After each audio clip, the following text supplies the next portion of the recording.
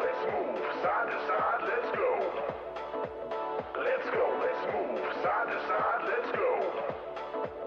Let's go, let's move side to side, let's go. Let's go, let's move side to side, let's go. Let's go!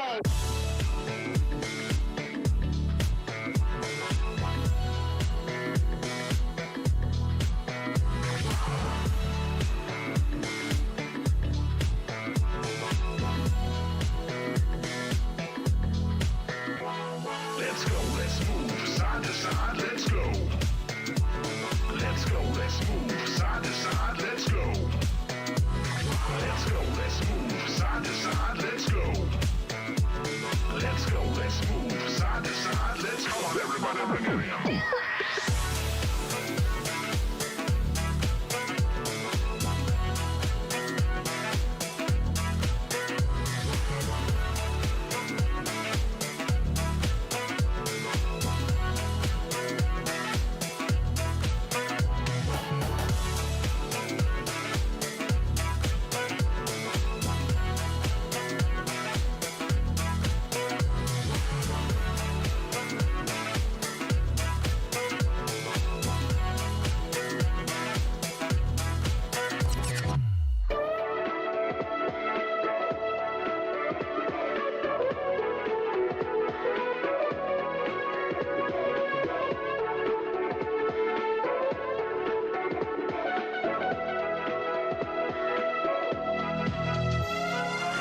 Let's move side to side, let's go.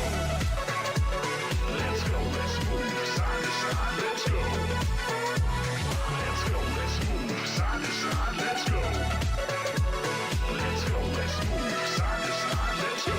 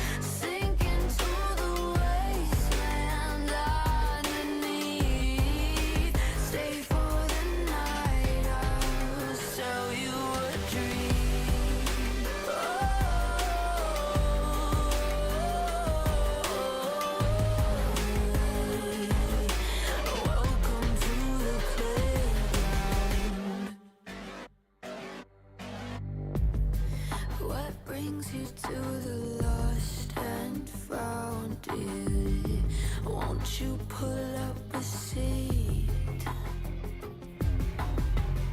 Everybody got a prize round here to play. Make me an offer, what will it be? Oh, what will it be? Welcome to the playground, follow me. Tell me your nightmares and fantasies. Sink into the wasteland underneath. Stay for the night, I'll sell you a dream.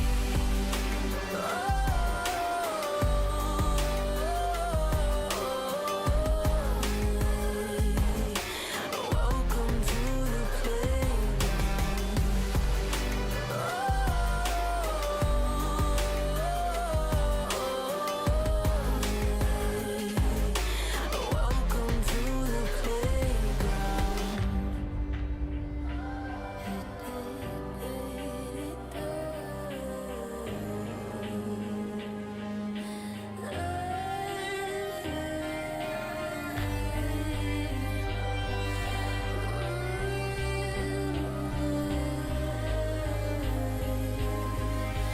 Welcome to the playground. Welcome to the playground.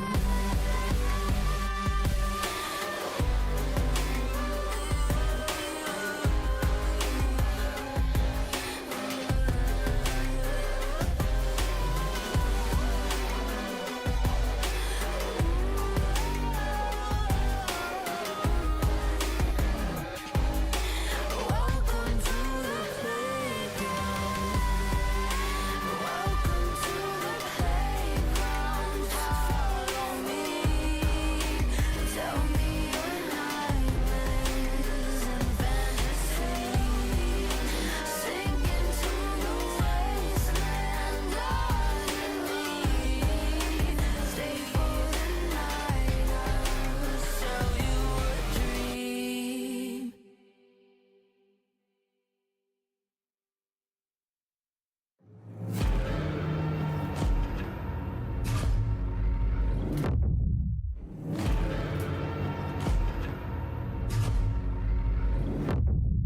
You walk along the edge of danger, and it will change you. Why would you let this voice set in your head? It is meant to destroy you. You summon storms, you play with nature. Now watch it hurt you. Why would you want to shake the world in your hands? You will never make it through.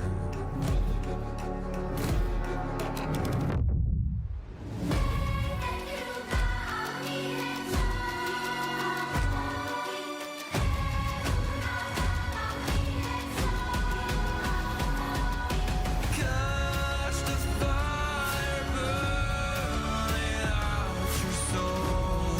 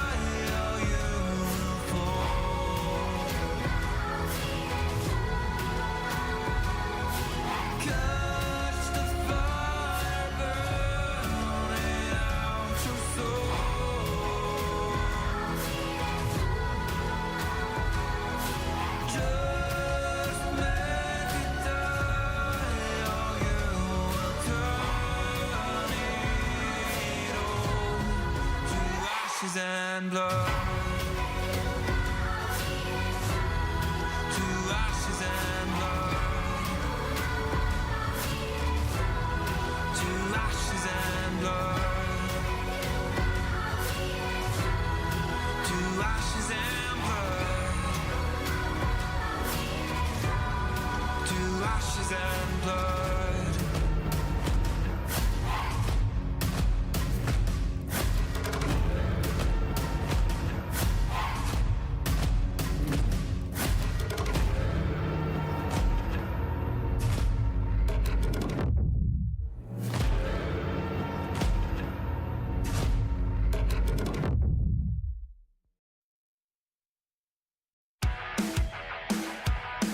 Hey, what? Hey, look up at the sky, it's just a starting line. Waltzing through the storm, feel the vibe align. Radiant rebels in the silent fray. In the pulse of dawn, we embrace the day. We find harmony in mayhem, finding our own beat. Eyes ablaze with laser focus. We become the light. Against the lies, we'll stand and play in this never-ending fray. Eyes alive in the pulse of dawn, we find our beat when the chances take form. The noise. Hey, look down at the tide, it's our warning sign. It's time to rock the wave or get swept aside. Crash through barriers, our destinies untied.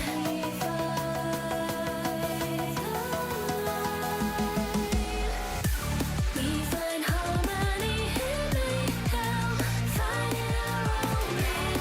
Eyes ablaze with laser focus. We become the light. We become the light. Against the lies, we'll stand and play in this never-ending fray.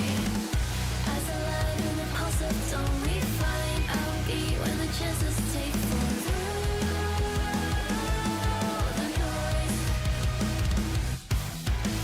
Hey, look up at the sky, it's just a starting line. Hey, look up at the sky, it's just a starting line. Radiant rebels in the silent fray. In the pulse of dawn, we embrace the day.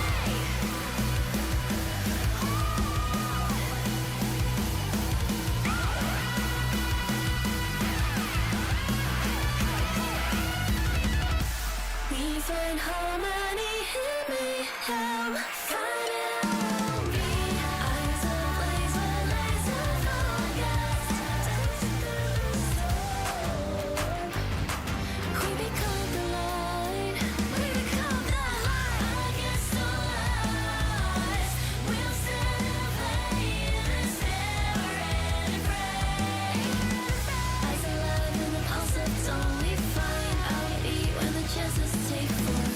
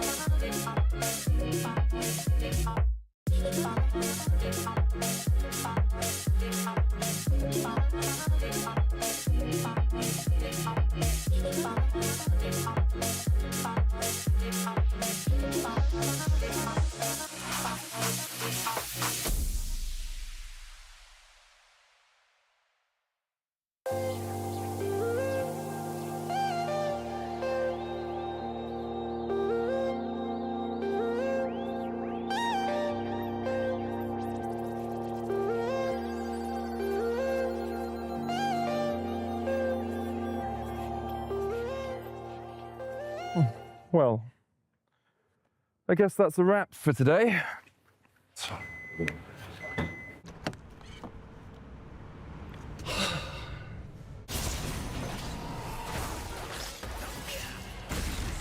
Seriously, medic? I thought we were going out for a ride.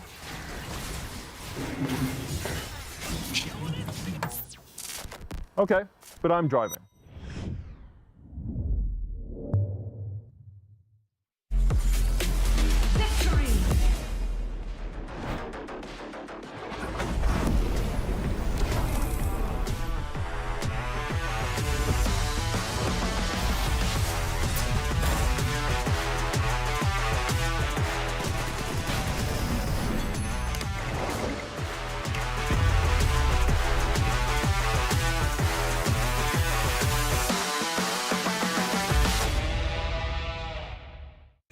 Now approaching the final pick, and what a ride it's been. A moment of hesitation, but we're getting closer to the game changer, and what a legendary journey we've been on. I mean, there's so many excellent options, but one of them has to be a perfect fit. Oh, they're about to lock in.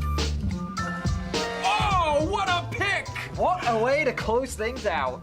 Book your next hotel stay in Madrid with Marriott Bonvoy. A check-in at every checkpoint.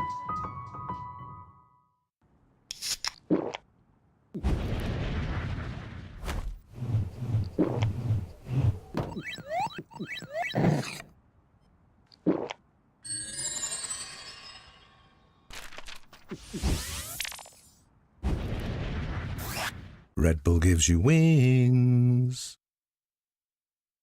No, on to 5! What an ulti! What an incredible play there from... Oh, that was incredible! You love to see it. Right, yeah, let's really What get into... a move!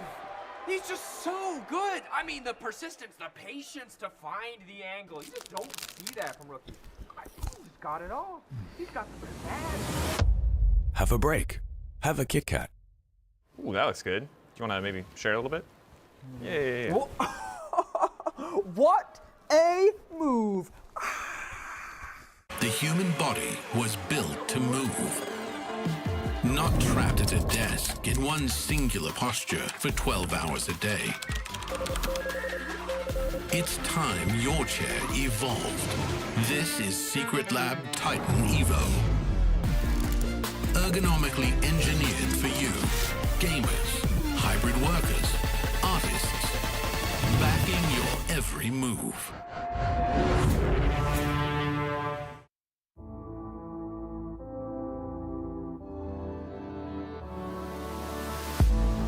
If you had it all,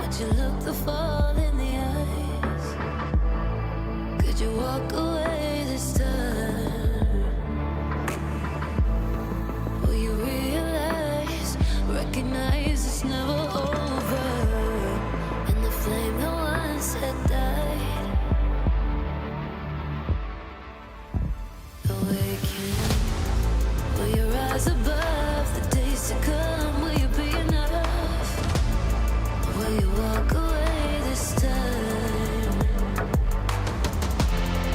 Look to your left, to your right, leave the pain behind. 'Cause we all face the fires, and we stray from the light. Go leave the pain behind.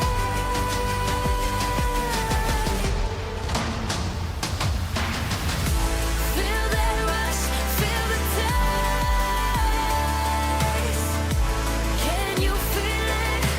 With the pain, wash it away and stand again.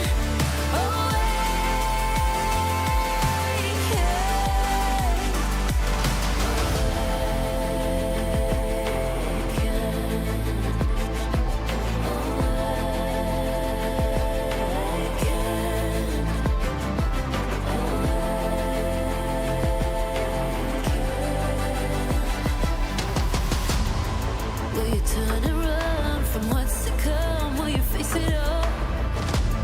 Or will you fall away again? What's calling out to be found when the time is right? When the time is right. 'Cause we all face the fires, and we stray from the light. Go and leave the pain behind.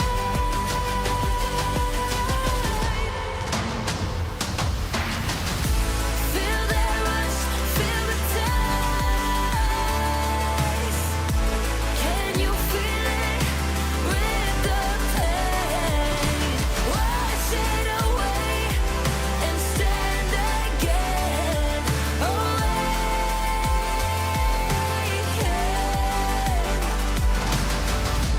Feel the rush, feel the taste. Wash away what used to be. Will you make your stand? The world in your hands again. 'Cause we all face the fires, and we stray from the light. Turn the page and make it right.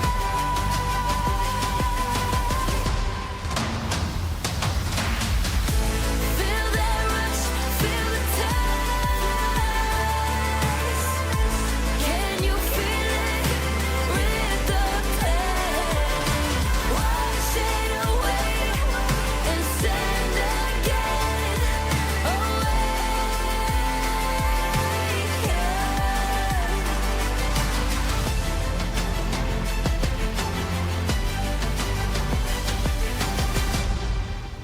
And welcome to the LEC Summer Spa. Today is about forgetting your worries. Today is about refocusing on yourself and connecting with nature. Jack, would you just stop touching your robe? I said relax. Anyway, sorry about this. Today is about breathing, is about reconnecting, is about... Finn, would you just stop breathing wrong? It's almost like you want to remember of MSI. Remember the fact that we're bad, that NA beat us, that CFO beat us, that we're the whole joke for the... Okay, I'm sorry, I lost my temper here. Said relax, so we're gonna relax. Welcome to LEC Summer Split. GB, don't eat the cucumber!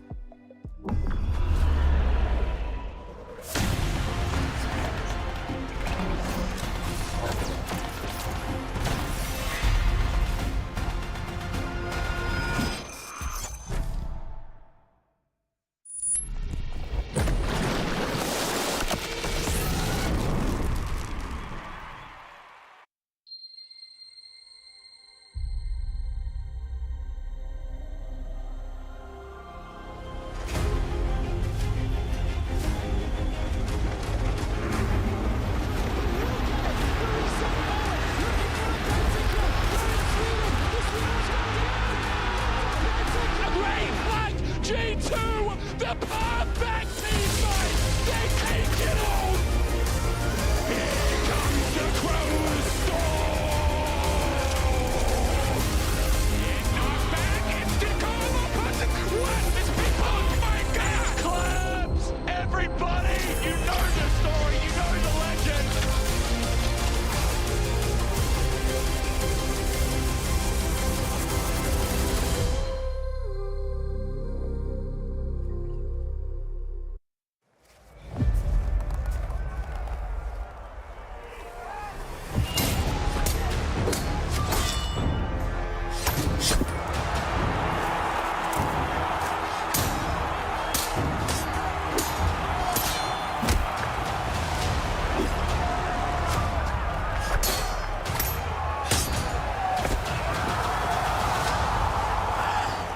People should know when they are defeated.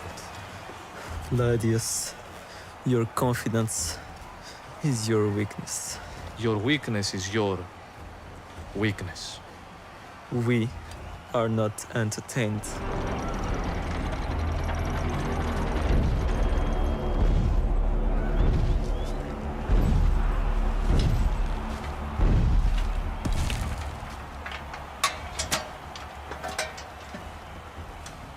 Wait, it's a jungle diff. Jungle Diff, indeed. Welcome to the LEC for the first day of Summer Split here in sunny Berlin, Germany. That is not something that we've been used to here in summer, but it is here for the new set that we have. Beautiful gentlemen with me. How are you guys doing? It's been a while. Relaxed. Oh my God, I was a bit scared of Law earlier today, but right now I'm definitely feeling the relaxation. It's fine. You haven't seen nothing yet. She was really scared, but now we're completely chilling down in our chairs here in beautiful Berlin. It is I such love a the headband. That's very cute. We have a jacuzzi, guys. We have a hot tub that maybe we can do content in later. I love the new sets. I just want to see what we can do with it. But that's not the only change that we have in the LEC, because we have a new format for summer. 2 groups. Teams decided in which groups they wanted to be on. So first things first, before we get into the nitty-gritty of all this, let's check out a reminder of how this summer is going to work with these 2 groups. Oh, you silly Billy. Did you forget the LEC 2025 Summer Split format? Well, here's your quick explainer. Summer will continue to offer up more best-of-3s, but we're opting for something a little different for the regular season format. This time, we're splitting 10 LEC teams into 2 groups, with each team playing 4 best-of-3 series matches. The top 2 teams of each group will then advance to playoffs, with the 5th place teams being eliminated, and the 3rd and 4th place teams playing across groups for the final 2 spots. The playoffs will then see 6 teams compete against each other in another double elimination best-of-5 bracket to determine the winner of the final split of the year and which 3 teams we're sending to Worlds, baby! Summer, BO3s, BO5, 2 groups, final LEC champ of the year, a finals roadshow, and the top 3 teams going to Worlds. Got it? So here are the standings. And the 2 groups that we're going to have. What are your early thoughts on these 2 groups, guys? Yeah, so like Movistar Koi, they just picked Team A. G2 Esports then just picked Group B. And then it just kept going down like that. So each team just picked what group they could when they first tried, except Team Vitality. They were the first team to go against the grain, saying, we actually is going to go to what seems like a more difficult group. But maybe the philosophy is then when we go to the cross group, they might have an easier time if they play against a team like Team Heretics or whatever that comes up across in the cross group. I also think it's very interesting that KC chose to play against MKOI rather than G2. Yeah. Even though MKOI is the reigning champion and they could have chose a team that's on paper weaker in G2. And G2 wanted, GX wanted to play against KC again, apparently because Fnatic was harder. We'll see about all this. What I want to know is, we know how groups are decided usually, and it never goes as expected.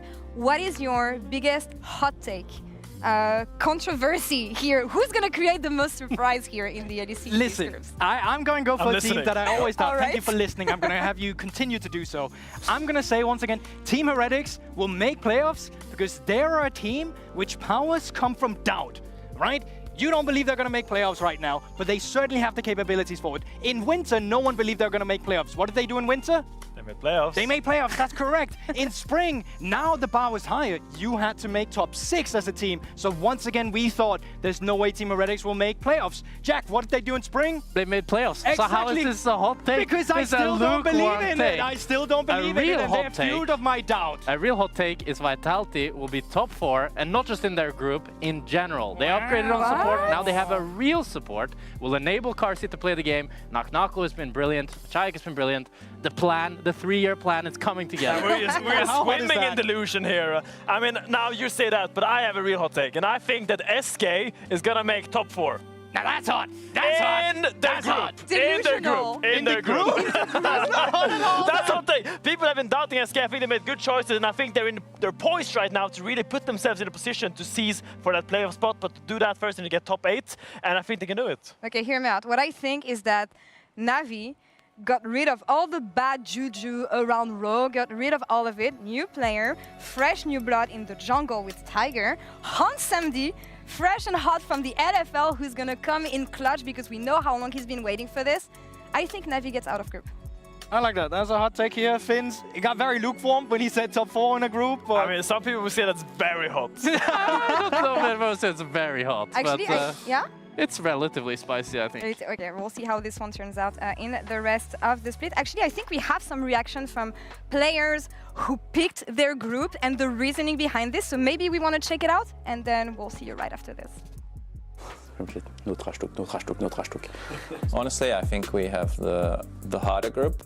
It would be nice to have the other group, I think, but like the way the format works, it can be better. Even if we have the harder group, maybe we have to play like the team across. Yeah, I'm happy. I mean, I think we can for sure go through the group. You know, I think if we're in a good shape and we can achieve good things in the group, and maybe we can surprise one of the 2 All Glories, no?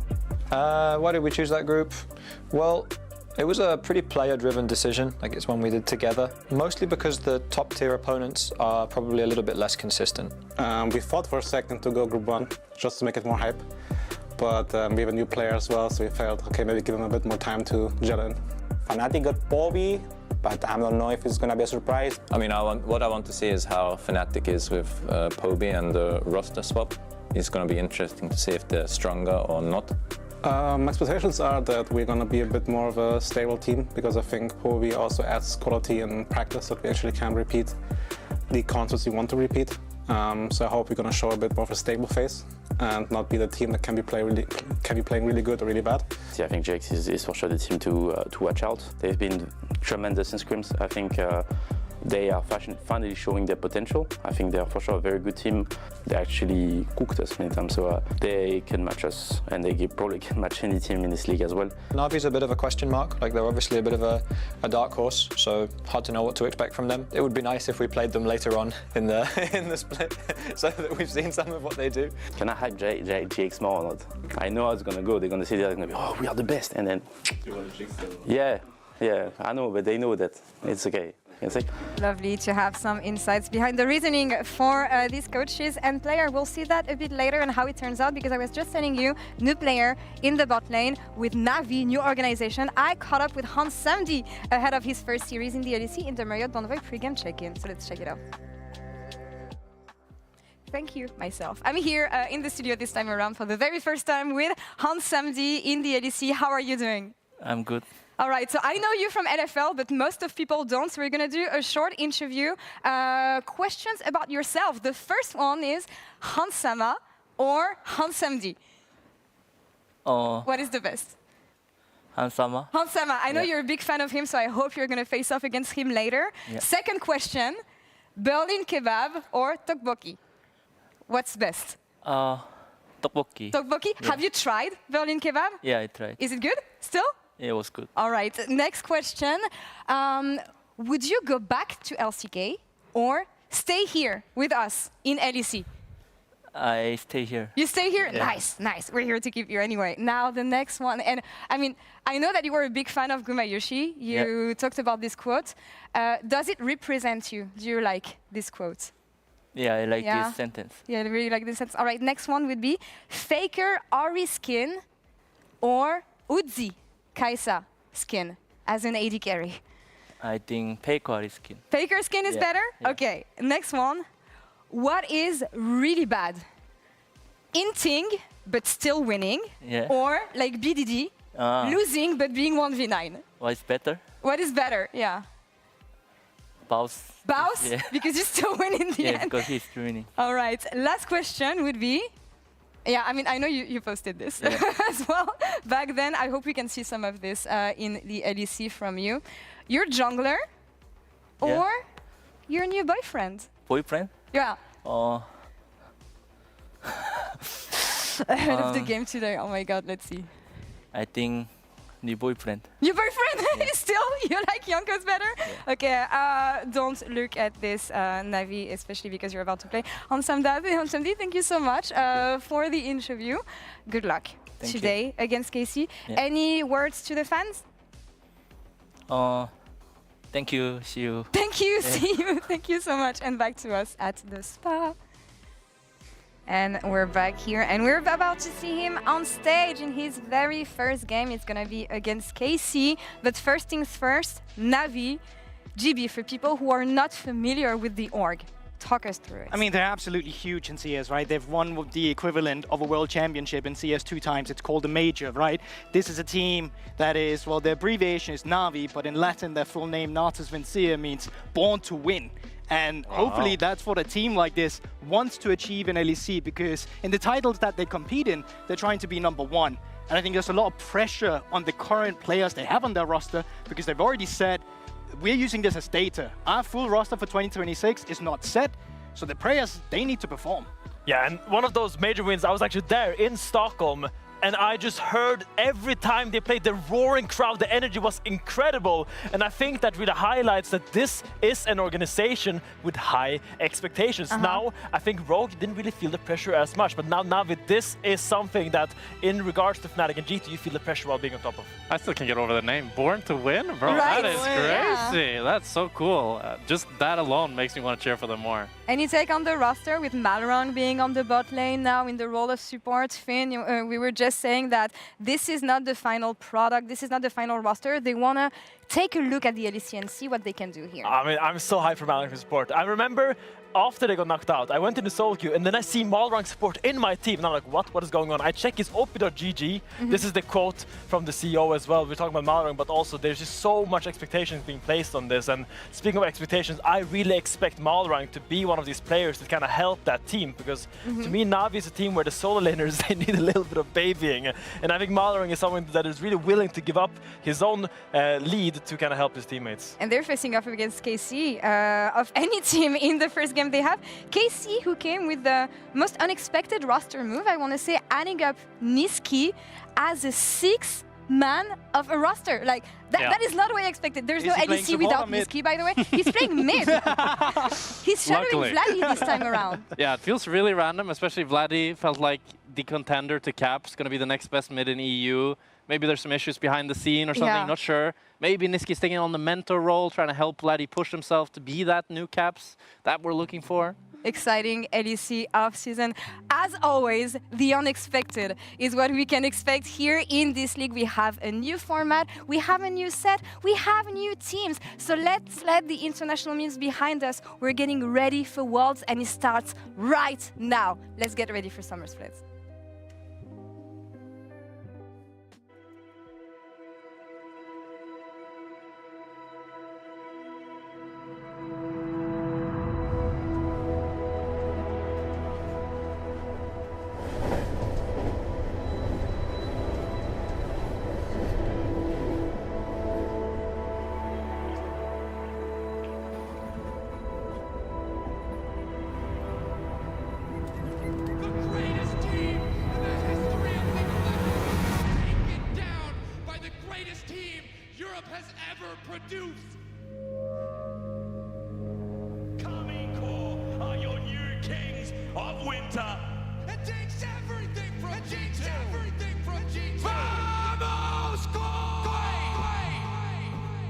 Hey Caps, our trophy has been long astray. We've been letting these young bloods win for way too long. How about we go and reclaim what is ours? Don't call me up, I don't follower, but low frequency, no facial. I'm actually really relieved and excited by Navi joining. There's new environments, new people, new dynamics. People don't really have expectation on us. I think they might get a surprise. From the start even, the general consensus was that Heretics was going to be 10th place. I don't think you can go into us thinking it's going to be a free win. I'm for sure looking forward to further develop on it in summer. Look at you fell like a flop, cutting you out like a crop. Stop. Since fans have high expectations of me, I don't think we have met them at all yet. But I'm pretty confident that it's going to change the split.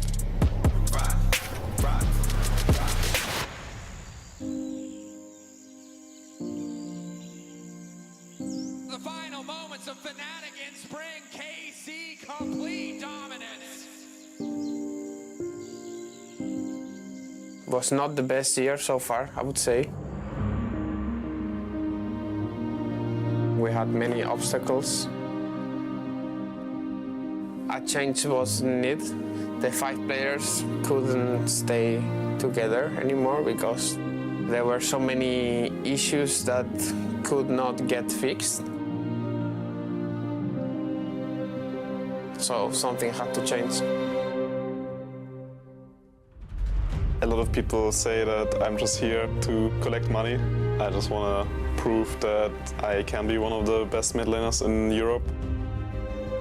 The first time I came, I think I was not ready. I was too young as well. Now I know myself, I'm not scared at all to play. After my speech in SK, I didn't expect to join the LEC team that fast. It's the moment I can actually get to the next level. I would define a successful split if we go to Worlds.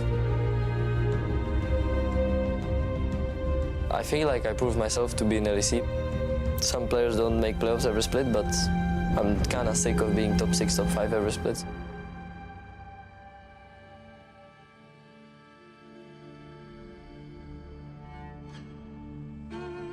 Qu'est-ce qui s'est passé au Spring? On a manqué de sérieux.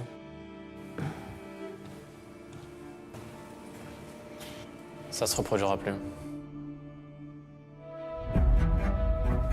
Coming into spring split, we were a bit cocky probably. We're going to come with a much more humble mentality. They will regret the day that they crossed the mighty MCoy.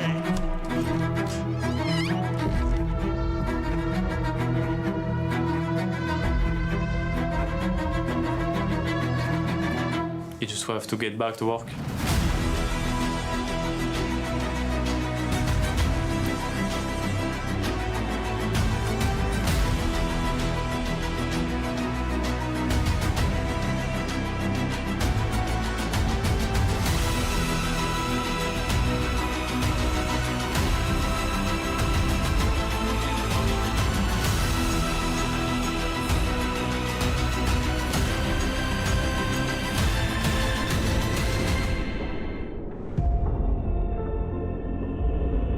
And K-Cup have done well so far, right, this year, but I still would feel very confident going up against either of them, and I guess we'll have to see when we play them.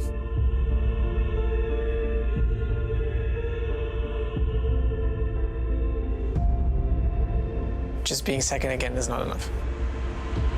This summer we will really try to show that there's a big gap between us and the rest of Europe.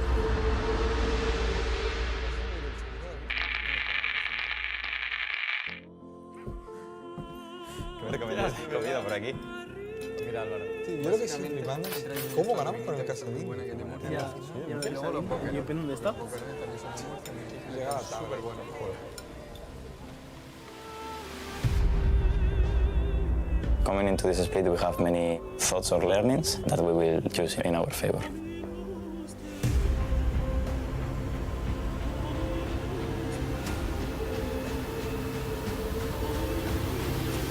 As a region, we need to do better, and it all starts in summer split. Broken Blade in the bailout does absolutely nothing. The on-horn! BB's a god today! Jojo goes back in. The Arcane Storm doesn't work, and there it is, a shutdown from Jojo. Solo kill onto Faker. Alvaro is here, and they just want to turn it back once again. Someone from MCoy comes down from the sky and takes everything. of G2. Made a big change on us. So we were really ready and hungry for this title.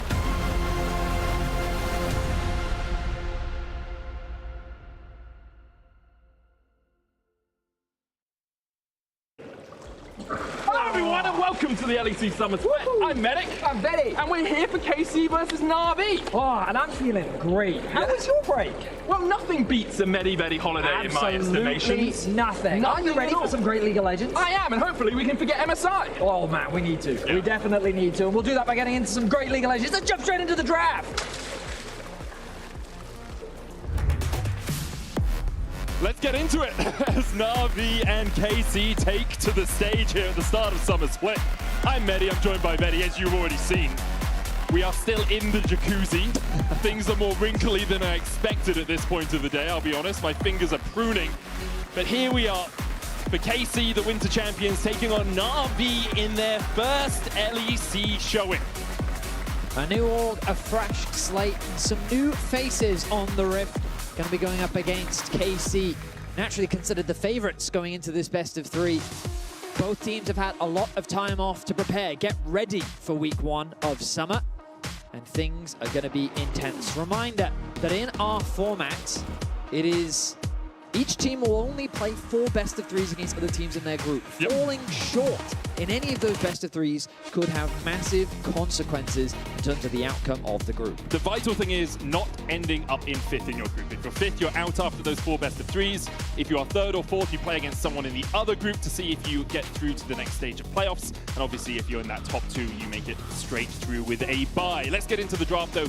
Gwen immediately banned away by Na'Vi. Importantly for everyone at home, 25.15 is the patch, and Junara is enabled. Mel, however, is on a global disable right now, I believe, so we won't be seeing her today.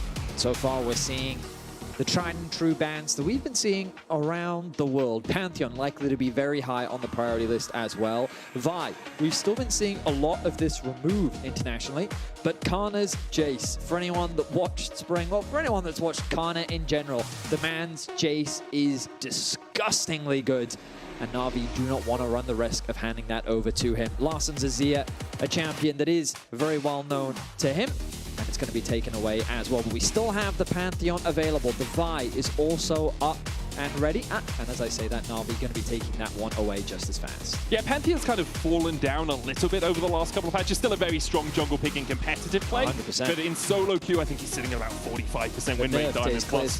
Definitely did affect him. But in the pro level, he definitely seems to be very valuable. We'll see where he falls in the priority ladder in this game.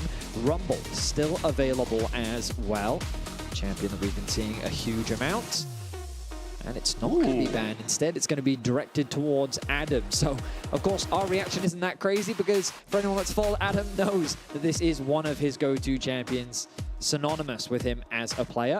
Right now, though, Na'Vi hovering through a number of options. The Pantheon has been left available. We'll see what team wants to prioritize it. The Rumble we also mentioned as well. And there's going to be that lock-in for Tega, one of our new additions to the LEC here in summer. Yeah, coming up from Barca Esports, Tega has the opportunity to make a name for himself here in summer. There are rumors as to whether he'll be with the team still next year with, is it Rylak coming in? So we will see what Tega can do here for maybe only 4 best of 3s, maybe more, if Na'Vi can buck the trend that Rogue was on of finishing 10th in successive splits. KC looking for their first pick, Talia, with the Azir banned away. No real surprises there. In all actuality, in all honesty, there haven't been a huge amount of draft changes from MSI or even from summer spring split coming into summer here. So likely something like a Wukong, also the Xin Zhao could be a possibility. Trundle, often a response into the Pantheon, but I think things like Wukong just give you a little bit more teamfight power, synergize quite nicely with the Talia as well. Ooh, interesting. They're going to be putting Kana on the Scion. Now, I do recall last split even, when KC was struggling a little bit, they were like, well, actually, maybe this is the way back in winter where we heard these comments. We're like, we don't really want Kana on the tanks. We want him to constantly be having impact, but we've been seeing at international events how impactful this champion can be. So Kana going to be getting his hands on the champion once more. No stranger to it at all throughout his career. It's the 3rd most picked top in the LPL right now. It's no real surprises that the Scion is locked in early here for KC. Orianna going to be picked by Larsen for Na'Vi. I would like something like the Trundle, but with the Pantheon already locked in, you have to move the Trundle either to the top lane or move the Pantheon into support and then play Trundle jungle. It's a little bit trickier for Na'Vi to get that subjugate, to get that tank-destroying power. Aatrox is the common response that we've seen internationally into the Sun, and it looks like we're going to be seeing that from Adam as well. Usually it's considered a pretty easy lane for the Aatrox to play into, gives you a lot of time to scale up and have impact, and there is that Wukong. So the fact that I was able to predict most of these picks just goes to show how similar You're the god gamer, Betty. I think it just shows how similar the patch is to MSI. The world definitely seems to be following a very similar trend. Of course, we are still playing in Fearless, as we have been throughout the entirety of the year, so all the champions you're seeing locked in will not be picked throughout the rest of this series. But we're moving to the bot lane. Now, we've been very excited for Kalist specifically because of what he's been playing in solo queue. Yunara is something he has been spamming. Adam has been playing it top as well, though, so I'm just going to put that out there. Well, I'm hopeful. I really hope we do get to see it. It would be the first one in competitive play, just because we're the first region that has enabled the champion. And so let's see if it does get locked in. Rel and Nautilus going to be banned away from Maorang. Of course, one of the other changes that we see to Na'Vi, the fact that we're getting that addition from the jungle into the support position. We got to see him play a little bit when Trick ended up subbing in last split. We know that he's an aggressive player that loves to try and make magic happen. And with Lulu taken away, the Yunara is up. So will we get to see it come through from Kalist or even Hansambi? I'm hearing a lot of different things about the Yunara generally. I know Jack Spectre isn't a massive fan of her. I've seen her rip through solo queue games when she gets to 3 items. He literally told me at lunch he thought that she was OP. So oh, really? We've given different information. Okay, I thought I heard him in the story meeting on Wednesday say he didn't like it that much. So crossed wires there. Someone doesn't like it, and Jack apparently thinks it's OP right now. So does do a lot of work, kind of similar to a Jinx. There it is, locked in for Hansamdi here on his world tour, going through the LFL, going through the LCK, the LPL, now here in the LEC. He's going to crack out the first competitive Yunara that we have seen. Alongside that, a tank for Malarang. What else? Something that can engage. He's going to be going towards that Alistair. She is a really exciting champion to watch. The Xayah going to be locked in for Kalist. So Yunara, I mean, I'm really interested to see how she performs here in competitive play. Of course, the competitive environment is very different from what we've been able to see in things like solo queue. But as a champion, she's got a lot of different elements. She has some things like the Sivir with the stacking Q. She has a lot of potential team fight damage if she's able to get a lot of hits off. Talking to Jack earlier, he was telling me that he thinks she has a lot of trading power in the laning phase, but against the Xayah, how is that going to fare? She does have a bit of poke available to her thanks to her W, the bonus movement speed, but a lot of her power comes from her ultimate. She is very reliant on it, given that it gives her so much power in the skirmishing, in the fights, and she's going to be very reliant on it. So it could be a big window to try and exploit when she doesn't have it available. We're going to be jumping into our first game of summer. This is, of course, a best of 3. And there is already a lot on the line for both of these teams. Given there's not many best of 3s for each group, every win is extremely important. I'm excited, Medic. It's a really tough group as well. You have to remember MKOI, Giant X, Vitality, Na'Vi, and KC are in this group. If you are fighting to avoid the bottom, it is going to be a very difficult road over the next few weeks. For KC and MKOI, they'll be looking at that top 1, top 2 spots. They'll be looking at the buys coming through. And for KC as well, looking at coming back to the stage with a plot, with a bang here. They really need to show just how good they are and how much they have developed over the last couple of months, as they weren't at MSI, they weren't at EWC. They have had that time to recuperate, to refresh. Kalist was talking about taking a couple of weeks off and coming back and resetting how they play as a team, especially with some of the attitude problems that they had in spring. And he talked about it in a LEC article, saying there were some problems within the team. There was some strife that was causing issues. Have they rectified those issues? And even if they haven't, are Na'Vi the team that will actually challenge them on some of those problems? Also, I do need to apologize. This apparently is the second Yunara. Oh. It was, in fact, played by PSG Betty. In the LCP. I didn't watch the LCP, yeah, I apologize. That's our bad, we apologize for that. But it's the first one here in Europe, It is the first one here in Europe, that's for sure. We'll see how Hansamdi is able to perform on it. And when we were doing a bit of research on this player joining the LEC, I'm I was surprised by how many different teams he has played on. So when you look across his career, you can see that he's played in the LPL, he's played in the LCK, he's played in the LLA, he's also played in the LFL, and that's recently where he has come from. Back in winter, he also made it to the EMEA Masters final, where he did end up losing to LR, but he was also a part of that V5 kind of miracle run that they were making through playoffs. A lot of people expected them to make it to Worlds, and unfortunately they did just fall short. But he's had quite the history, but success has eluded him. Now that he's joined the LEC, he's going to have an opportunity to fight, but it's also a part of helping the development and change of what formerly Rogue, Na'Vi taking that spot and giving this organization a new opportunity to make an impression here on the LEC stage. And they have been around in Riot Games for a little while. Joined VCT 3 years ago. They've got VCT Challenges in Valorant. We actually saw them compete in the EU Challenger Series Open qualifiers all the way back in 2016, and they weren't quite able to make it into the Challenger scene. And obviously, Na'Vi is an organization world-renowned in other games. You know, T1, TI champions, CSGO, just absolutely storming through the charts in all of those games. Great to see them here in the LEC.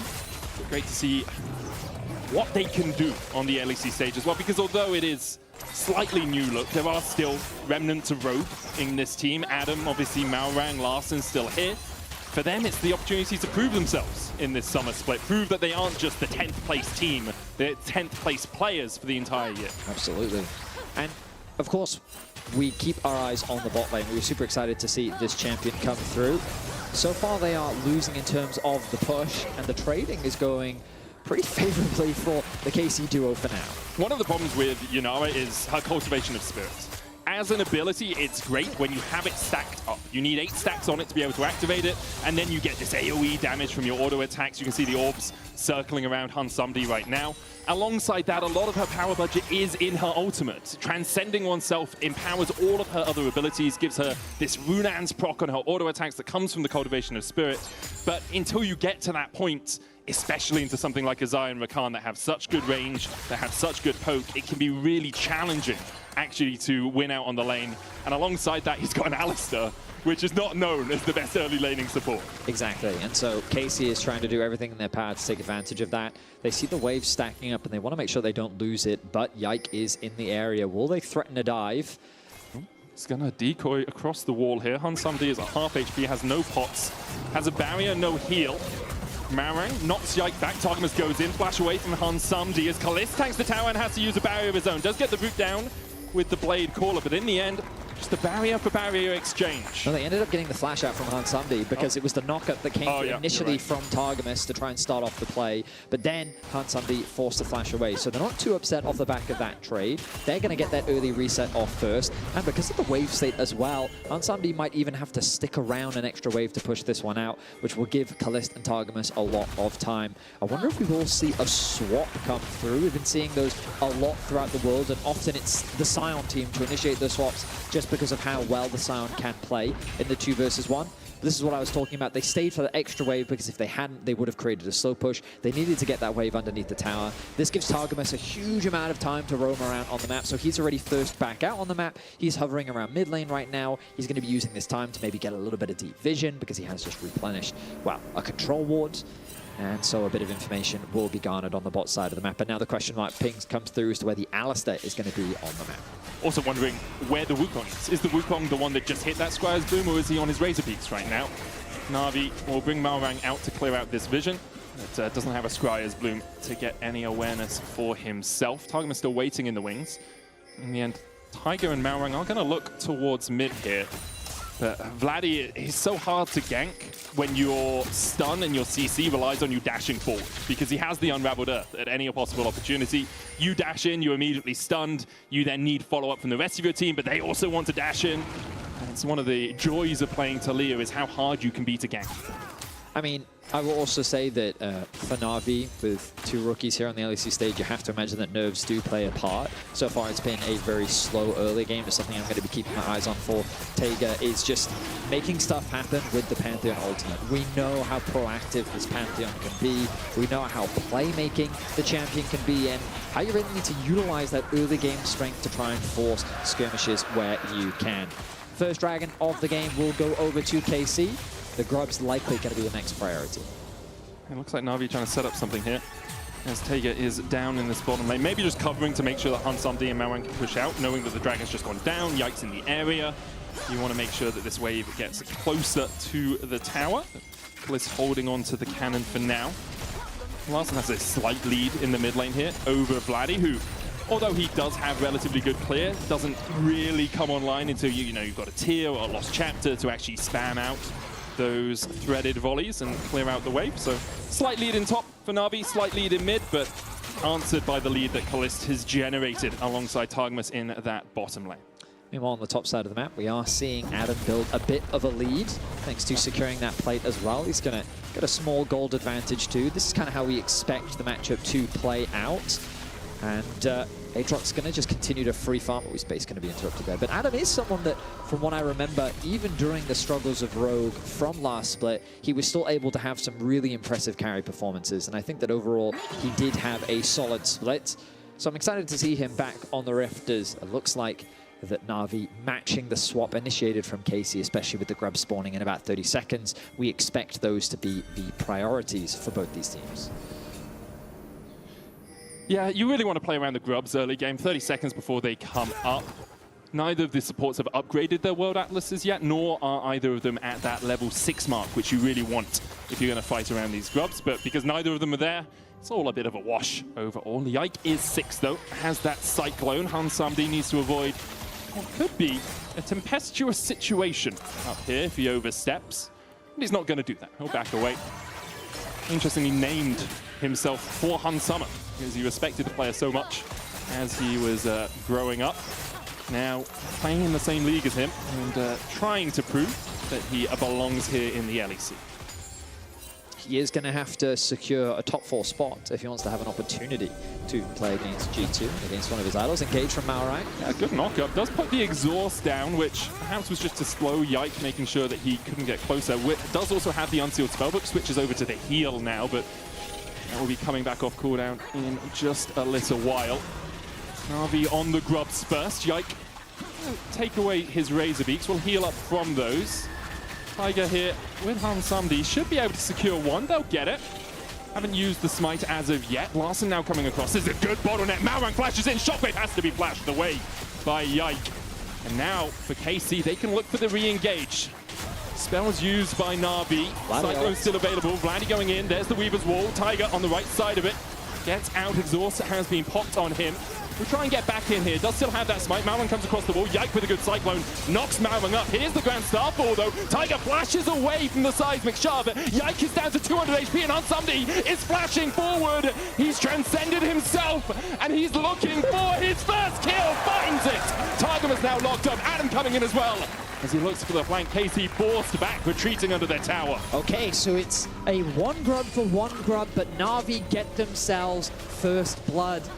Taiga using the ultimate to chase down KC. They grab themselves the grub to deny the 3 grubs from Na'Vi, and they think that they can escape from the fight, but the ultimate buys Na'Vi enough time to get that kill. Admittedly though, Targamas does a fantastic job of keeping Yike alive. Unfortunately, it wasn't quite enough. So we see Malrang going over the wall, looking for an initiation, but Yike with the interrupt on the ulti of his own.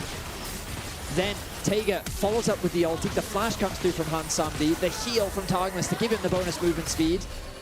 The Gleaming Core also just enough to keep him alive, but then the snipe comes through from Hansamdi. And now this Yunara sits with first blood. Look, I'm not going to say Alistair's a really easy champion to play, but Malrang has played these last 2 fights really well. The flash engage onto Yike to force him to flash away originally with the shockwave coming in. Then the follow-up to get the Cyclone out, meaning that Yike couldn't use it aggressively onto the backline, instead had to use it both for the knockup and for the movement speed to get away.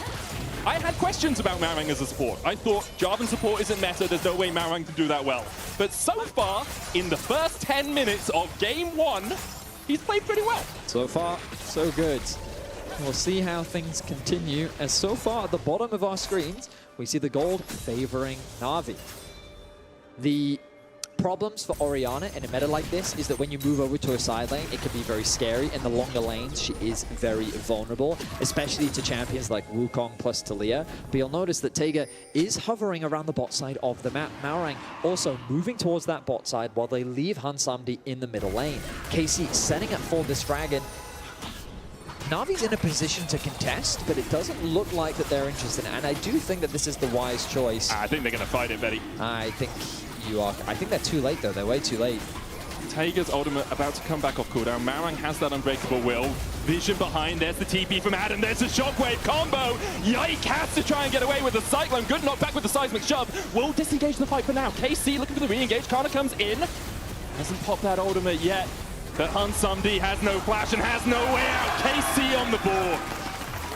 The response from KC is good. Na'Vi tried to use their numbers advantage, but I don't think the fight is over just yet. The ulti comes through from Vladdy. The chase continues as Adam oversteps, looking for the damage of the Kana. He'll fall second. 2-1 now for KC and a dragon alongside. A very nice punish from KC. As I was saying, Na'Vi tried to use their numbers advantage.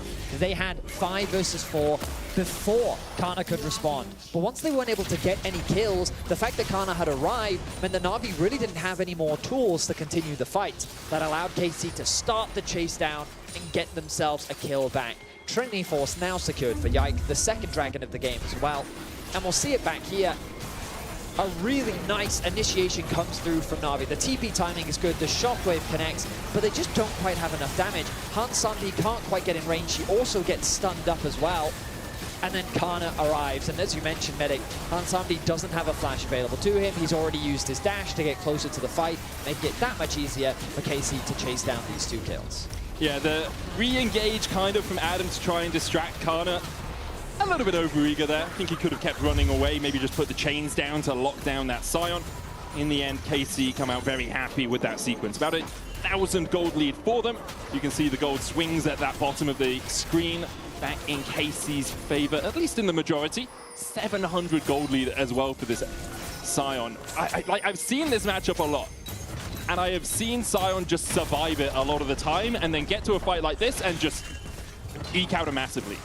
It seems so hard for the Aatrox to actually have the same impact that the Sion is going to have. Well, the logic is always that Aatrox is a champion that also scales. Sure. Oh, hang on a minute. Good grand start ball.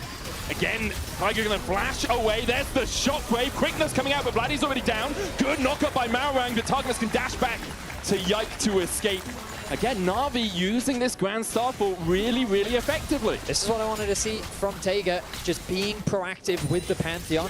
He makes a really nice play on the top side of the map. And it's Larssen that's going to get himself some plates. Marang acting on flashes in. Yike's going to try and go back forward with the Cyclone. Larsen's low. He has to flash away. But in the end, Yike will still find him stunned up by the trample. Should fall here to Taiga, but he's doing so much work. Marang's dead as well. It's 2 for Yike. Or at least for KC in the middle of the fight. Targamas dashing away, dodges the spear shot. Taiga goes back in and gets another. The junglers absolutely popping off as Kalist finally rounds it out for KC. It's chaos on the top side of the Rift. It's ultimately a 3 for 3 as Kalist cleans up the fight and gets a kill for himself. My goodness. Na'Vi being so proactive on the map. Marang and Taiga working together to make stuff happen, but KC is responding to the aggression in kind, getting some kills back for themselves as well. And we'll look back at the play on the top side. It starts with Na'Vi. A good Pantheon ultimate commits the flash. Vladdy has no flash of his own, so he ends up dropping. Marang makes his way to the fray. Now it's a 3 versus 2. They realize, hey, with this numbers advantage, I think we can threaten a dive. But Yike, he plays it so well. He knows that with his Trinity Force, he has more than enough damage to actually turn this play on its head, and he fully commits to Larssen. I think Na'Vi just took a little bit too much time. Yike is able to create distance. He gets the double knockup onto Marang, which makes it that much harder for Marang to provide that peel. Yike then, with the assistance of Targamas, can also get this kill onto Marang. And then, of course, Kalist cleans things up. Now, though, we're back to live as the Herald has started off. Back to fighting as well. As Taiga's trying to join from the side here. Ripto down to 5,000 HP. Hansumdi flashing away from Targamas, who's now on the wrong side of the wall. The quickness will only catch onto Marang, who does still have the unbreakable will. The ball down for Larssen. Shockwave available. Rift held. The eye will sit there. In the end, I don't think Na'Vi will be able to pick this one up. Adam's going to try and step forward. Expires pretty sharpish. Only about 20 seconds on the clock for that eye these days, and KC will defend it well. They did lose the gold from the Rift hold, but they'll make sure they don't lose any more. Well, I will say that Na'Vi acquiring Rogue spot gives a lot of these players an opportunity for a fresh start. Yeah. And this game is already delivered. It's feeling like it. Action-packed from the very start. Marang is doing so much work with Taiga to just make these ganks happen. And while it is KC with the gold lead early, it's already a very different play style, considering we've seen these players for so long, or at least a number of these players for a while. Now we get closer to the next dragon. Well, yeah, the next dragon is spawning in about 8 seconds time. Betty, it's League of Legends in 2025. There is always an objective to fight around. Exactly that. I looked at the top left for a second. I thought, oh, we're 3 minutes away. Nope, wrong side. Top right, dragon going to be started off by KC. Grand Starfall available for Taiga, but this is the third Drake of the game. It will be sole point for KC if they can find it.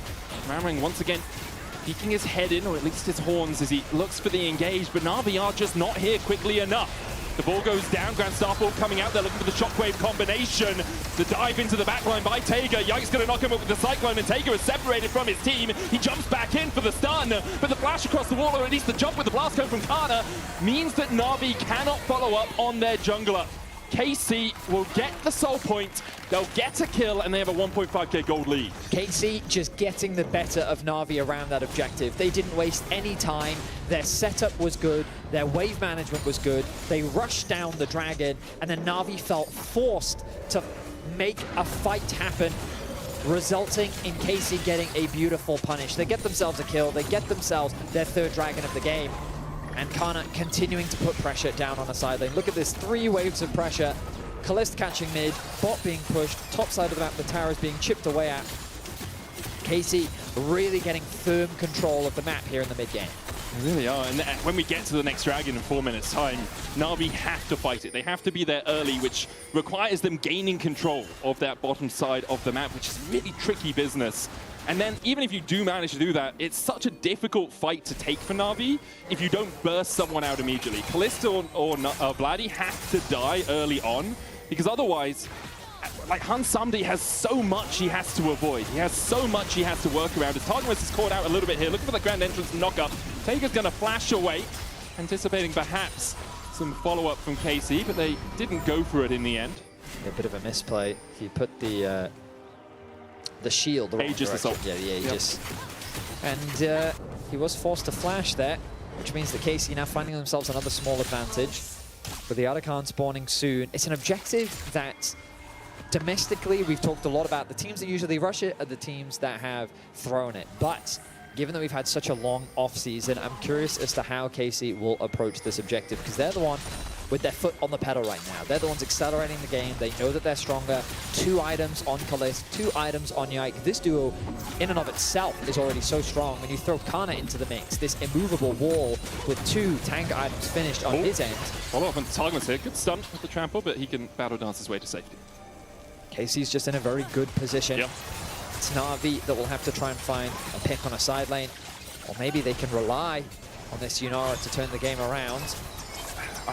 We were kind of saying it a little bit before Taiga got caught, but fights are just really difficult for Na'Vi. Like, how are you getting through Kana right now?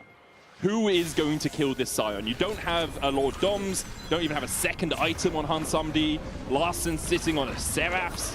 Great, like, you get the shield, but that doesn't give you more damage. A good shockwave combination on Kalista and Vladdy might be enough. But then, as you mentioned, Betty, there's still Yike. There's still the Cyclone. There's still the quickness coming out from Targamas. There's still the unstoppable onslaught from Kana. They're gonna rush this, and I really like it. They know they have a good item advantage over their opposition. Force Na'Vi into another fight when you should be stronger. Here's the TP from Adam. Kana waiting just around the corner. 6,000 on the Otacon right now.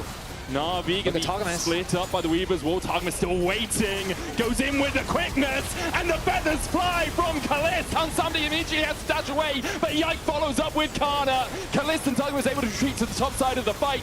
Taiga tried to get in, did steal the Otacon in the middle of it all, but he'll pay for it with his life, as will Adam. Kalist mows him down. Na'Vi discombobulated, but somehow Taiga keeps them in it with an Otacon steal. It's a clean ace for KC, ballooning the gold lead to 5.4k. Targamas with a fantastic engage to set the whole play up. Taiga does sneak away the Otacon in the midst of the chaos, But let's look back at Targamas, sitting in the darkness, waiting for the overstep. He sees it from Larssen, and he finds the engage onto both carries. The ulti comes through from Kalist. Yike with the Wukong takes out both carries. And while the Arakan does fall, I think KC's pretty happy with how this fight played out. Oh, they'll be very happy with Eddie. A 5-0 ace. That's smelling sweet. That's smelling like petrichor in the morning for you. Incredibly happy with that. Now a 6,500 gold lead. And for Na'Vi, it's a small mercy that they are able to steal away the Atacon. But now they have another objective to fight over. 30 seconds before Cloud Soul here for KC. Where are we in terms of summoners? Well, only Larssen and Adam have flashes for Na'Vi. Vladdy has his. No one else on KC currently possesses the ability to blink a short distance with that flash button. But in terms of itemization, it's still a large lead for KC. That's the biggest thing. Na'Vi's just desperately trying to complete more items. Oh, Kana on the front lines here. He doesn't take any damage from Hansamdi. He goes back in with Unstoppable Onslaught. There's the Weaver's Wall as well. Maorang in the middle of them all with the Zeke's Convergence, but it's just not doing anything. That's roast beef for KC. And now they will turn their eyes towards the Dragon. I mean, Taiga could look through a Steel Grand Starfall in, then land the smite, but there's no vision in the pit for him. And he's on the wrong side of dodge right now to go for such a play. KC will secure the soul. 22 minutes in, Betty. Rapid ascension towards that 4 Drake mark. And with a 7,000 gold lead, Cloud Soul, an Infernal, and a Chemtech Drake as well to back them up. It is a very sticky wicket here for Na'Vi.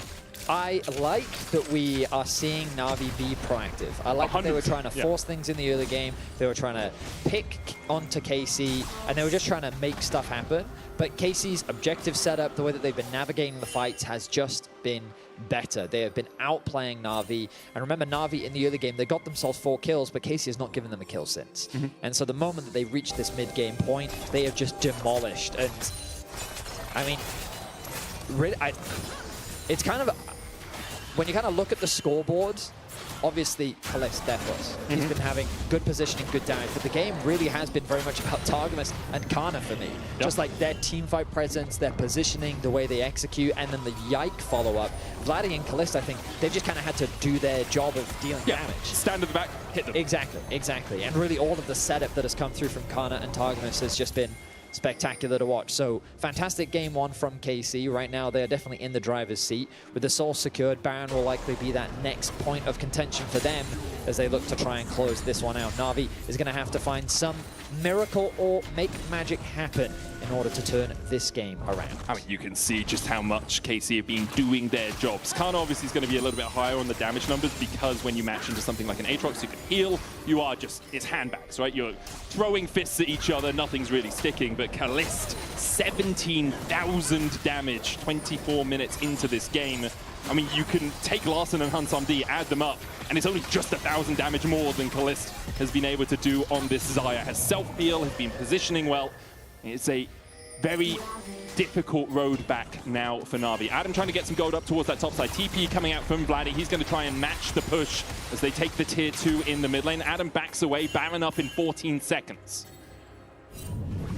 And so far this game, KC have just been starting objectives on spawn. Looks like they've caught out Adam. Yeah, he is not in the best of spots here. The World Ender, it might live up to its name, but it may be his world that's being ended here as he's caught out KC with good movements on the map, using the Weaver's Wall to separate Adam from his easiest escape route, and then with Targamas and Kalist coming up, it was all at the end for the Aatrox. Baron begun. KC will secure it 25 minutes in. Meanwhile, Na'Vi are trying to get things on the other side of the map. We talk about cross-map play. When you're this far behind, yeah, there's no real point challenging that Baron, especially without your top laner. See if you can get a tier 2. See if you can get the wave pushed out to make KC's oncoming advance a little bit more difficult. I mean, I will say, this is a super clean game from KC. Just the way that they were playing around the objectives.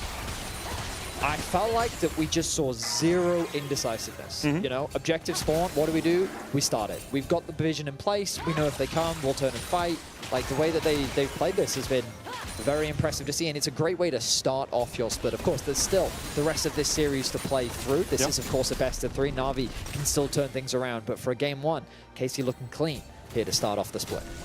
That they are after their prolonged vacation in the middle of the year, now back on fighting form. Obviously it's only Na'Vi, but with the way they've been playing, it definitely looks good for KC. I mean, it's 26 minutes of one game, guys. Like, they're playing really well, they're doing the right things, they're taking the right steps. You can argue it's the opposition that's causing this to happen, or you can argue it's just game one. We're here to make judgments on this sort of thing, and the judgment right now is, KC, you're looking good. Bot tower going to be sieged on, playing through 2 lanes for now, as they've got Kana split pushing in mids. He is ignoring all of the damage posed by Adam and is just going to chip away at the tower. The Demolish proc doing good work. Yeah, 3-item sight on, you're not really going to do any damage here. Adam on the wrong side of the wall. Grand Starfall coming down as they look for Kalist, but Yike with a good Cyclone will get a double knock-up onto Taiga. Unstoppable also coming out from Kano as he looks for the knock-up onto Malwang. Can't get it, but Malwang still falls. Vladdy flashing over the wall, chasing Adam down. The Infernal Chains won't connect. Hunt somebody untouched so far. They're having to pop the ultimate. And now walking back to the fountain. TP's coming out as KC look to continue this advance. Sion back with full HP and an Elixir of Iron just to add to the deal here. Not going to be able to get your way through him. He flashes for Larssen. Decimating Smash stunned out. Otargamus going in with a knock-up. They're knocked back onto Larssen with the seismic shove, though. Will it be enough? And KC are just forcing Na'Vi away from their own inhibitors, away from their own base, and back to the drawing board, it seems. KC still 5 members strong as we see Na'Vi respawning and immediately being put 6 feet under demolition here from KC in game 1. 28-minute stomp from the side of KC. We saw some nice proactive moves from Na'Vi in the early game, but once KC got a foothold, they just never let go. 18 kills to 4. They had full control over all the objectives. Beautifully done by KC. It really was. We're going to take a short break, maybe jump back into the jacuzzi. We'll see you after this.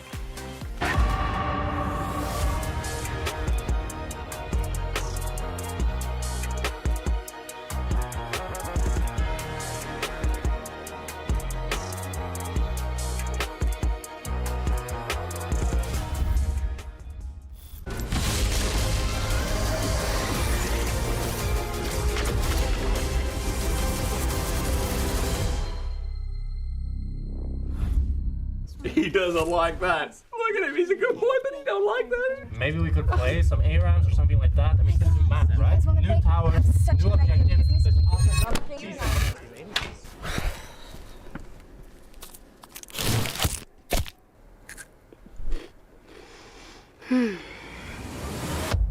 Have a break.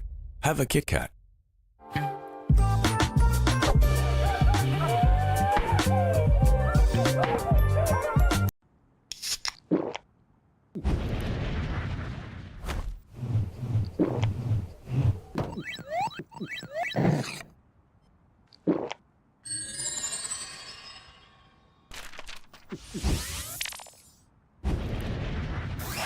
Red Bull gives you wings.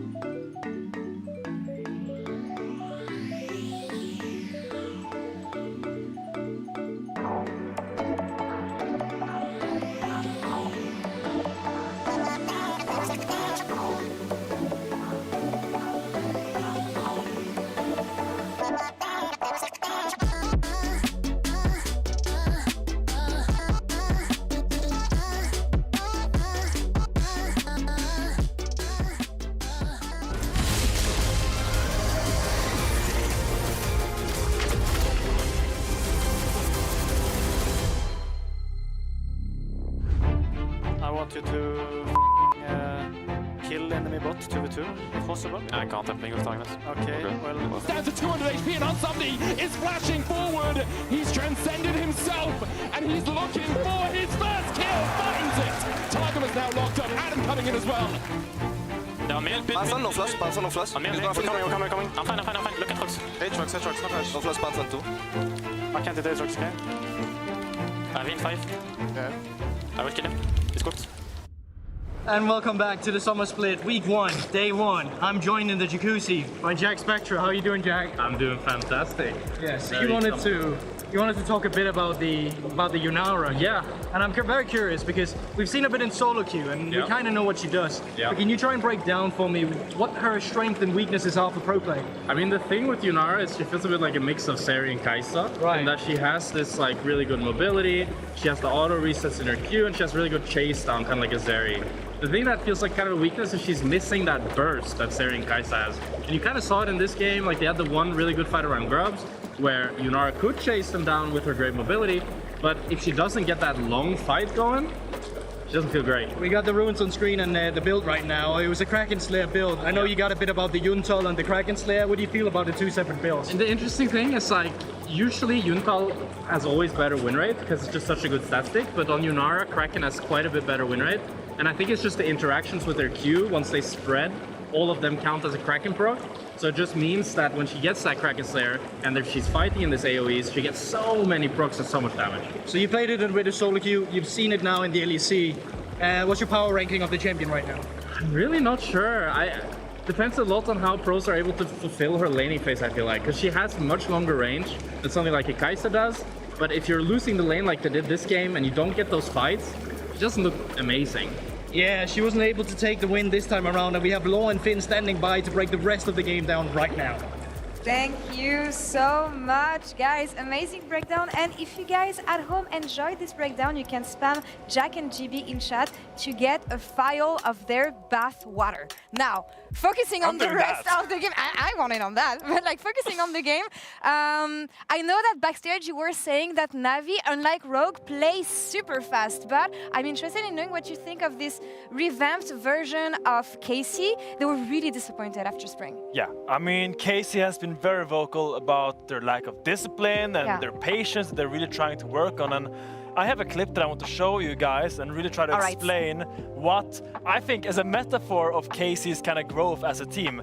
As we can pull that up now in just a little bit. It's gonna be the Atakan replay, right? It's the Atakan replay that hopefully we can get up really soon. Here, now you see they are pulling the Atakan towards topside, and now Targamas walks into this bush at 17, and then at 27 he's gonna find his fight, and the fight is being pulled up here, and they know this. This is so well choreographed by Casey, and it's like they started this Atakan pulling it up towards topside, so the only way that Navi could approach this was via that top lane.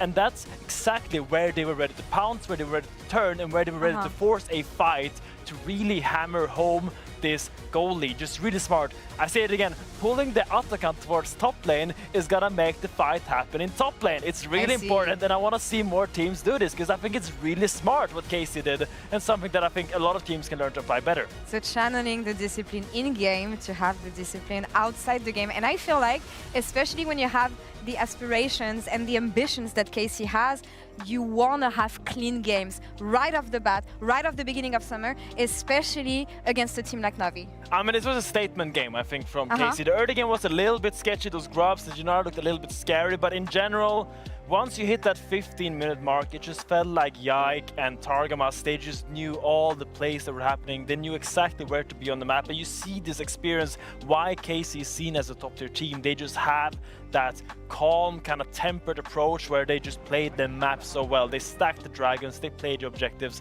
and that is exactly how the game is being played now globally. It's all about those objectives, and Casey was just way better than Navi at this game. If you want to focus on the next game and what maybe Casey could be better to have cleaner games and have the the top of the standings game that they aspire to have, right? What would you clean up, especially when it comes to those really early game skirmishes that maybe they missed? Yeah, I mean, I would love a cleaner early game, as I said, and I would really love them to try to take a page out of Genji's or T1's book, because they are really good at using early game swaps. I think this game they had a great swap angle that they didn't really utilize that well, and I would love them to try to really dictate the tempo better when they have these strong bot lanes and tank top. They had the Sion and they had a strong bot lane. When you have those combinations, using those swaps early game really can propel you into the mid game with a lead instead of having to claw your way back like they did this game. And taking a step back a bit on the organization and the amount of time that they had prepping for summer. You've been in those situations when you end your season a bit earlier than expected. You have a lot of time to like focus your thoughts and focus on yourself. But where are you going to put the accents? Usually when you look at KC, how well do you think they utilized the time that they had to bounce back? I think I can imagine a lot of frustration in KC players, a lot of doubts and a lot of regrets from Spring, and I think they just need to show, not to themselves, but also to their teammates. This is a team of 5 players, and if you want to see change, it's got to start with yourself, but you also got to push your teammates to kind of follow your own lead. And I need all 5 of those players to kind of really show that we're serious about this, because if one guy's slacking and he gets away with it, that can kind of break the entire atmosphere or thing you have going in the team. But it starts with one person and it's finalized with all 5 players. I see. So refocusing yourself and make sure that you stay a unit. They did it during the first game. I'm curious to see what is going to come in the second game, because again, if you have the standards of KC, you want to take this one clean. They won game 1. Let's see if they can close out the series perfectly clean the way they want to. Casters, over to you for game 2. It's us. We're here for game 2, ready to see if KC, once again, just finishes it sub 30 minutes. For Na'Vi, there were some good signs at the start of the game. And then after the first 10 minutes or so, kind of all went downhill, Very. Yeah, it was, I mean, quite frankly, I just think that KC had such good control once they entered the mid game that Na'Vi just kind of ran out of options. I never really like things like Pantheon Orianna as a combo, just because I feel like Orianna needs more time to scale and she doesn't spike in the same way that other champions do to better facilitate things like Pantheon. I think like if you want more of a magey type thing, like Ryze gives you a little bit more options just because he has better setup. He can either be used as a tool to set up for the Panth, or the Panth can set up for the Ryze. I mean, Ari as well would fit into that is sort another of fantastic one, yeah. So when I think about mages, I think that if Na'Vi wanted to go in the direction of that control mage mid, then I think they should have prioritized things like the Wukong instead. Well, good news. They can't do it again. True. Fearless. We are moving into game 2, where all of the champions that you saw picked in game 1 will be unavailable. So we're going to be jumping into the draft, and I wouldn't be surprised to see, Gwen banned, the Jace also taken away. We also saw the Vi removed in the last game. We saw Varus taken off the boards. Azir, Darius. Azir and the Darius. I don't know if Darius is going to be banned. I think it won't, because KC have had to invest a ban into Gwen. Because they're on the blue side this time. Na'Vi decided to go onto the red side. There is still the possibility of them banning away the Darius, because Na'Vi now have to ban away the Varus, otherwise you get a Varus first pick. Poppy though suggests they want Vi. Normally that puts pressure on Na'Vi to have to ban the Vi away, which, I mean, it's when we think about the strength of blue side, this is one of their strengths, is that you can kind of push the enemy into specific bans. But if you're not worried about it, then you don't have to ban it, but it seems like that they are. So they're going to ban away the Vi. That is going to be taken away from Yike. And now what do KC want to do to round things out? They could look to prioritize Varus. Of course, Rumble is still available, and you have to remember that Kana, I mean, while he does speak English, it's not his mother tongue, and so in his hands, that Rumble does some serious damage. Of course, a number of other strong top-lane champions still available in the meta, but Rumble is the one that immediately my eyes are drawn to for Kana specifically. Yeah, there's the Varus ban away by KC. Azir, the final ban for Na'Vi, so Rumble would rise in priority here. We're seeing a lot of Sivir as well in the LCK and the LPL recently. Don't think it's first pick worthy. I think there's enough flexibility in the AD carry pool to go for something else, but wouldn't be surprised at all if we start seeing that make its way, migrate over here into the LEC. Currently, Lucian is the hover. I sincerely doubt it will be a Lucian first pick. Ryze, though, will be locked in first here. A roaming mid with the Talia already taken away. Twisted Fate sometimes used as an answer to this, just because you can Destiny and answer to the Realm Warp. Wukong hovered by Adam. I know he's been 10th place a couple of times and thus hasn't played as much League as some of the other players in our league, but he probably knows that you can't play something that was played in the last game. They did have a Mel in game 1 as well, which is globally disabled right now, I believe. So looks like they are going to go for the Nico. Superb support, really powerful for Malrang, gives you great engage potential, and obviously has that clone as well to get you so much extra vision across the map. Does mean that Hansamdi is likely looking for an aggressive AD carry to pair up alongside it. Callista would make sense, but... After MSI, are we allowed to talk about Callista? Is it not still banned? Yeah, it is something to keep your eyes on for sure. Ooh, Jarvan coming in early from Taiga. I do like it into champions that don't have dashes, but it's very early in the draft. Yike hovering the Kha'Zix can be a very good matchup. And this is the thing, Yike just kind of gets his pick of the litter now of what he wants to bring out. There are a lot of strong junglers into Jarvan because he's just not the best skirmisher. He also doesn't have the fastest clear. And he's really just showing all of the champs that are here quite are all good the champions that can dash out of your ultimate. Just so you know, they all exist. Xin Zhao will be the lock. S-tier jungler still on this patch. Most played in the LPL, second most played in the LCK across the last couple of weeks. So Rumble, final round out from KC. It would make sense. It's a bit AP heavy with the Rise and the Rumble top side, but like you have an AD jungler, so you can still go for that Rumble. Does give Na'Vi and Adam specifically third pick and the option to answer it. Instead, the Ezreal, something safe for Kalist. We've seen him pop off on it, specifically against G2 last split, where he managed to thread the needle and get that kill on Hans Summer. So he is very comfortable on this champion overall. Na'Vi, I mean, do you go for your mid lane or do you just go AD carry?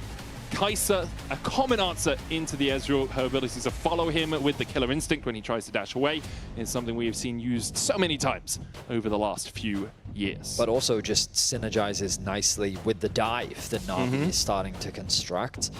This is where a control mage would make a ton of sense for Larssen, and it looks like Casey recognized that as well. Removing the Victor, I think it just fits into this composition very well. Thinking about other potential mages, Annie is something they could be worried about. Aurora is another one on the side of KC. You just kind of want that AoE AP damage threat follow-up not to really be there. KC could also be concerned about Rumble themselves. Adam, he's not really known for his Rumble, but he's no stranger to the champion either. But it's also, do you pick Rumble on 4 and then give KC counter pick? If Rumble is left up, do KC just pick it and then you have to counter pick top on 5 for Na'Vi? It's a few different options. Garen is the final ban away by KC alongside the Karma, Leona and the Victor in this second phase. So Na'Vi would make the most sense to pick your mid laner here. You already know the enemy mid, assuming obviously that Rise is going to go towards the mid lane. I would agree with you. The question is, what mid are they thinking? We mentioned things like the Annie. Ari could be fine. Ooh. Ooh. Okay. Larssen, Yone locked in. That is not a champion I normally associate with Larssen. I will 100% agree with that, Betty. I mean, I'm excited to see him pilot the champ. In the early laning phase, he is going to lose Prio, but now they need a little bit more AP threat. I mean, of course, Kai'Sa will be dishing out some AP damage herself, but I imagine they'll want a little bit more. Larssen has played Yone twice in his career, has won one game and lost one game. You see what I mean by twice in his career? Yes, look, Betty, I'm 100% on board with you. Played it both times with this year. The win was against Vitality, the loss was against Heretics. Cassante locked in for KC, so I mean, he kind of deals with a Rumble in the top lane if he needs to, and that's, to me at least, where Na'Vi are looking, getting some AP from that top side. Rumble would make a lot of sense. Targum is currently looking towards the Bard. I do like Nautilus more. Good engage, really solid at stopping the Kai'Sa and stopping the Nico as well when she tries to go for those engages. I also just think hook champions into squishier supports just makes a ton of sense in my mind. It's decent setup for Xin and the bot side gank potential. Now Adam, he had the branding of gods a few years ago, which was his Garen, Olaf, Darius, and Set. That was the last one. So the hover. Oh no, we're going to get Cho'Gath. Hey guys, we could have Garen, Olaf, Darius, or Set. No, big monster. Just a large dude. Yep. A gargantuan specimen. I mean, so they wanted more AP.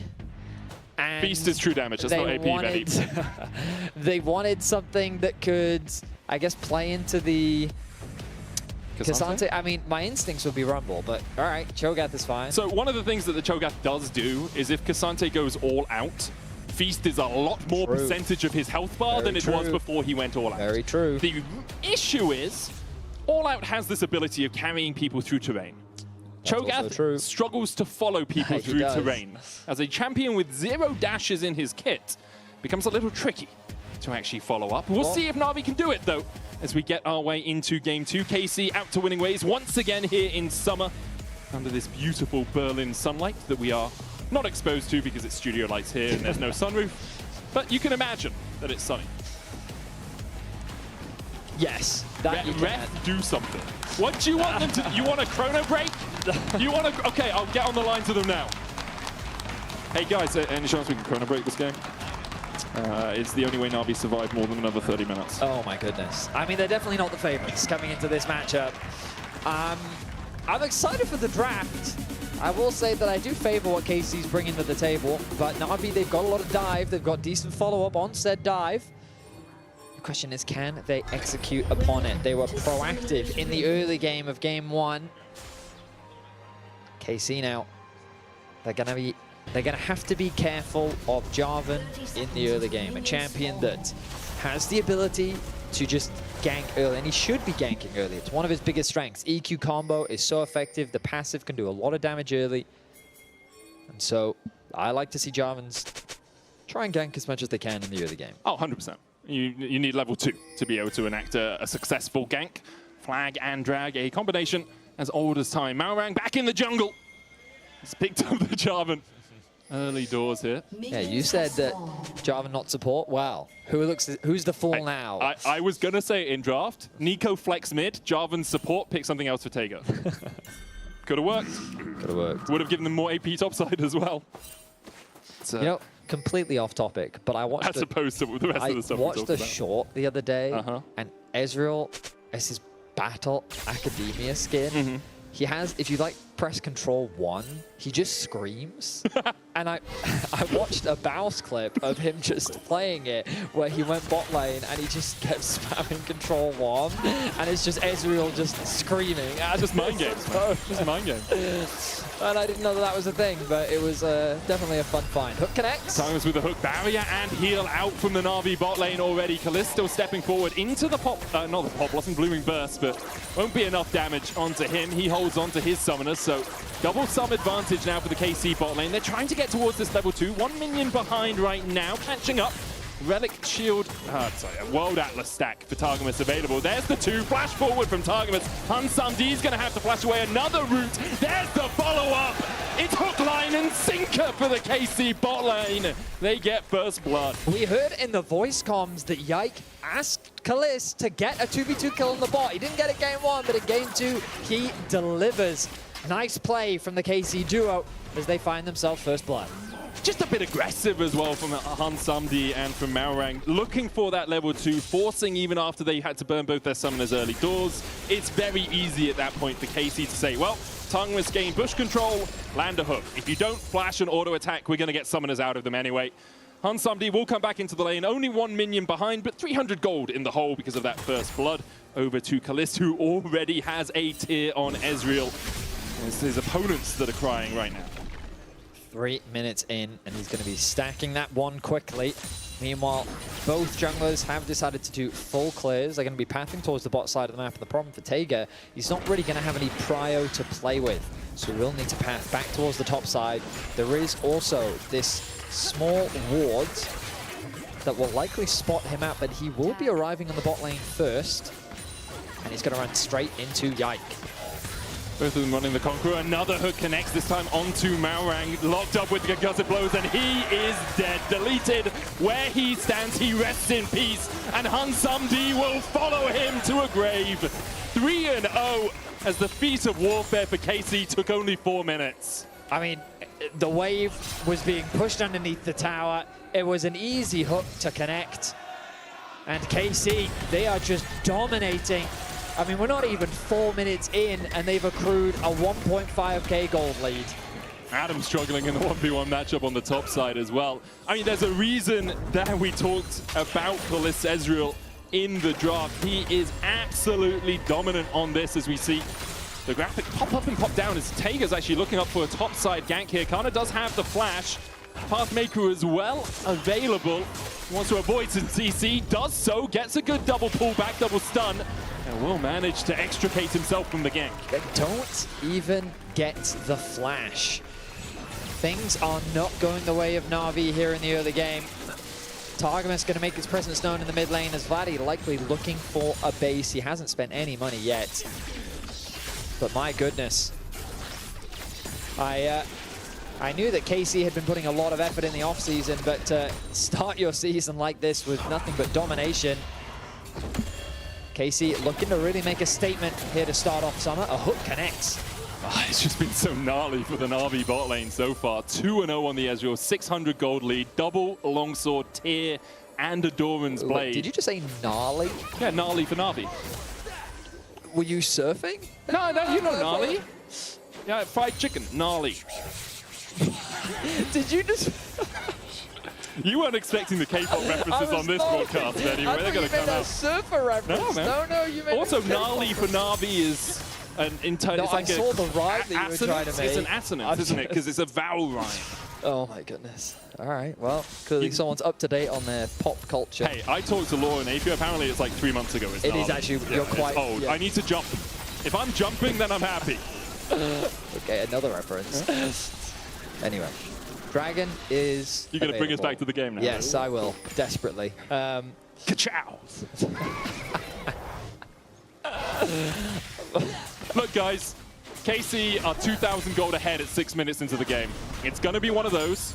We'll see if Na'Vi can fight back. There are opportunities for them to do it. They scale really well, right? A Yone and a Kai'Sa, good Neeko pop blossoms later on in the game. Could be difficult for KC to navigate. Hansandi coming up towards the top side. It's just going to walk into this lane. Again, it's the early swap to get out of the lane that is absolutely destroying you. And Hansandi will try and get himself as much farm as possible. Interested if Kalist goes to top. Grubs are up in a minute 30, so most likely he will. I was about to say, the only thing that Hansandi needs to be careful of is that is a level 6 Cassante, and he is alone in that lane. But Kana is showing him respect. He doesn't have full information as to where everyone is on the map, so he is just going to play it safe. He's going to go back to base. And Kalist throwing up the sad beat as he's making his way up towards top lane to catch that wave. With everything going the way of KC in this early game, they've got push across the boards. They've been able to get the swap through, ready for the grub spawn in about a minute's time. And now, Targamas is even getting deep vision. He's going to spot out the red. He's not going to be able to steal that one away, but Yike is on his tail. Yeah, the follow-up's always there for KC. Targamas able to walk in here. Doesn't have the World Atlas upgraded yet, so can't actually put any vision down. As we hear Neeko going... One of my least favorite sounds in the game. Really? That's when Gatling gun is always on spectator mode. Okay, so it's more attached to the repeated trap it's just sounds frustrating that live in your head sound. rent-free. I think it's called misophonia, where certain sounds really annoy you, and Neeko doing helicopter noises is one of those for me. I see. No, I can relate to that. Very much so. What sounds annoy you, Betty? Oh, we don't need to get into the specifics. Okay. Have you heard of yes anding? Oh, I have. I have. And? You do need to say something next. Oh, right, yeah, true. Adam, he's proxying right now. He's getting a nice tempo advantage. Oh, very true. As Kana's forced to catch the wave. Adam is already making his way to top lane. I wonder if they will fully commit to the swap. As KC secure the grubs, completely uncontested. I think that we very much expected this, considering the Ezreal is somewhat strong, I would say. He's pretty difficult to deal with. Pretty hard to wrangle right now. It's still a 2,000 gold lead. All of the neutral objectives in the early game going over to KC. They even have a petal and Na'Vi have none. That's a whole 5 extra gold worth of adaptive force and XP that they have managed to pick up in this early game. For KC, I think from this point on, it's about cleanliness. You know, it's about making sure you're not making mistakes, you're playing well around the objectives, which they did in game 1 apart from the grubs. you're not giving Na'Vi any opportunity, no windows to find a way back into this game. And they should be able to do it. They have good pushing lanes. They have power where they need to have power, especially in this Ezreal. It's going to be really hard to lock down the enemy carries. The Rise is a little bit easier, but obviously Kalist, very hard for you to actually catch on to.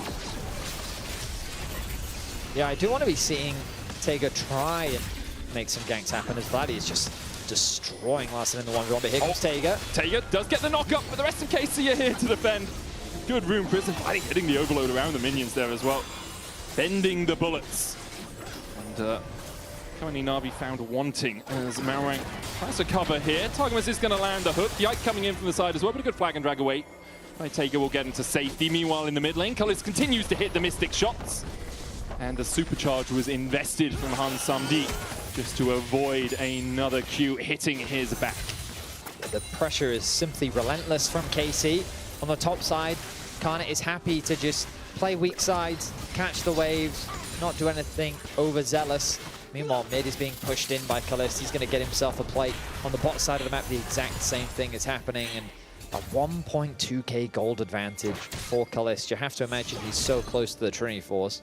You'll want to grab that ahead of the dragon spawning in about 1 minute and 10 seconds. I almost accidentally brought up a Poby graphic. I was trying. We have some new tools, and I have to press buttons, but my fat fingers almost clicked on Poby instead of on Kalist. Yeah, Kalist on this Ezreal has had a whale of a time this year. 5.6 KDA, high CS a minute, massive damage a minute as well. Obviously, these stats are on all Ezreals in all Ezreal games, I think, in the LEC, but he is well known for this champion for a reason, as he continues to impress here in Game 2 of Summer.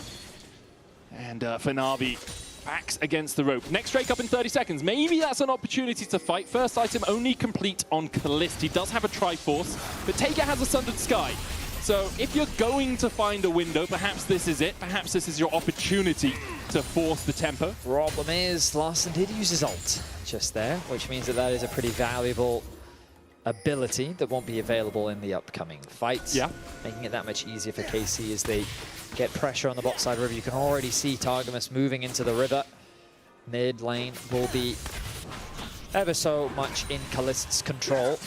And the objective going to be started off once again. I love the fact that we're seeing objective spawn into start. Yeah. Like, I think that this is the level of confidence that you need to be seeing top teams play with, and KC, knowing that they're stronger, don't hesitate to force this objective. It's also wave position in the when you're going for the objectives. Like mid was pushed up, bot was pushed up. You had Nautilus moving in towards here, making sure there was no way really that Na'Vi could react without losing stuff. Because whenever a wave dies to the tower, you're losing gold, you're losing experience that the enemy team has been able to pick up. Larssen having to flash away from the dredge line. Wind becomes lightning, doesn't hit, thinking that Larssen would backstep. Kalist dashing away, there's a Cataclysm flash.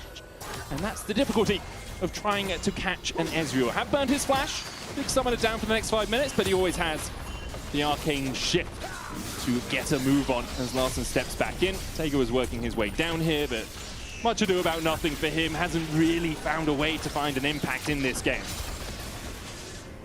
A very one-sided affair ever since that. The bot lane shenanigans. KC have been running rampant on the map. So many plates secured, so much control gained, and yeah, I mean, it's the problem often when you get into this sort of position and you've shenaned. You just have to shenan again, right? You just have to go for it sometimes. No, it's the opposite. They don't want to shenan again. I think KC really wants to shenan again. Oh yeah, they certainly do. They're big fans of shenaning. Okay, I don't think the plural for shenanning. No, they did it a singular time, and they're just fans of shenanning. No, doing it singular was shenanigan. So it would be shenan twice? It would be shenanigan again. Ah, shenanigan again. Yeah, exactly. Good to know, good to know. Yes. My goodness. And here I thought that you were the literate one between the two of us. I can't read. Who gave you that impression? For now, though, KC is still just constantly pushing in these waves. Rifthold's up at 1:30. They're playing around that. Realm Warp out by Vladdy. He'll step back into it and he'll walk his way away.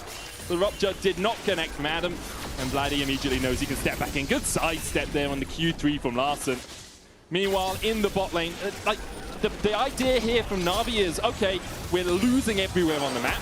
If we overinvest on one side, maybe we can find a pick. But Casey, aware to it. Vladdy, aware to it. Just steps out, realm warps away. You could have looked for Kalista in the mid lane, but he always has the arcane shift. Who are you going to kill? Who are you going to kill, Na'Vi?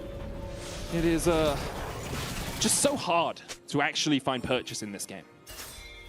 That is the unfortunate situation that Na'Vi finds themselves in. And if we... if you can bring up the groups for me, Medic. Oh, yeah, 100%. Just to remind people of our Do you want both groups or just one group? Yeah, both is fine. Because the way that our format works here in Summer is we have 2 groups. Teams are playing within each group. And this is the group that Na'Vi finds themselves in. A tough group overall. I agree. Like, I have a better graphic than this. Yeah, go ahead. And the thing is they play a best of 3 against each team. Never mind, that's not loading. I have the same graphic for this, Betty. You go. Well, you might have to take it away because Takeoff's looking for a play. It goes in with the Cataclysm onto Kalista, who dashes away, and that play is done. Oh, Yike decides to dash back in. Great hook onto Taiga. The Pop Blossom's only going to land onto 2. There's the fate sealed, though. The follow-up. Adam comes in. It's 2 for Na'Vi. True shot was dodged by Larson. And now it's on Vladdy and Kalista trying to turn this one around. Kana coming in from the side as well as Casey. Looking for the lockup onto Adam. They'll find it with a Rune Prison. Pathmaker knocked back into the pit and sent to hell. Casey answer the play and will start up the Rift Home. Ends up being a 2 for 2 though, and considering Na'Vi's position, that's not the end of the world. But the initiation looked a little bit half-hearted. You'll see Taiga coming in from the flank.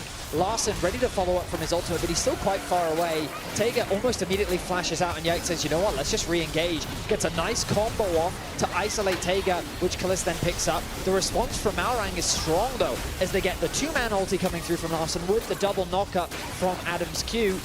But then in the extended play with the arrival of Kana, Casey are able to win out on the extended fight. They do still have the gold lead, and they pick themselves up another kill. And another objective alongside it with that Rift Herald being secured. The Eye sitting on a Vladdy ready to be summoned when this next Drake comes up. 50 seconds before that happens. Expect to see the Rift Herald used in mid after bot push comes out. Get the charge in, force Na'Vi to react. And then they have to deal with the fact you are stacking these Drakes 16.5 minutes in, and we're only 30 seconds away from the 3rd Dragon of the game for KC. They have a game plan. It's worked a lot for a lot of teams over MSI over the last few months as they continue to look for it. Adam here does have the feast, but Kana, with the fancy feet, will just sidestep everything, and Adam can't get him low enough.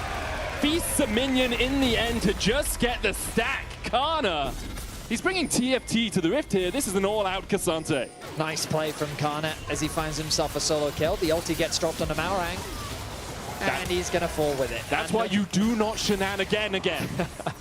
That is absolutely true, Medic.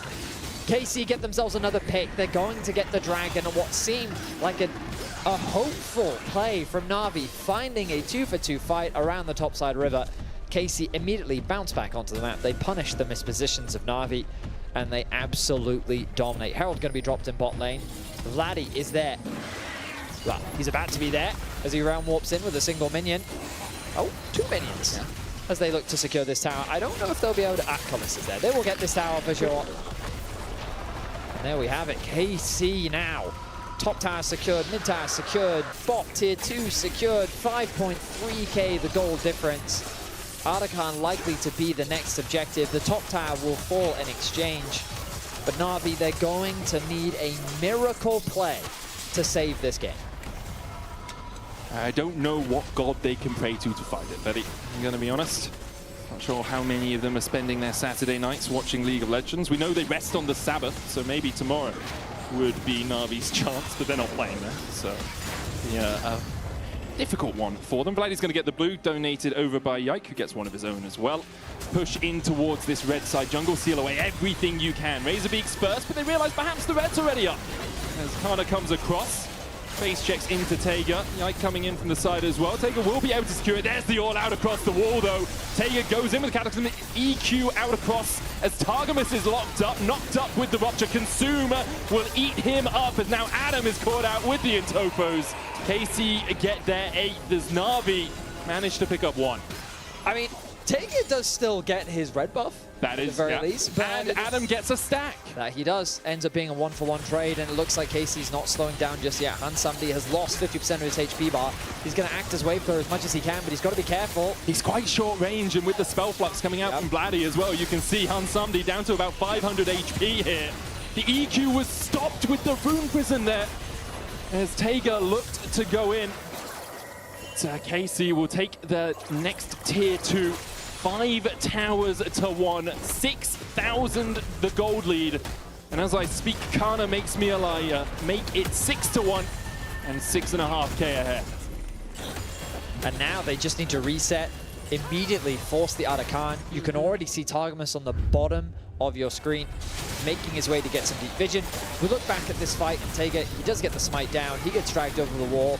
Fortunately for Jarvan, he has a lot of ways to get out of these situations. But on the top side, Na'Vi say, hey, maybe we can chase a kill down here. Larsa knows that he's safe. But Adam, he commits to getting that kill, getting that stack. He hands a kill over to Kalist. And Kalist hits 3 Mystic shots, and Hansamdi's half HP. That's the reason that he wasn't really able to defend on that top tier 2. It's Muramana and the Triforce already complete on a 5-0-2 Ezreal here. His gold lead hasn't extended as much as he would like since the early game, but the rest of his teams have. Kana, 1.5k ahead. Vladdy, 1.7k ahead. Even the support, Targamas with a 700 gold lead as the Afghan is commenced, and Casey should secure this one Vladdy just easily. walking past the flowers.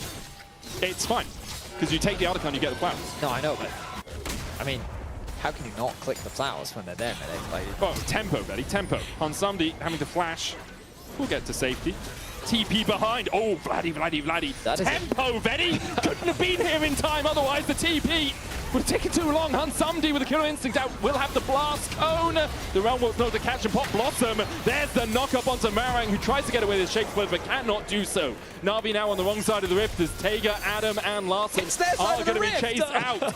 Yeah, but Na'Vi are on the wrong side of their own side of the rift, Betty. Oh my goodness. They need a merry-go-round or a roundabout or something if they're going to escape. Well, they have been able to escape, but now it's Larson who is on the wrong side of the rift. That he is, Betty. 100% correct. Your genius knows no bounds as Larson is chased out and will be slain by Casey. Yike gets his second. Casey get their 10th, and Na'Vi are found wanting. I mean, what else is there to say? It's 10-3 in kills, 7.2k the gold lead. Casey continue to find pick after pick, and they're just having fun with it now. They're stealing away what they can. Adam, I mean, maybe he can steal away the reds. That's a blue. That is a blue. I don't know why I said red. Nor do I, I'll be honest. But 45 seconds. Yeah, that's the thing, isn't it, Betty? Casey, 32 petals to 10, 3 dragons to 0, 3 grubs to 0, 7,000 gold ahead, 10 kills to 3, 6 towers to 1, and a soul on the horizon. Mountain soul as well, which makes it even harder for Na'Vi to have any effectual damage. And they're not even getting their jungle. Like, it's just leads across the board. Casey playing this one out as cleanly as you can, pretty much, in modern League of Legends. You could argue in the past, maybe you shouldn't give up a tower. The true stopwatch comes down onto Hansamdi. Vladdy with the stopwatch flashes away from the Pop Blossom, but into the middle of Na'Vi, and Vladdy is caught just as I praise KC. They lose one. Kalisko's godlike though. Arcane shifting forward, dashing away as well from Taiga, who looks for the re-engage 4v4. Na'Vi maybe have a chance, but it looks like they just want to retreat. Kalist, still pretty much untouched, has a blue buff in his pocket, just in case he was ever at risk of running out of mana. The Drake will be begun by Yike. Rupture going down onto Kana, who still has the all-out and his flash. And I think really Casey are just delaying to make sure they get this soul. I mean, at the very least, Na'Vi do get an effective pick onto Vladdy, but they cannot get through Kana. He's just going to force them back. They do no damage to this Kana. Flash used from Adam as well. It's bulking season for Kana. Sion game 1, Kasante game 2. Pathmaker onto Adam as Targamas looks for the dredge line. There's the follow-up. Arcane shift forward from Kalist, hit by the Rupture, but Kana will secure the kill. Still unkilled on this Kasante, and flashing forward for it. Hansamdi dodging away with a killer instinct, but the dredge line hits again. And Yike finds his man and sends him to meet his maker. Casey 13-4 up now. and really nothing for Na'Vi to do in terms of defense. I mean, they're going for the inhibitor with the TP committed as well from Kana. Mid is being pushed by Vladdy. The base is falling apart and the Baron isn't even up. KC, are they going to look to try and end it? Looks like it. Kalist and Kana can just walk forward. They have Demolish as well on Kana. Watch this proc. That's a third of the turret's health bar already. They have enough minions here. Hansumdi still 9 seconds away from respawning. With Adam coming up, it looks like KC will back away for now, but they'll still take the inhibitor tower in the mid lane. Will they look for more? The inhibitor should be next on the menu, and it will be. They've had their appetizers, now it's time for the main course. Inhibitor in the mid lane down, Hansumdi back up, Larson on the wrong side of this fight, but looking for the engage with a Fate Seal. KC waiting for this next wave. It's a cannon if they want to push in, but doesn't look like they quite want to go all out for this one quite yet. Kana does have that ultimate coming up in about 20 seconds. Baron looking for the engage. Can't find it. No pop bottom on no one. Vladdy once again with a stopwatch. Might be caught out. He's consumed by Adam. But now the follow-up from KC continues to ring true. Kalist has no threat on him. He'll go legendary 8-0. The next wave on its way. And there's a super here to help them out.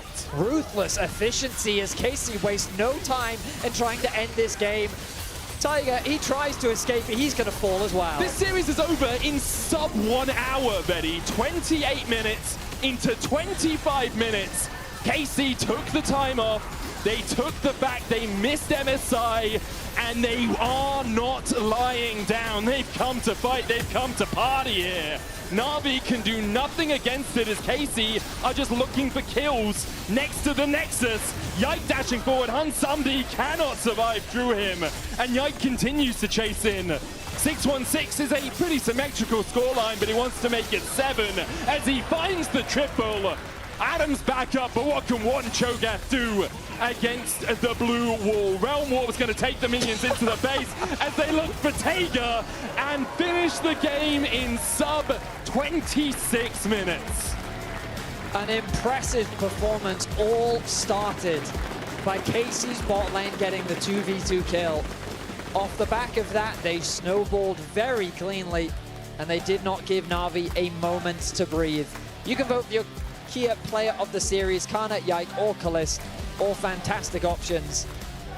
As KC, they start summer off strong. I love me a good meat wall. Kana had a great day. The Scion and then the Cassante. I think he'll be overlooked. I think it will probably go to Kalist because obviously he had a really good day as well. Did die on the Ezreal right at the end, 9-1-4, his final scoreline after being unkilled in game 1. And as KC take about, we have to start to wonder what summer is going to give to them, what they are going to take here in EU. I mean, that was a statement game. It really was, statement series. It was just very clean. The moment they got a lead, for me, what I liked the most was just the way that they forced the objectives and knew when they were stronger. Very well played by KC. Really high tempo games here from KC. We're going to take a short break. Afterwards, Vladdy will be standing by to answer some questions about how KC have been performing. Well is the answer.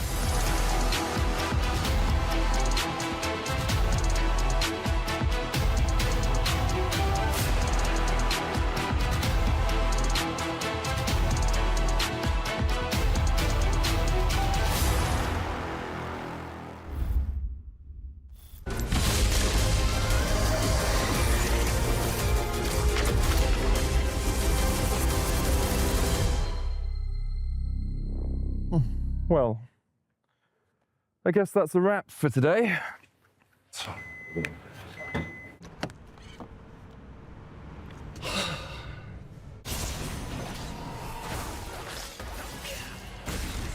Seriously, Medic?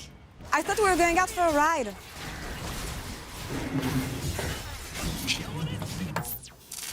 Okay, but I'm driving.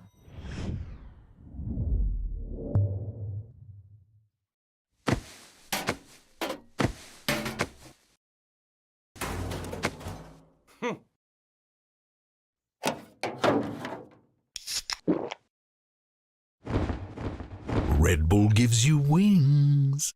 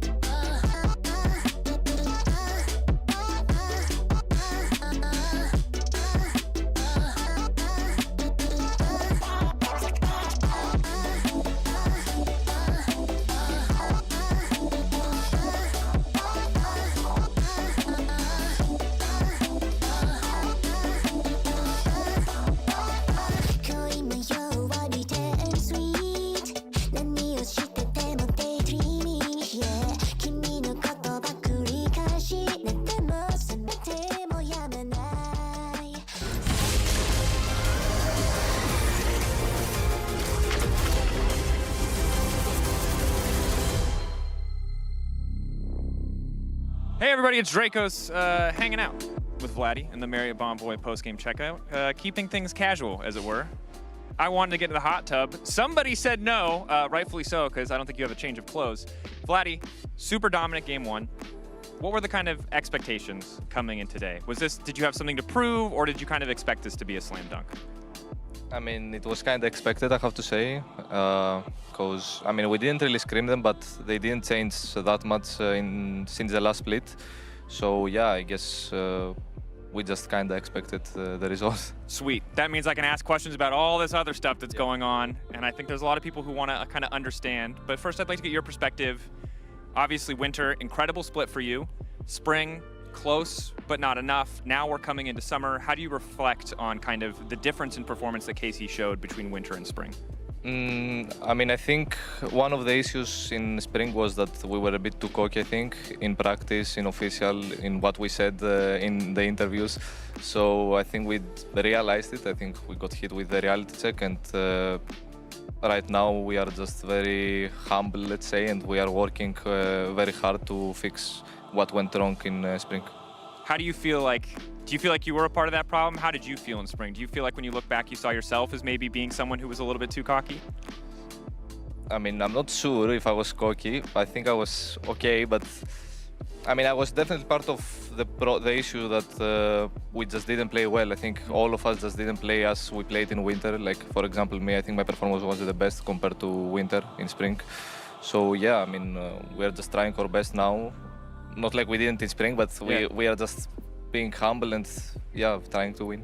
So now there's a lot of changes for you, right? Not only is it summer, obviously Worlds is a lot on the line there, but also you've got Niski behind you, and I know you've also been spending a ton of time on solo queue. You're almost going to break the all-time LP record in Challenger. So it seems like you're super fired up. Talking about a little bit about your motivation in summer. How is it having someone behind you? What is it like grinding so much solo queue? How are you feeling about this overall? I mean, Niski is not here to help me, I have to say. He's just here. But, Vitality could say the same thing, I've heard. Yeah. But in terms of solo queue, I mean, I'm just playing like I was in the previous splits. I mean, I'm just locked in when I play every game. And yeah, I don't think it's a big achievement reaching rank 1, because there is a difference between solo queue and competitive. Like, you need to be vocal, you need to think more in competitive, so I don't think it really matters. Yeah. So for you personally, like, what's your goal this season for yourself as an individual? Is it like beat everybody in lane? Is it be undisputed #1? Is it just make it to Worlds? Like, what is your #1 focus personally? I mean, personally is to, I think show up better in the lane. I think I wasn't the best in the last 2 splits, even though we won winter split. And then, obviously reaching Worlds is one of my goals, but I think the top one is once again winning the LEC and being on top. All right, one step at a time. You took down Navi today. Of course, congratulations to our key player of the series. It was Kalist, so good stuff overall. But as you mentioned, pretty dominant series from KC. Probably could have been anyone. In the meantime, we're going to get ready for our next series. So thank you, Vladdy, so much for taking the time as we get introduced to Poby ahead of Fnatic versus Team Heretics. Taking a long time to die. That's a lot of ultimates, but it looks like Kana will fall. No healing, so damn much! He's just unkillable. Vladdy, the pushback knocks him into the team, but again, it does not matter. The Azir is just ready to style. Upset, running for his life. And these are the final moments of Fnatic in spring. KC, complete dominance. Fnatic, a prestigious org that is struggling. They will have to bring something of themselves that they didn't do before. And if not, I am very happy to sell them to, like, I don't know, SK or BDS. Then they can earn their paycheck and they can be mediocre. But sometimes, in the darkness of despair, a light will find you. Sometimes you don't need a king or a demon. Sometimes you don't need to be immortal. And sometimes, when the greatest fall, the rest rise up. Not all roads lead to him. That's AC. But Fnatic's did. 어떤 길은 저를 통합니다. Not all roads lead to him, but the roads led him to LEC here in Berlin. Poby is about to make his debut with Fnatic. And if you guys are not familiar with the player or with the meme, GB, can you maybe talk us through Fnatic's offseason? Because it was the most Fnatic offseason out of them all. Yeah, I mean, Fnatic came off a huge disappointment in spring. Every player wanted more from that roster, and Grab started saying it, you know. No one was safe, right? They're looking at every single opportunity, and then, like, economically speaking, but also what makes sense for the team. That's not what I'm talking about. Hold on. That's not the one. Next one. Oh my God. Next one. Can we take it to the Poby announcement tweet? Because in that video, I really highly recommend watching the Fnatic announcement video, because they go over some of the decision making that they have. Poby came to save the LEC, but he also came to save Fnatic's mid to late game, and I'm curious to see how that's going to work out. I've already shot some content with him. His English is surprisingly good, and the vibes has been really good with Fnatic. I'm curious to see if that translates to gameplay. Yeah, and that's what you wanna wonder when it comes to like changing players at the beginning, at the middle of the season. Rather, you wanna bring motivation, you wanna bring a new energy around this team, I feel. I mean, I think it was clear to see that Humanoid and Razor was not working out anymore. They've tried it so many years back to back, and it's just, they weren't improving together. So I think a breath of fresh air for Fnatic is greatly needed, but at the same time, it's not the unkillable Demon King. It's very killable, this Demon King. So we'll see how it goes. But a Demon King nonetheless. Definitely one of the kings, and I am a little bit concerned, because I remember Fnatic has been saying for many, many years how Humanoid was a mid-game savant, he was the macro genius in the mid-game, and now to bench him and then say that they need to fix their mid-game, I feel like it's a little bit of hypocrisy, and I really need to see results from Poby to kind of, before I buy into it, you know, because I want to believe in Poby as much as anyone, but I need to see him play first before I'm really bought in. I mean, I do agree with Finn. Like, Poby's level of gameplay, it's not like you're thinking next Faker, right? And not like, no pun intended, but like coming in to surpass Humanoid here, I can understand why you feel the way that you're saying it, but I also remember last split, Grafs was talking about sometimes that in the mid to late game, they turned off comps, and sometimes it worked out better. Like, I'm not saying that this is going to fix them. I have the same kind of worries that you do, but sometimes having a lesser voice in here and bringing someone in who has a lot of motivation, that can give you that honeymoon phase, that can give you a different building block. I mean, I think one key word for me is just work ethic. I think Poby should bring that work ethic that Fnatic really needs. I heard their practice was absolutely abysmal, and the thing is, to have a great team with a good work ethic, you only need one player that's not putting in the work to break that and ruin the motivation for everybody. So now, with Poby, I think if he can bring that already, that makes Fnatic so much better. Do you guys have any quick reactions on Heretics, GB? I know that you were excited to see them today. They exceeded expectations. Can they do it again this split and with this format? Fnatic has let us down in the first couple games in the split before, and Team Heretics, as I already said, like, they always defy expectations. Like, they're a team that you don't think they're going to make playoffs, you don't think they're going to be good enough. Somehow, some way, they always find a way to do it. I do think today will be a real struggle, but I am excited for Camilo versus Poby, setting the benchmark for Camilo's improvement, but also Poby's first entrance in the league. Finn, you wanted to add something? No, I wonder what do you expect them to do, because I thought you said they're going to make playoffs, and you said they're going to defy that. Oh, yeah, sure, but this is Fnatic. This one, you know, they'll get there. I mean, actually, don't you feel like because there was no expectation on Heretics, they were allowed to perform so well, but now that actually maybe people have more expectations, knowing that they can challenge the 6-4 places in the standings, maybe there's more expectations. I feel like there's still not too much expectations on them. Their roster is very young, and like as GB said, he thought it was a hot take that they were gonna make playoffs. Oh, you think it's a given? No, I don't think it's a given. Okay. But I don't think it's a hot take. There's a middle ground. There's nuance. It's slightly heated take. Yeah. Slightly heated take. Like it's as warm as the jacuzzi. that we have here. We need to throw you guys in there later, actually. I hope you're doing fine after the bath. That's really relaxing. Great journey arises here for Heretics and this revamped version of Fnatic. And if you want to bring the Spy Vibes onto the Rift, you can grab your Spirit Blossom skin and spring the new vibe here in the LEC that we're trying to embody here a bit. So go and grab your new skins. That's all for us here. Casters, please take it away from us. The only thing I heard from that was revitalize Fnatic roster. My GOAT is in the LEC. I have been waiting, well, longer than I know because I never knew he was coming over, but Poby made it. And so the only way to pay homage is to do it properly by looking like a boxer with a staff. Caster minion. That's You're a caster minion. You got it. You don't know how hard I worked for this, not for it to come out perfect. And you nailed it, man. You nailed it. I see. It came out about best cosplay of the year award is definitely going to so far. Yeah, we can only get better from here. You know, I dressed up as an Ezreal earlier on. Doesn't have anything on this. Yeah, and I liked your little jump in that ad. My jump was cute, and I could do one for you later as well. Look, honestly, the staff's heavy, but I hope it's not as heavy as performance going to be from Poe, because that guy has been hyped up. And the import, who would have expected? Like, also Dundun's in our league now. I don't know what's going on in the LEC, but I'm all about change. Yeah, I mean, look, I'm very excited to see what Poe can bring to Fnatic, because I think something did have to change. The team had kind of hit the kind of 4th place and up for a large portion of several splits, but hasn't really been able to hit the upper echelons. Thank you. Yeah. Since 2017, so they needed something to change. They had to see some kind of difference, and maybe Poe can be that difference maker. I hope so, because again, like the mid lane, the jungle synergy, that's what we talked about with Fnatic for the longest time. And I feel like with a new mid laner, it should be invigorated. I know that, you know, the positivity's got to be checked with how they're going in scrims and how that actually translates to stage. But the rest of the roster's the same. The bot lane was the best of spring. If they can build off that, then Fnatic have got a lot to work with. Now, Dagda, of course, I came in looking up that legend in the mid lane from T1 Esports Academy, debuting on the stage.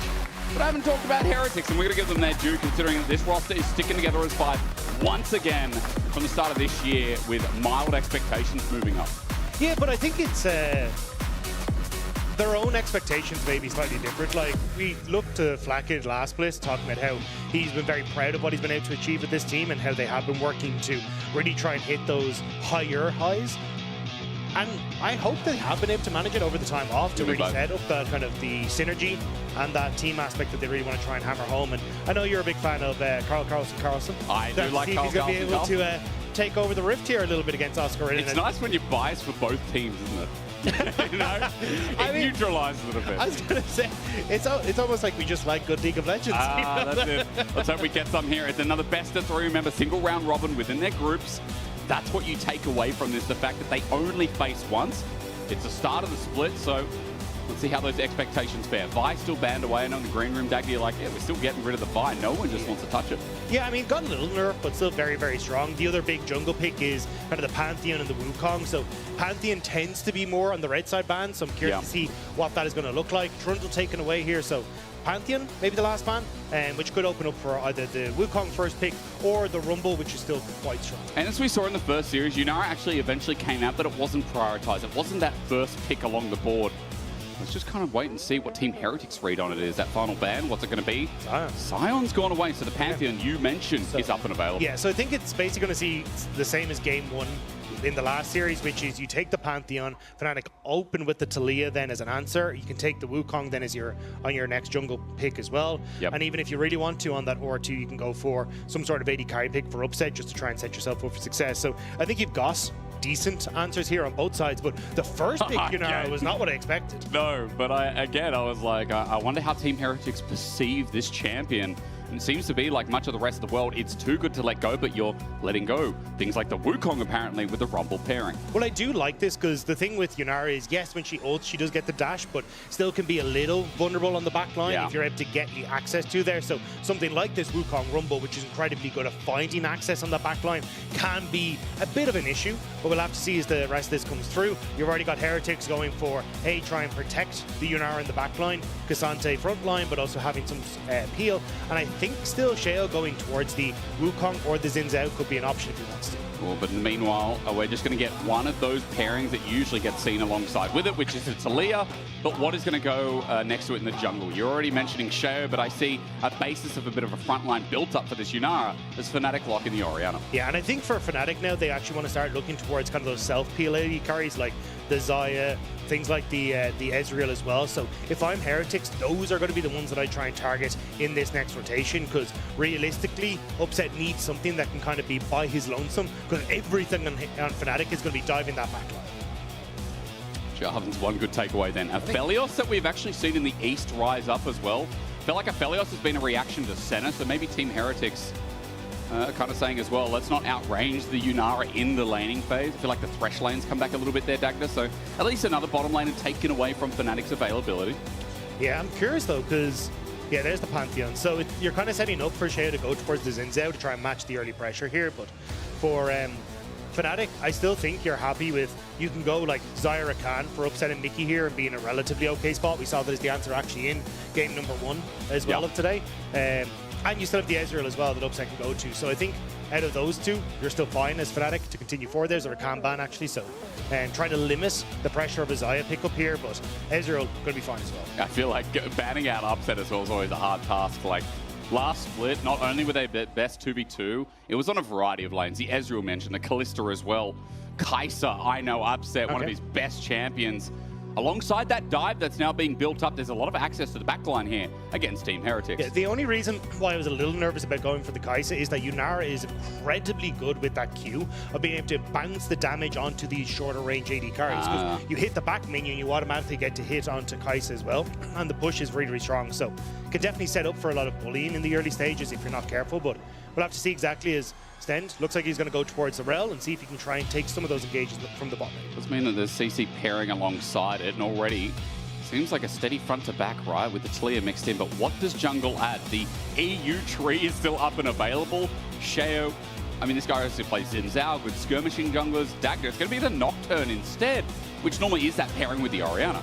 Yeah, usually you see with the Orianna for that engage, but I think in this case, basically what they want to try and do is have Camilo play in that side lane threat with the Talia, and then have the Nocturne basically sit between both the lane that Camilo exists in and the other 3 members. And then at any point in time, you can have Camilo ult to try and help out and get in towards the rest of the team alongside Sheo, or you can actually play over towards Talia if you can try and find those moments. So it does mean people like Poby and Oscarinin that don't have those escape tools nice and easy could be more vulnerable on the side lane. Well, it's going to be an interesting game nevertheless. Glad it's a best of 3 because for Team Heretics, you know, we talk about their progression throughout the year, and this feels like a comp that's nice, steady to start with, but does feel like, again, relying on some of their teamfight mechanics, which I think were their selling points in spring, can definitely be showcased in game 1. But for Dagda, I'm seeing Poby debut on an Orianna. How bittersweet for the semi-goat. I'm not sure how I want to phrase it, but it had to be phrased. Yeah, I think it'll be fine. Like, I think he's going to be able to survive lane. He's not going to exactly be like a mega threat coming out of the lane. It's going to be more about the synergy he has with the rest of the team.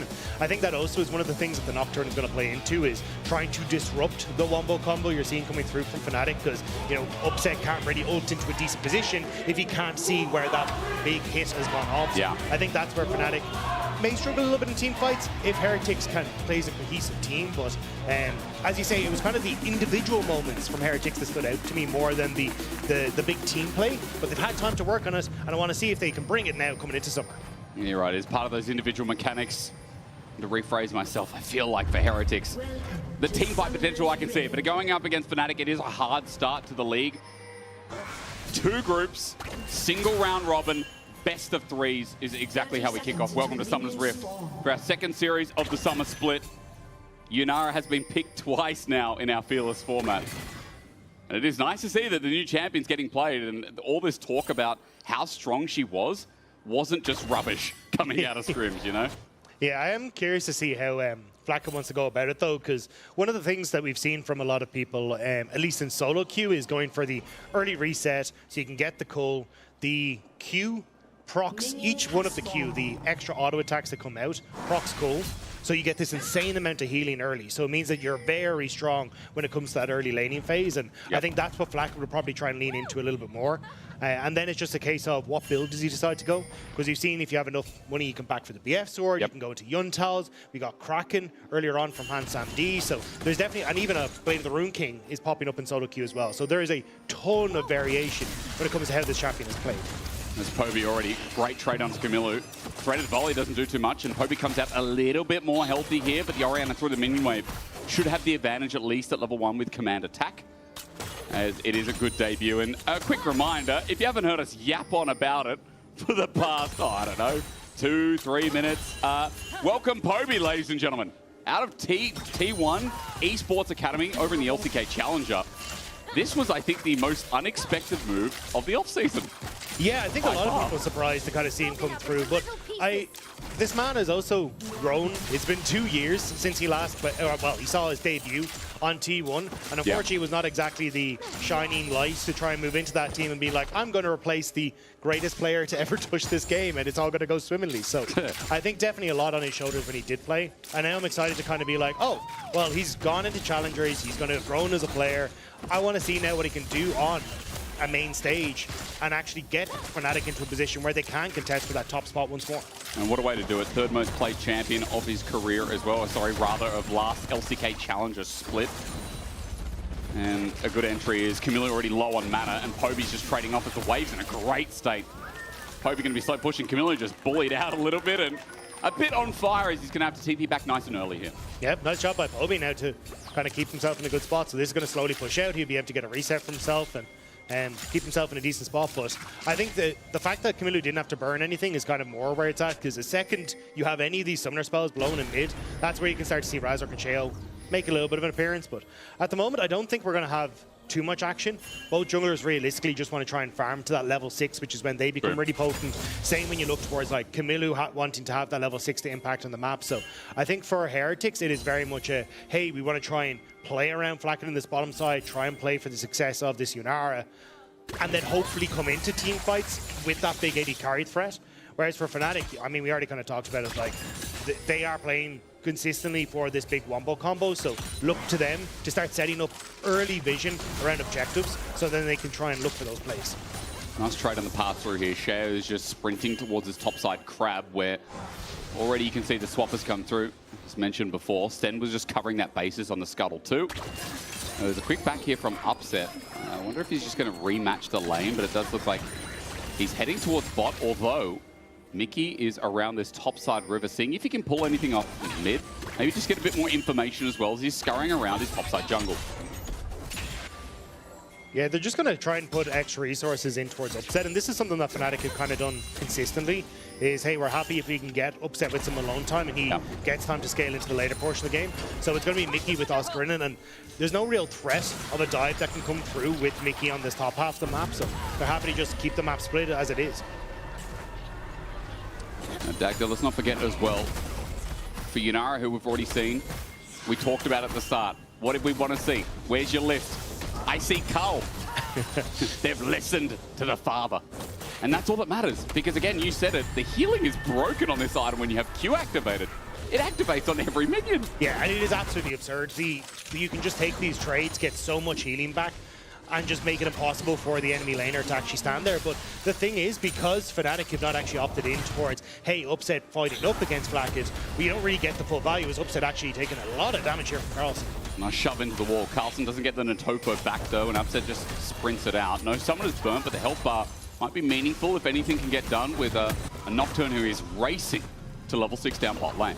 Yeah, I think he could end up just clearing out his Krugs here and then going over towards Dragon with at least the push on bot, but Camilo forced out a mid again by Poby means that he just lost a lot of mid control. I mean, we said, like, this guy, he's got high expectations coming over from the LCK Challengers, but already, matchup be damned, regardless of what you want to say about it. There is about a 10 CS lead. Camilo is able to stick around, but Poby cancels his reset. He's level 6 now, though. All the Shockwave takes. And flash away from Camilo. That's what it gets. Poby going to stick around.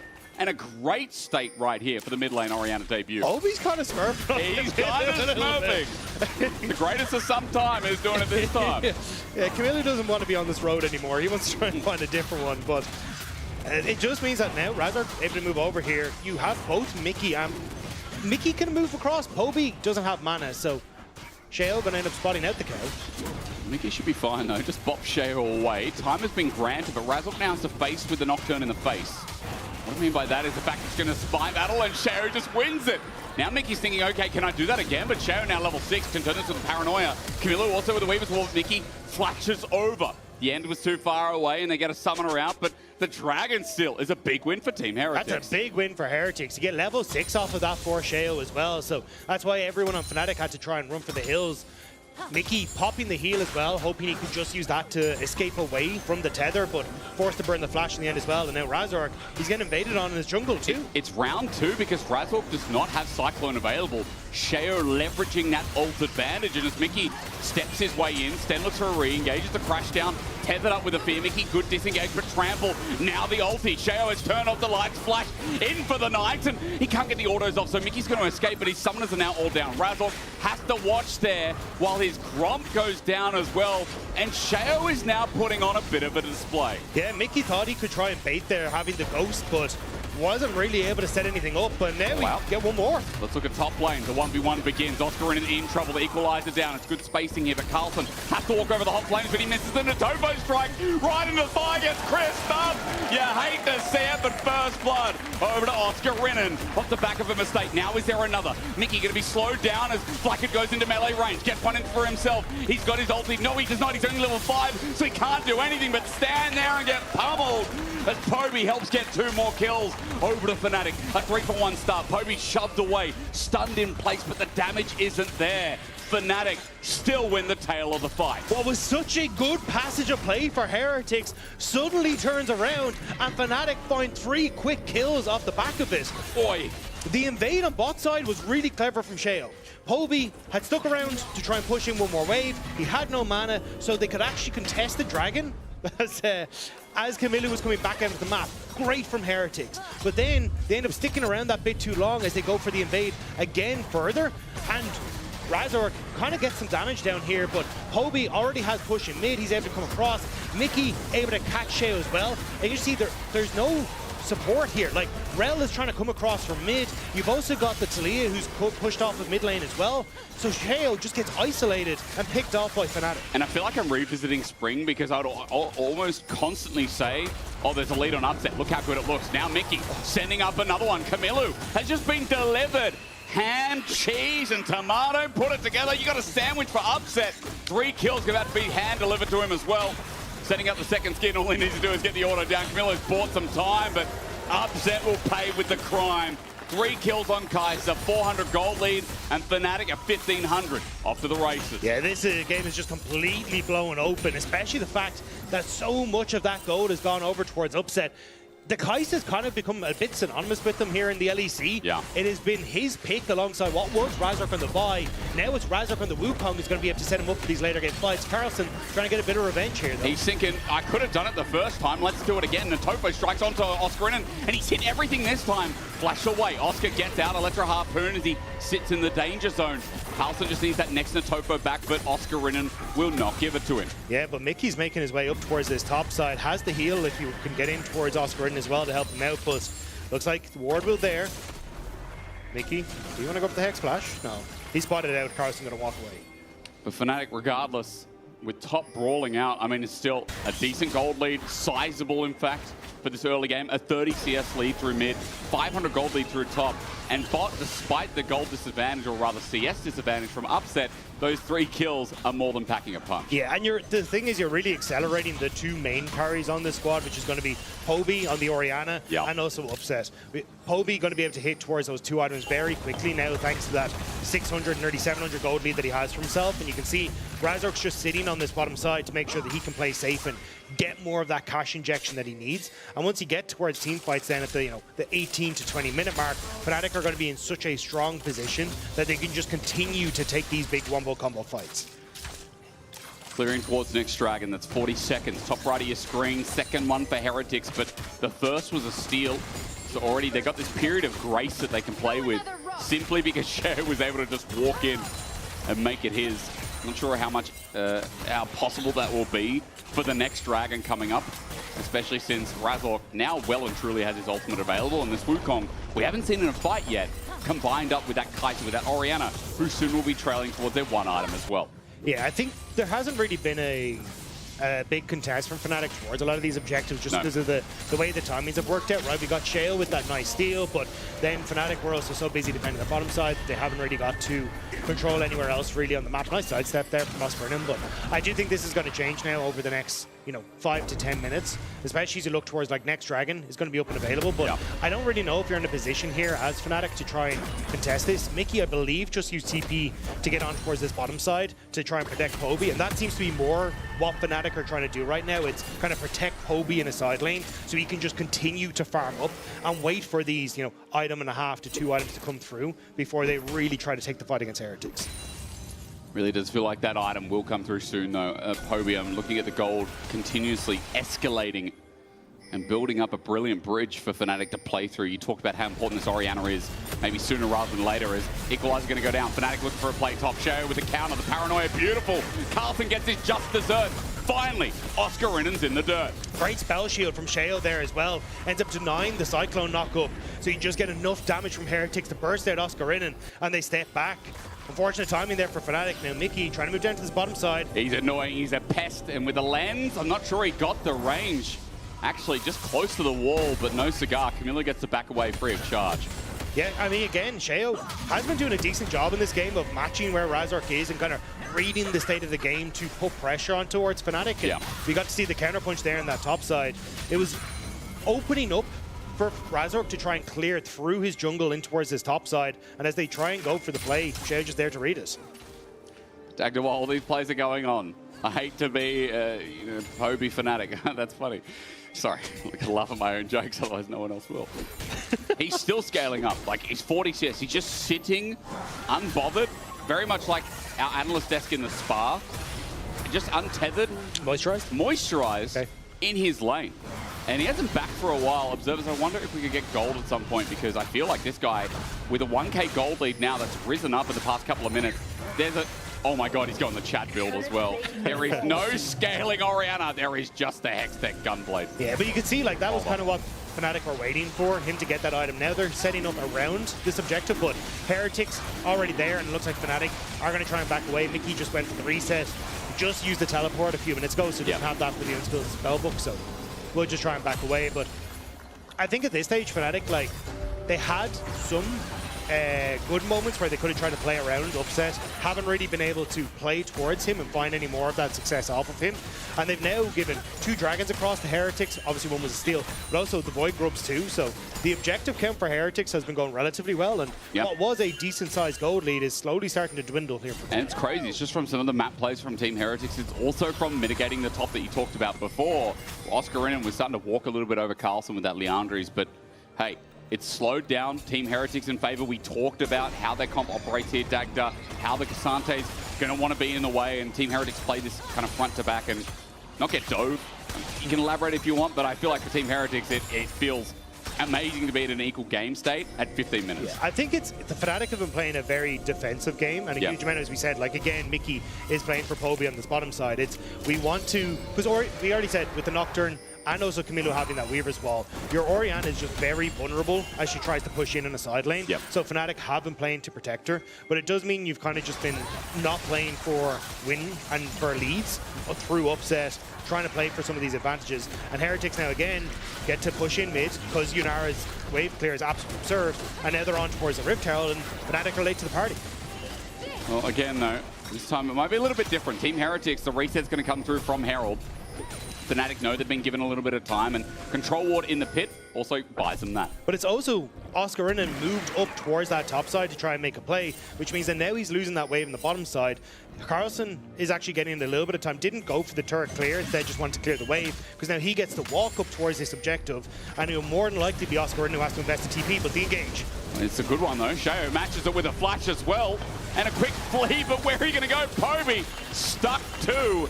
And Camilo, bit of revenge surf through the mid lane. Yeah, Sheo has been doing a really good job of just constantly keeping this pressure up at the Nocturne. Finds Poby through the cracks Fnatic leave for just a moment on that side lane. And now Heretics will be able to move over towards the objective once more. And you've also, again, got Carlson who's able to protect that bottom lane wave as Oscarinen pushes it in. So nicely done by Heretics. And again, crawling up, Sheo. It's just like last split as well. I feel like our teams haven't changed too much, even with the change on Fnatic's side, even with time being the biggest change for Team Heretics angle. Dagda, Sheo won them at least a few games off the sweat of his own back last split. Like, this guy was criminally underrated because Team Heretics were this borderline playoff team. Yeah, I mean, Sheo has been absolutely fantastic and does show that he was the veteran that came into this team. And when the Heretics needed someone alongside Flacken, I should say, the veteran. But when they needed people to stand up, it oftentimes was Shale that they were looking towards to kind of be that leader, to carry the early game. But it was kind of when we got to this point where they started to fall off a little bit, and we'll have to see if they're going to be able to find that success in the team fights, as actually it will be Fnatic who are able to pick up the Rift Herald. Now, Hexgate taken, Team Heretics were thinking about it, but Herald, regardless, down over to Fnatic. That's their first objective of this game, because slowly but surely it was slipping away from them. With these dragons, with the grubs taken from Heretics. Finally something in their name on the board. I'm curious to see how they're going to use it though, as in theory you probably want to try and group somewhere to immediately get this Rift Herald down, but I think it becomes very difficult because, as we said, Kamilu and Sheo set up to play heavily through the side lane. Kamilu already in that top side, going to put pressure into the tier 1, so it looks like Fnatic may just forego it and try and look for a play in this bottom half of the map and maybe look for a Rift Herald play afterwards. Actually, no, as I say that, Oscarin resets. He's just going to TP to the top side. Okay, so we might get more standard lanes coming back now as well, because reset from Carlson. He has TP to match too. Dragon in 1 minute, so let's watch that time. A third for Team Heretics would be big if they can secure this. The fight under their terms for the rest of the game, it does feel like. Yeah. Well, that's why, as I about to say, I'm actually surprised to see Carlson TP to top side. I assumed he would just walk because Oscar Renan would still have to push in this wave, would have been there in time to pick it up, and then he would have had the TP advantage to try and play for the next objective. True. Or even if it was, you know, Kamilu's now cashing his top wave, you could, but it means that Heretics aren't really exploiting the fact that Fnatic just TP'd to that top half of the map. Well, we're going to find out if top laners are going to have any part of it, because now the 4v4, it begins. Receiving a wave is Camilo down in bot. Mid upset's going to get pushed first, but Dragon spawns in 20 seconds, so the timing here should be fine here for Flacket as he finally rejoins. And Dagda, he has Runans as well, so not only just the wave clear, but if he gets to unleash in a fight with that cultivation of spirit, the damage is immense with his 2 items. Yeah, I'm curious how Heretics want to try and play this though, because it is Hextech Dragon, which does kind of suck to give over to Fnatic, but there is a world where you actually just play for mid tower into a topside take, rather than trying to contest for the dragon. You've already got 2 dragons, and that massive gold injection could then be used at this next fight, especially as you're starting to see, you know, 2 items hit for upset. Oscar Renan just reset for his 2nd item as well. So Fnatic have hit a lot of big power spikes here, whereas you're only really looking at Yunara for Flacket on the opposite side.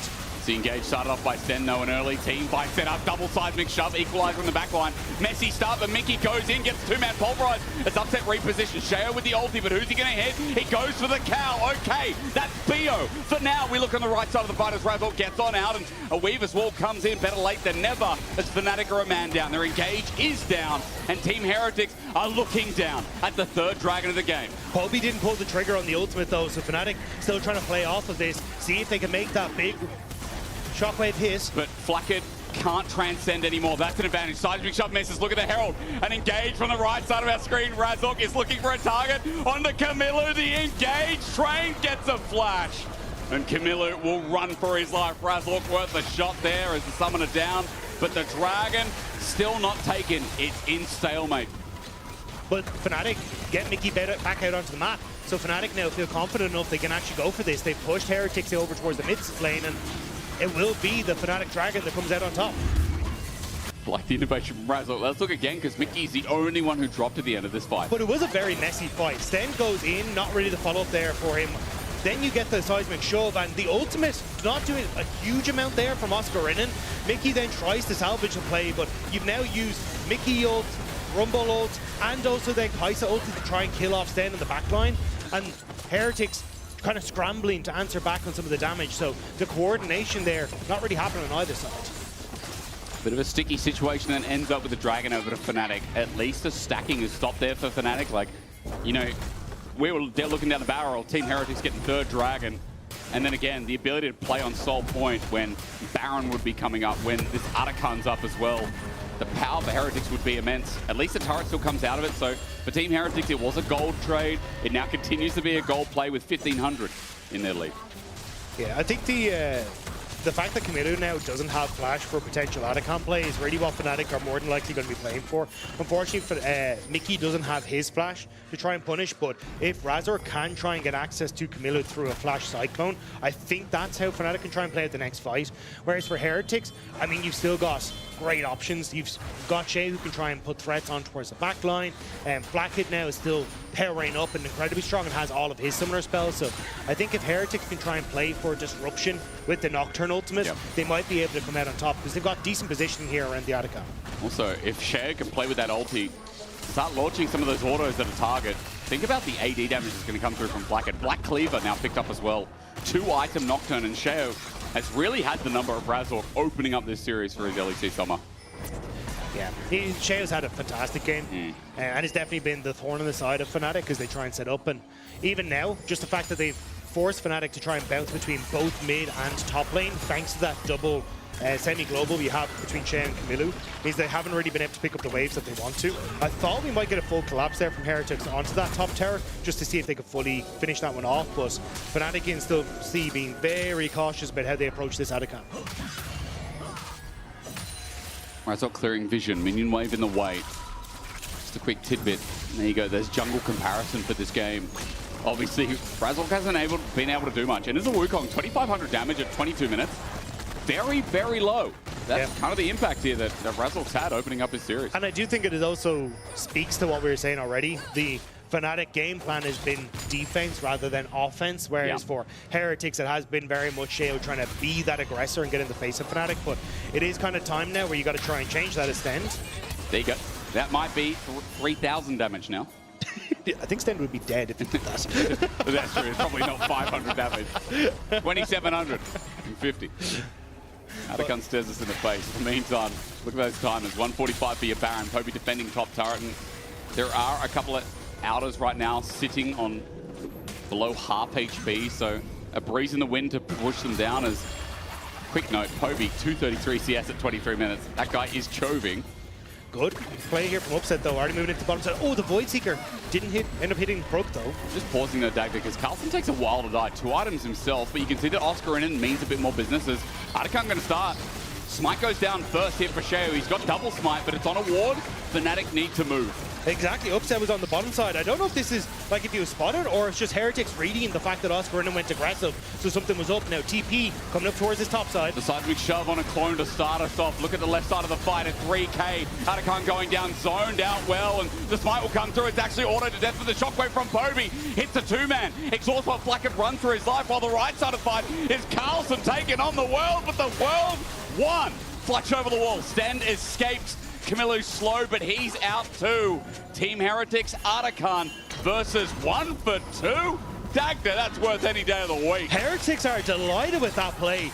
I think the call was essentially Heretics were like, hang on, Oscarina has been playing super passive, suddenly he goes aggressive, there has to be support on bot lane, pull the trigger on towards Atacon.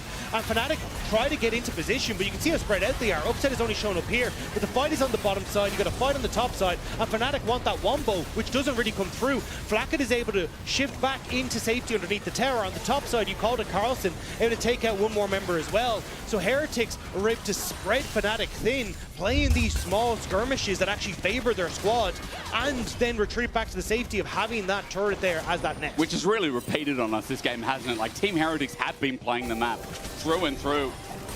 And Fnatic, it's not that they look dizzy, it's just the fact that they're either slow to these movements, slow to these engagements. Well, that person that rocks up at 7:30 for a 6 o'clock house party, the food's already gone, the drinks are halfway through, and they didn't bring anything, Dagda. Look, I was just fashionably late, okay? It wasn't you. It wasn't you. You're never like that. You're always on time. I would never. Guys, Dagda, what a gentleman. Let's pause. Dragon's up, though. Started by Shayo. Heel's actually burnt. Blackhead gets out of the way. Fnatic getting zoned down.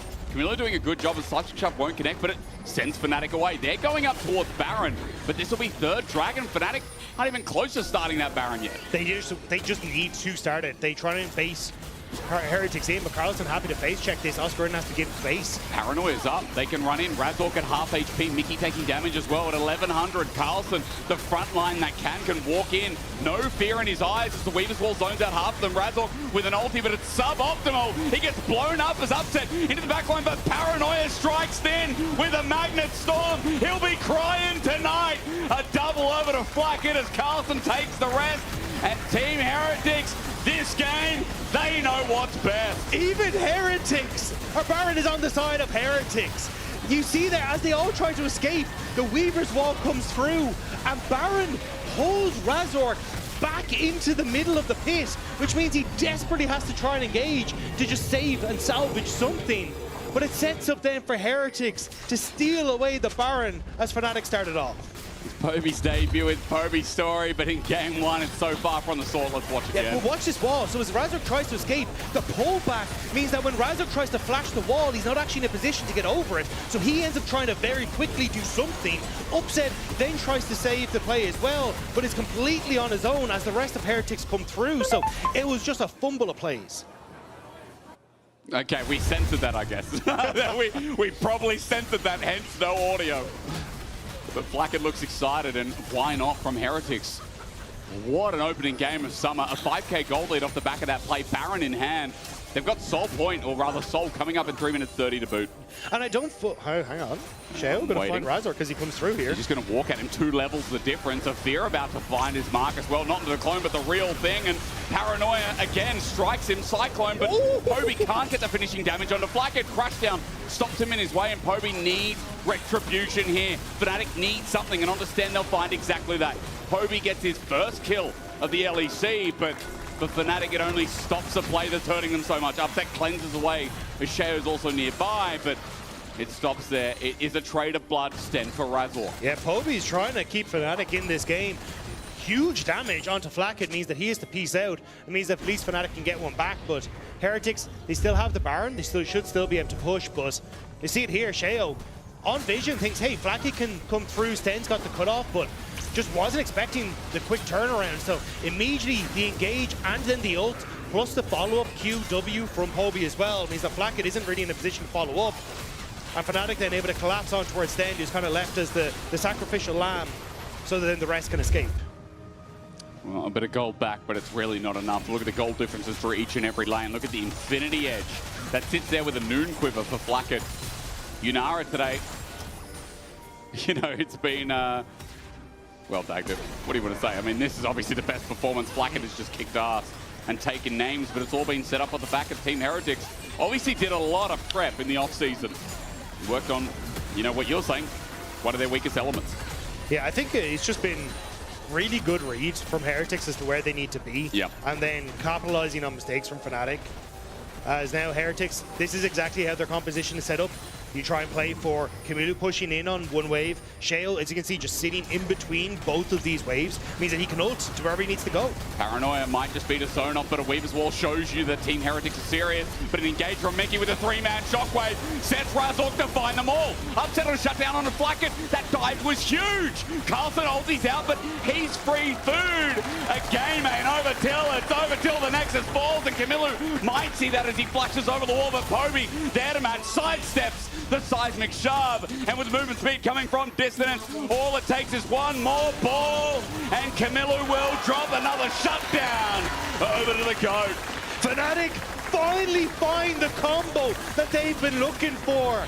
Heretics use everything to try and get the tower, but it means that Fnatic, when they pounce, Heretics just have nothing to try and disrupt the play. Now mid's open. This is objective bounty territory. When there was a 6k gold lead, Fnatic are about to break the wall and move it to only 2.5. And this is what we're talking about. Shale can use this ult to get the tower, but it means that then when Fnatic go for the re-engage, the follow-up is already there. Fnatic can see everyone and everything. Upset is able to shotgun himself into the backline, pick off the members that he needs to, and even then the disengage from Wukong's huge, but here we go again. It is happening again, but this time Shao is using Paranoia defensively. Upset's ready to dive. His Killer Instinct just about off the cooldown there, and Fnatic somehow, some way, are now walking towards the driver's seat for this 15-second Drake. And that's Sheo without flash, without ultimate, which means it's without contest from Heretics. It'd be suicidal to try and go in here instead of about to learn this. Out. Mickey takes the blast going over with him. He'll flash, but that'll be a waste as Razork follows him over. Dragon for free as well. Team Heretics have just thrown this out the window. There was no need for Sten to be there. Gets caught. And realistically, once Sheo was already out of there, Heretics needed to look for a different play. Push in mid, put pressure on towards the top side, steal away the jungle like Blackhead is doing now. But instead, you end up giving that kill across, and now you're on the back foot once more, because Fnatic get to come out of base and man up and start to put pressure down on towards this top half of the map with vision for Baron in a minute's time. No one can get called out. Team Heretics need to keep grouped up. The success this game has been those coordinated fights with Sheo at the helm. But the last couple have been Fnatic finding picks. And to their credit, while Heretics might feel like a throw here, Fnatic, the engage was immense, and that pick-off from Mickey set up with Poby has really brought it all together. And it's given them crucial breakpoints here for the items as well. You can see now 3 items for Poby is huge. The Zhonya's Hourglass completed for Upset as well. It means that he can be far more aggressive in these fights and have that safety net as well. So I think for Heretics, it now becomes a lot more difficult to play at these fights. Your saving grace is Flacket. Like, 5 items for this AD carry. He is going to be huge, especially if he can get everyone clumped up on Fnatic for that mass AoE damage, but he has to make sure that he's not getting caught by the likes of Razork and Poby. The combination already shown. Wukong, Orianna, easy to execute. I'm seeing Flacket with no flash. Thank you, Dagda. He points things to me. You don't see it, but he tells me things. Makes me look smart.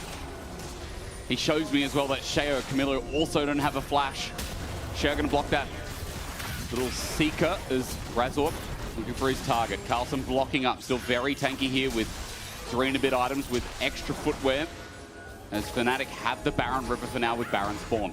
Yeah, you want, as Fnatic, to try and take the fight in this kind of choke point, so that then you're able to keep everyone in Heretics grouped up, and it makes it significantly easier for you to try and have this big wombo. But the second you start kind of ceding control, it makes it a little bit more difficult. Carlson starts this off though. He rams in as Weaver's wall is out again. Fnatic on the wrong side of it. They're split away, but Poby has the range over the wall. Sheo's already pulled the paranoia out as a bit of damage onto Team Heretics jungle. Razork has flashed in. Shockwave finds none of them though, but it's still going to be mitigated by the fact that Upset has a death wish. He wants Team Heretics' death rather on a silver platter. Camilo Sten, the last remnant here in Fnatic.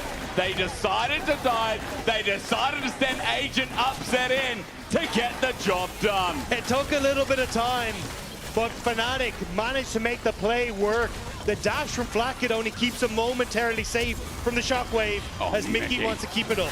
His flash won't matter in the end, but Adil still sends a ball right in for delivery. This will be the end. A game that Team Heretics had in the palm of their hands that Fnatic had to execute to clench back, and Sten, his Magnus Storm will be in vain. An ace, a 9-1-4 Kai'Sa, a debut for Poby, but man, I'd be lying if I didn't say that Upset carried the hell out of those fights with Mickey. Incredible comeback from Fnatic. Heretics just getting a bit greedy at times, overextending, getting caught out, thinking they could make picks happen that weren't there, and somehow Fnatic punish them and bring it back from the brink. And of course, it's not fair. I mean, Poby, his ball delivery was fantastic. His timing was great, all but the last one. There are a lot of elements together. I think the last one was just the ult dash to get away by Flacket, which is great timing, but just still wasn't enough. We're just going to send to this strange man who we let into the studio with a microphone. After that, security will escort him out. Thank you. I'm a strange man escorted into the building, joined by Mickey X, who, I don't know, there's a lot of adjectives I could use to describe the game, so why don't you just tell me how you describe it? Interesting. Interesting is a very good way to describe it, I would say. Strong start. What needs to change in Game 2 so that the Fnatic fans here aren't having a heart attack?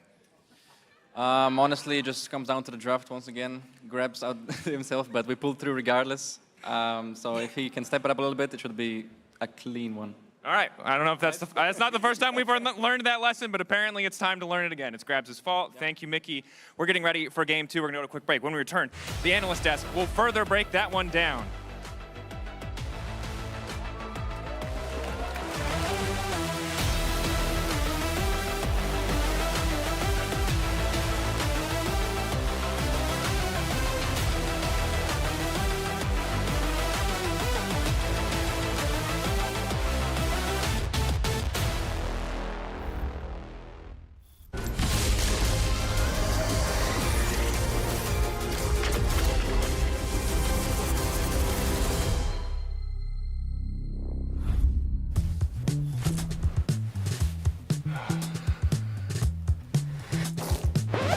Damn it. Hey, Dragos, you ready for the...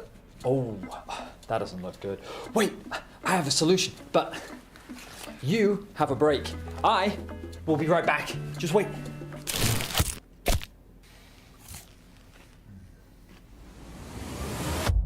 Have a break. Have a Kit Kat. See? I told you we'd figure it out. I don't think this counts. Come on, let's go.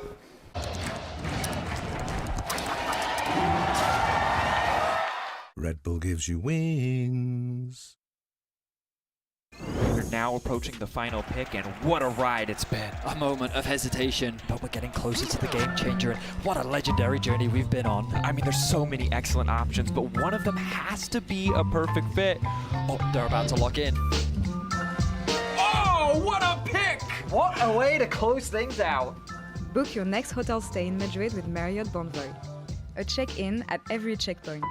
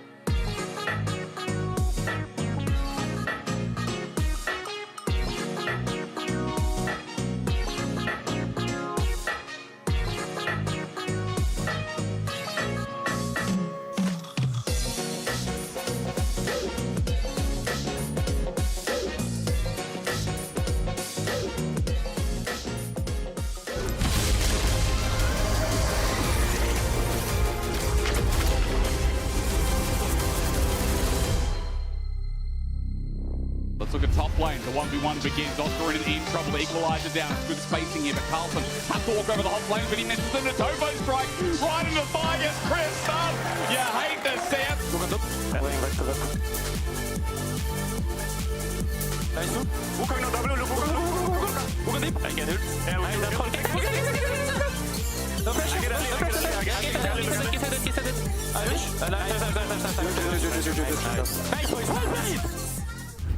And that was the last time Heretics had the edge in this game, because Fnatic takes game one, but oh boy, did they have to work for it. Mickey said interesting.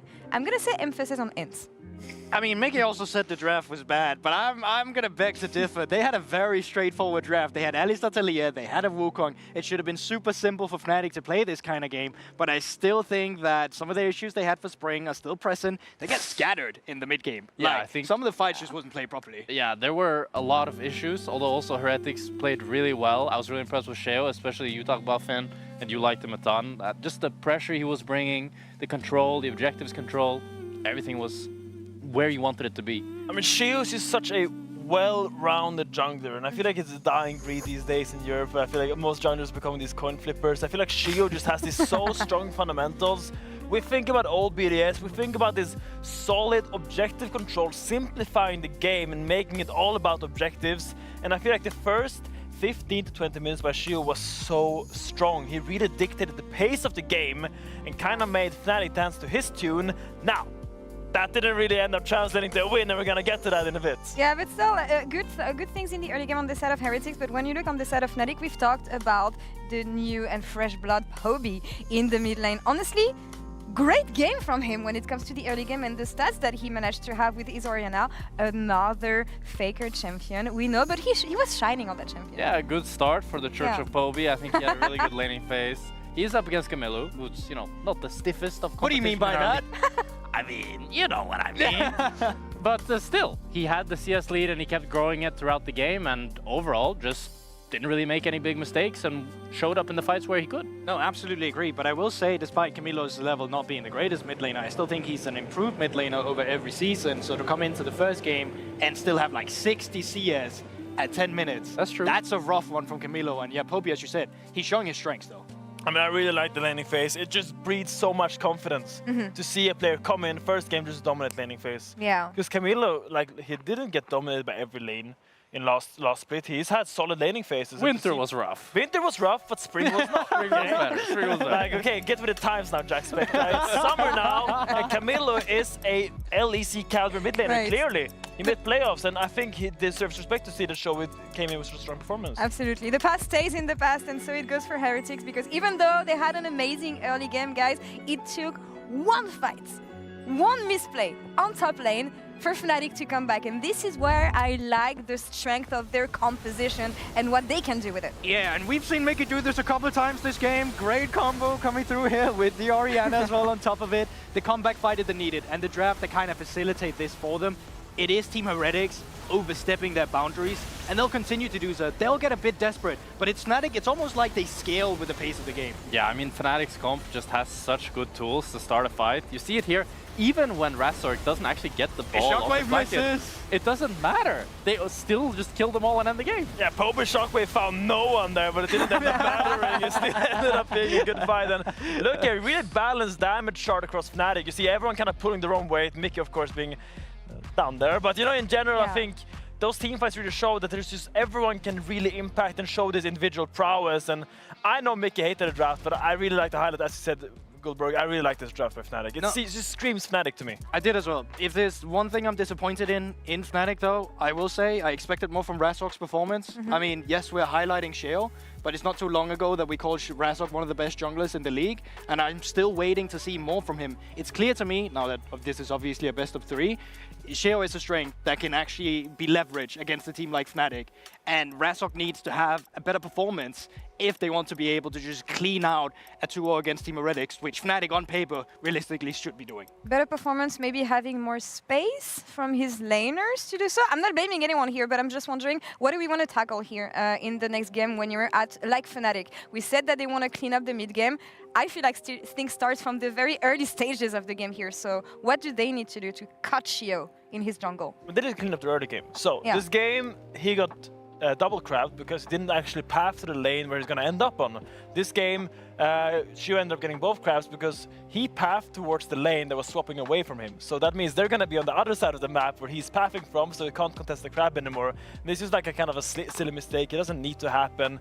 And in general, I need him to play on the side where his strong laners are. Again, if they do go for these swaps early game, you need to make sure he's on the same side and his camps are cleared on that side where Upset and Mickey ends up. It definitely feels a bit weird as well, because usually when you have the winning mid laner, it's really easy to play jungle because you can always invade raptors, you can always move around with your mid.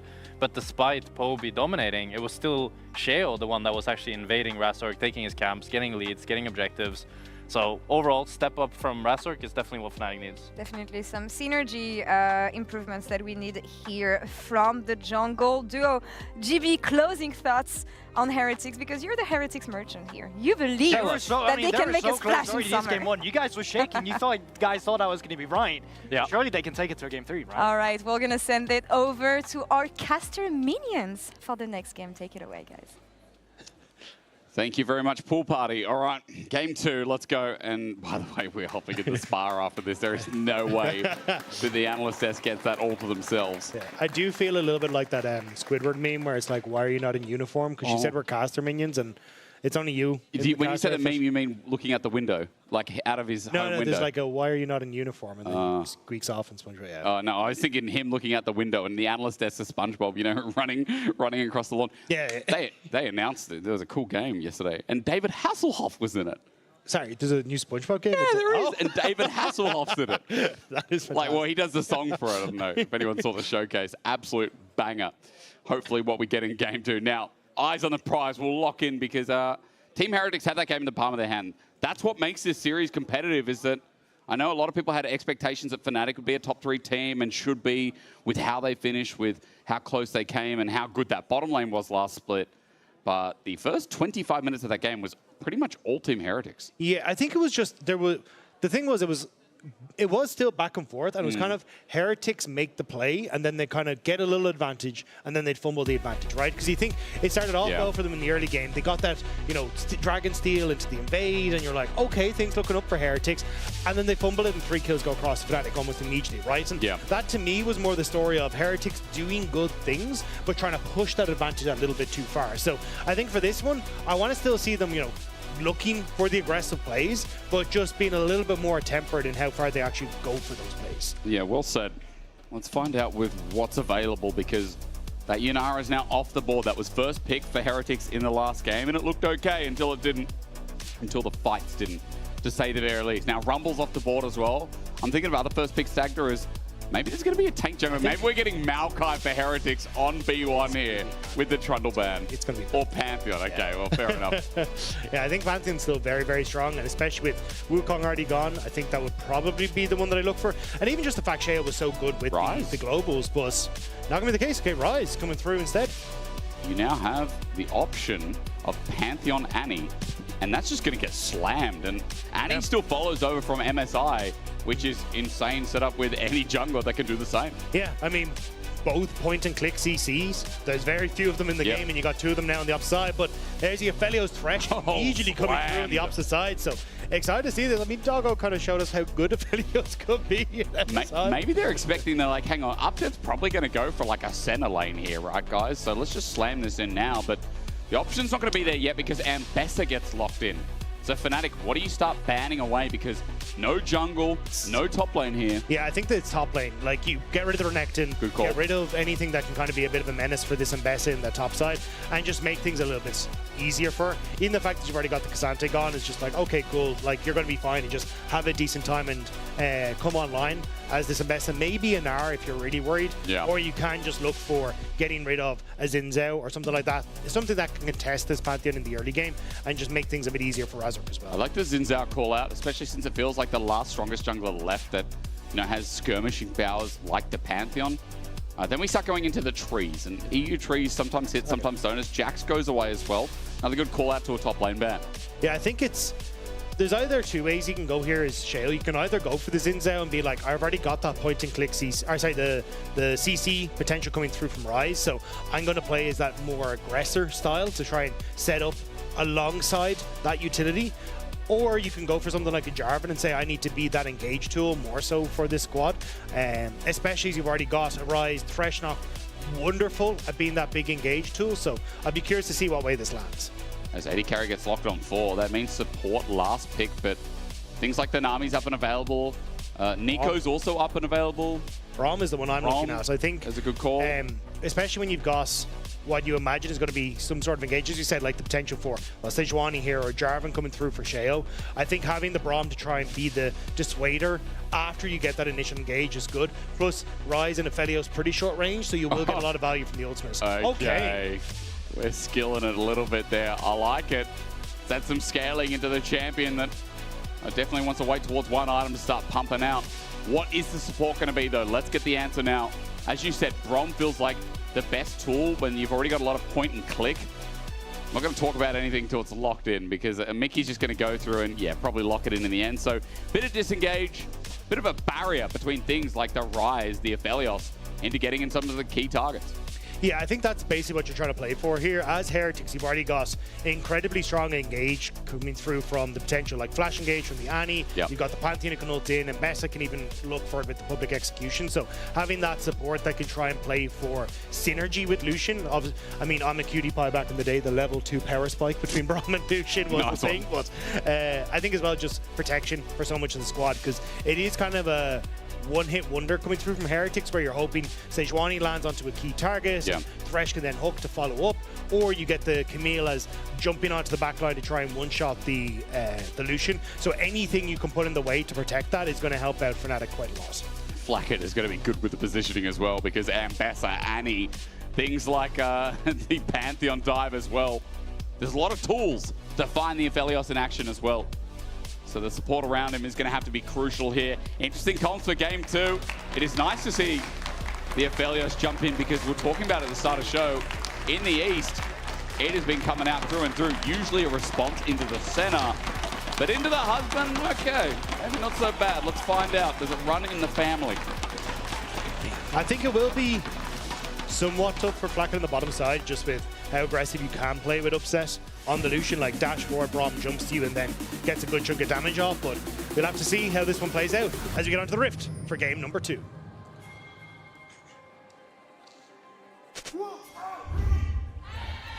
Welcome to Summoner's Rift. Oh, it is nice to see the debut that we've got Fnatic crowd out and about. Ready for something to shout about as well. Poby had a good game 1. I mean, his CS difference was quite large, like individually over Camilo. They're talking a little bit about it on desk, where he had a really good entry as Fnatic, trying to make a good entry into game 2. This invade with Braum, one of the best invading champions, one of the best skirmishing champions. Oh, yeah. There is a stun on the mid laner, that is true. So yeah, I think you're a little worried if you're Heretics trying to face check into this, but more so it's just going to be to get vision. Actually, do they place the ward down as they exit? No, so kind of faking the vision that's down, but going to hold on to it for a little bit. Actually, they did, yeah, just place one there over by the Raptors. But for Fnatic, again, like a huge amount of this is going to be trying to play for early aggression through the fact that Poby has that CC in the mid lane, trying to play through that mid jungle with Razork, and also then lending that in towards really strong skirmishing power with this Braum. So for Heretics, I'm curious how they want to try and play this out. It's definitely more of a 1-3-1. Sorry, 1-3-1 composition that they're looking to try and play through, but I still think it can be relatively difficult, especially when Flacket is going to find it tough to try and compete on mid waves with Upset and Mickey contesting as well. I feel like we're going to watch jungle intervention as usual. Sound like a broken record, but this game especially, top side, that's where Cher has the most synergy, is you've got double range bot lane here, and it'll be interesting to see how Razork gets into the game. Already the range advantage doing well as Team Heretics just using the base damage to try and bully down Fnatic, but it does feel like Upset's pushing for 2 first. Well, he's pushing very heavily because look at Razork's pathing here. He's gone for his wolves down into his blue and also his Grom, so I think they're looking for an invade on this bottom side because Poby has also pushed pretty aggressively in this mid lane, but we'll have to see if that is going to be the plan, although he looks like he's hovering more to go back up towards his top side, but could be a potential there. Their sentence is up and available now from Sten, though. So remember, just looking for that hook to see if it can find something on Upset, which seems very unlikely, but regardless, it will result in a cleanse. He can't relentless pursuit away. Topside push already here for Carlson. Slowly but surely, as his jungler is pathing away, and Sheo is just clearing down his bot for now. Yeah, so all going to be pretty even Steven, but yeah, nice trades coming through for Carlson. Good trade back from Oscar Innen, though, so especially with the wave position where it is, it may actually just be Razork trying to make an early play up towards this top side. Carlson kind of needs to get this next wave crashed, or else it's going to be frozen on him for a while. Problem with Death Sentence early, it's like a 15-second cooldown, so much like Blitzcrank, we just got to wait a little bit before another attempt is sent out. Also the problem with Thresh early is one Death Sentence like, what, 100 mana or something? Like it's a decent chunk 80, early I on. think it is, yeah. 80 yeah, it's something decent. Yeah. That's why I asked the support main rather than just make a guess. It's just such a long cooldown. It's like 17 seconds, I think, at level 1. So it just means that it's a very, very... If you miss it, you are significantly more vulnerable for a lot of these plays. But yeah, I was trying to keep my eyes on towards Razork. Doesn't look like he's going to try and make anything happen on this top side. There's a good ward there from Carson as well, which should have spotted him out. Carlson receiving the wave. Oscar's going to make sure the push comes in, so no freeze here. Carlson can't really play with that, and especially with the deep water. As you're mentioning, Razork behind enemy lines, gets a ward into blue side jungle. Shao going to be spotted now as he goes for his second side clear. Maybe looks for an option up in top lane as Oscar going to use his chance to get a quick back. So early game, everything's chilling. And you know what? That means it's promotion time. Oh, I know you like it. There you go. Now remember, summer finals, this is what it all leads to. Summer split, hell yeah, there's a finals in Madrid. And big shout out to the Spanish, because when we were last there, holy moly did they put on a show. That crowd was wild when we had our road trip last split. Big shout out. You can scan that. If you have a phone and you live in this area, you can scan that. For now, hookshot, wall shot. I'd say Carlton's okay. I'm going to hold on that because Upset's just out of range. But the 2v1 is not working well for the Camille. Yeah, I don't think Carlson should have stepped up there. Oscar had already shown that he TP'd to bottom side, so you know that the swap is going to be coming through from Fnatic. Now Carlson gets hit again. Wait, little chunk as well. Magic damage comes through, and Meki, really good Winter's Bite here. Carlson's just going to have to back away and probably use TP, but look at where the wave is. Yeah, slow pushing is chunky. Oscar in, and not the same deal. Teleport going to be burned.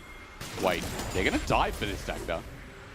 Yeah, they need to make something happen because they know they're going to lose out on a ton on top end, but nobody here to protect Oscarinen. Their sentence doesn't connect. That's the start, though. Waiting for the flay as well. It comes through, but with the Gravitum down, Oscarinen sent packing. First blood easily done with the denial of all those minions. Yeah, the exhaust means that there is zero way you're going to be able to outplay that one for Oscarinen, and there was just no support coming through from Fnatic, and a good call from Heretics. I mean, you already highlighted the wave was pushing way out from Carlson in that top side of the map, and it means you're just going to slowly bleed out, so they have to make something happen, and it's on that bottom side they find the success. And it means now the 2v2 can go top, and even though those minions were denied, it should be good for Upset here. Still, that gold going over, and the kill over to Carlson on this Camille gets the legs really charged up in this early game, doesn't it? Yeah, I mean, those scissors are going to be flying, but we'll have to see how it gets on as Fnatic. Yeah. Looks like they want to try and connect with Heretics as they try and enter into the lane here. It's very scary when you watch The Kingsman, you know, the movie, and the start of the movie. Oh, yeah. Oh, that's R-rated, so make sure you got accompaniment. Actually, you got to be 18, I think. Dark Passage, flash, Mickey gets in the way, unbreakable, but a flash matched, and after the Winter's Bite, Sten kept in place, the range enough, but the death sentence is one for Razork. He'll flash the match, but a kill given over to Flackhead. Sten's dying breath puts one in the hole. Yeah, you'll take it as that, as Heretics. The fact that you end up getting the aftershock there from Sten keeps him alive just long enough to get underneath the tower and set up for another play, and now Sejuani in the area as well to make sure Flackhead can actually crash this wave. And Fnatic can't keep this freeze up any longer. Mickey's going to try and hold it at the very least, but yeah, not enough minions. It's too close. It's going to crash anyway, so nicely done. And you know, Sten, someone who received a bit of criticism at the start of the year for coming into the league, when a lot of people saying maybe he's not LEC ready. Last split, he showed signs of life, signs of vigor that we talked a lot about, you know, towards the later end of the split. I feel like Sten already not too bad of a start considering he's engaged his last game. We're pretty clean outside of the fact that the fight started going haywire. We're going to see another one now. Death sentence at the ready, that's what I look for. Black and Under Turret is going to send him out with the shurikens and his auto attacks. A feat of warfare has been claimed, but it's not over yet. A double already down, and Sheriff flashes out from the turret range. Double to Camilo. Cleaner than I expected. Yeah, the Lantern helping out a lot there to reposition members underneath the tower, and Heretics get two for nothing. Heretics are starting to outplay Fnatic once more in this early game. I just can't believe it. It looked messy. It looked like Razork was able to mitigate a lot from that dive, but Camilo picks up a double. As I said, in the midst of the play, feat's now picked up, at least the warfare kind, and 1,500 gold lead again for Heretics. Dagda, you're dead on. Good early game once again to talk about from TH. Yeah, but it's kind of the crucial members that are also picking up these kills, right? Camilo obviously getting that advantage now means that he is going to be much more potent in the side lane and being able to push and play with the Realm Warp. And even the fact that Flacken managed to get that early kill as well on towards Razork. Now Fnatic trying to find that timing window for Grubs, but is it there? Their sentence hands on the Razork. The box is out, or rather not available. Rather, it's the Dark Passage culling in the way, but Shao blocks. Tivers comes out, but it's not doing too much as Flackett's doing more. The bear is about to be unaware. Dropping down, Poby flashes out. Fnatic came to play, but Team Heretics again in the way. Hobie ended up dropping the Tibbers on towards Camilo, but look at his build. Magic resistant to Ruby Crystals. He's surprisingly tanky in this early stage, which means that you don't really get that big burst damage you were hoping for, and you'll see here, it gives time for the rest of Heretics to show up. Sten, good hook on towards Razor, throws the shield, but even with the electrocuting and everything, Camilo still above half HP, which means there's no real threat then for Black as he comes through. Having the Crescendum as well, he's getting a ton of damage off. Did you see Sten's about to die to the culling? Sheo gets in the way, and that pig is just so annoying, stopping anything from happening to the support. Now, Sten gets cancelled here, but crucially, Flacker does not. I mean, Sten will take a little bit more time to go back, but as you said before, kills were going on crucial targets. Again, can be the same. Same to be said, Flack at 2 kills. Another one over to Camilo. 2.5k gold lead. Team Heretics, the improvement, really showcasing here is the early game. There's a lot to spruik about. Yeah, I think this is where, again, you kind of get to open up as how do we want to try and play? This is Heretics, because we definitely have the advantage. All right, let's set up this 1-3-1 that we were looking for, right? Carlson now in the side lane. He's been slowly farming up. He's got a good lead against Oscarinen. Oscarinen can't go really toe-to-toe with him in the 1v1. Now with the Rod of Ages complete on towards Camilo, I don't really think Poby can commit to that side lane either. So this just becomes very difficult now for Fnatic to gain access to the map.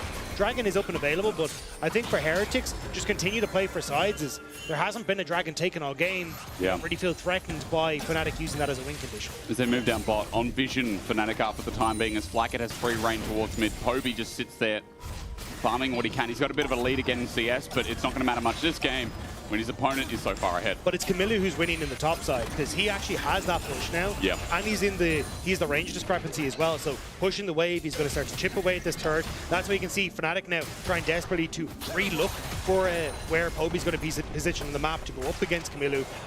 Oscarinen may need to TP down to this bottom side, honestly, to try and break, because again, Carlson set up a nice freeze for himself and he's just slowly starting to gain more resources. So Heretics playing the side lanes better and positioning the map better than Fnatic right now. In this game as well, I mean, similar to last game, I guess, we're talking about a front to back, but you talked about the individual setup for the team fight here. You talked about what Sejuani does and how they find picks with Thresh as well, right? But the 1-3-1 that you've been talking about all game, if the game is chill, and a 1-3-1 is at even neck, you know how Camille scales, you know what Rise does. Lots of wave clear as it comes towards second, third item, and the ability to continue these dives, which makes it so easy when you have that push. But I think it's Fnatic who are going to continue these dives. Push under tower, Razork is here. Tibbers was already out, Camillo's a little bit low. Something on the board for Fnatic, second kill perhaps, setting up with the shield and a pierce, a spear. Razork for the chase, finds it with a shutdown and his escape. Okay, Tom Cruise, take it easy. Second kill over to Fnatic.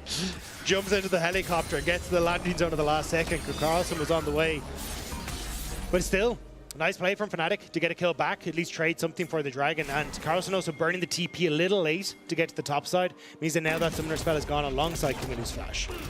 It's a kill. At the very least, it's mitigating and getting a bit of gold back into Razork, who in this early game, I mean, it's complete polar opposite, isn't it? Sheo had his number on that Nocturne.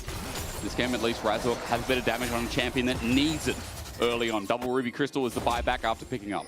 Yeah, I think the fact you've now got both TPs down signals that Fnatic might have a moment where they can try and bring it back into this game. Because you now have a point where you can try and play for Rift Trail that's in 2.5 minutes time, having both of the summoner spells up and available to get around the map. But that commits a lot to, hey, can we get control of the map? And Heretics want none of that.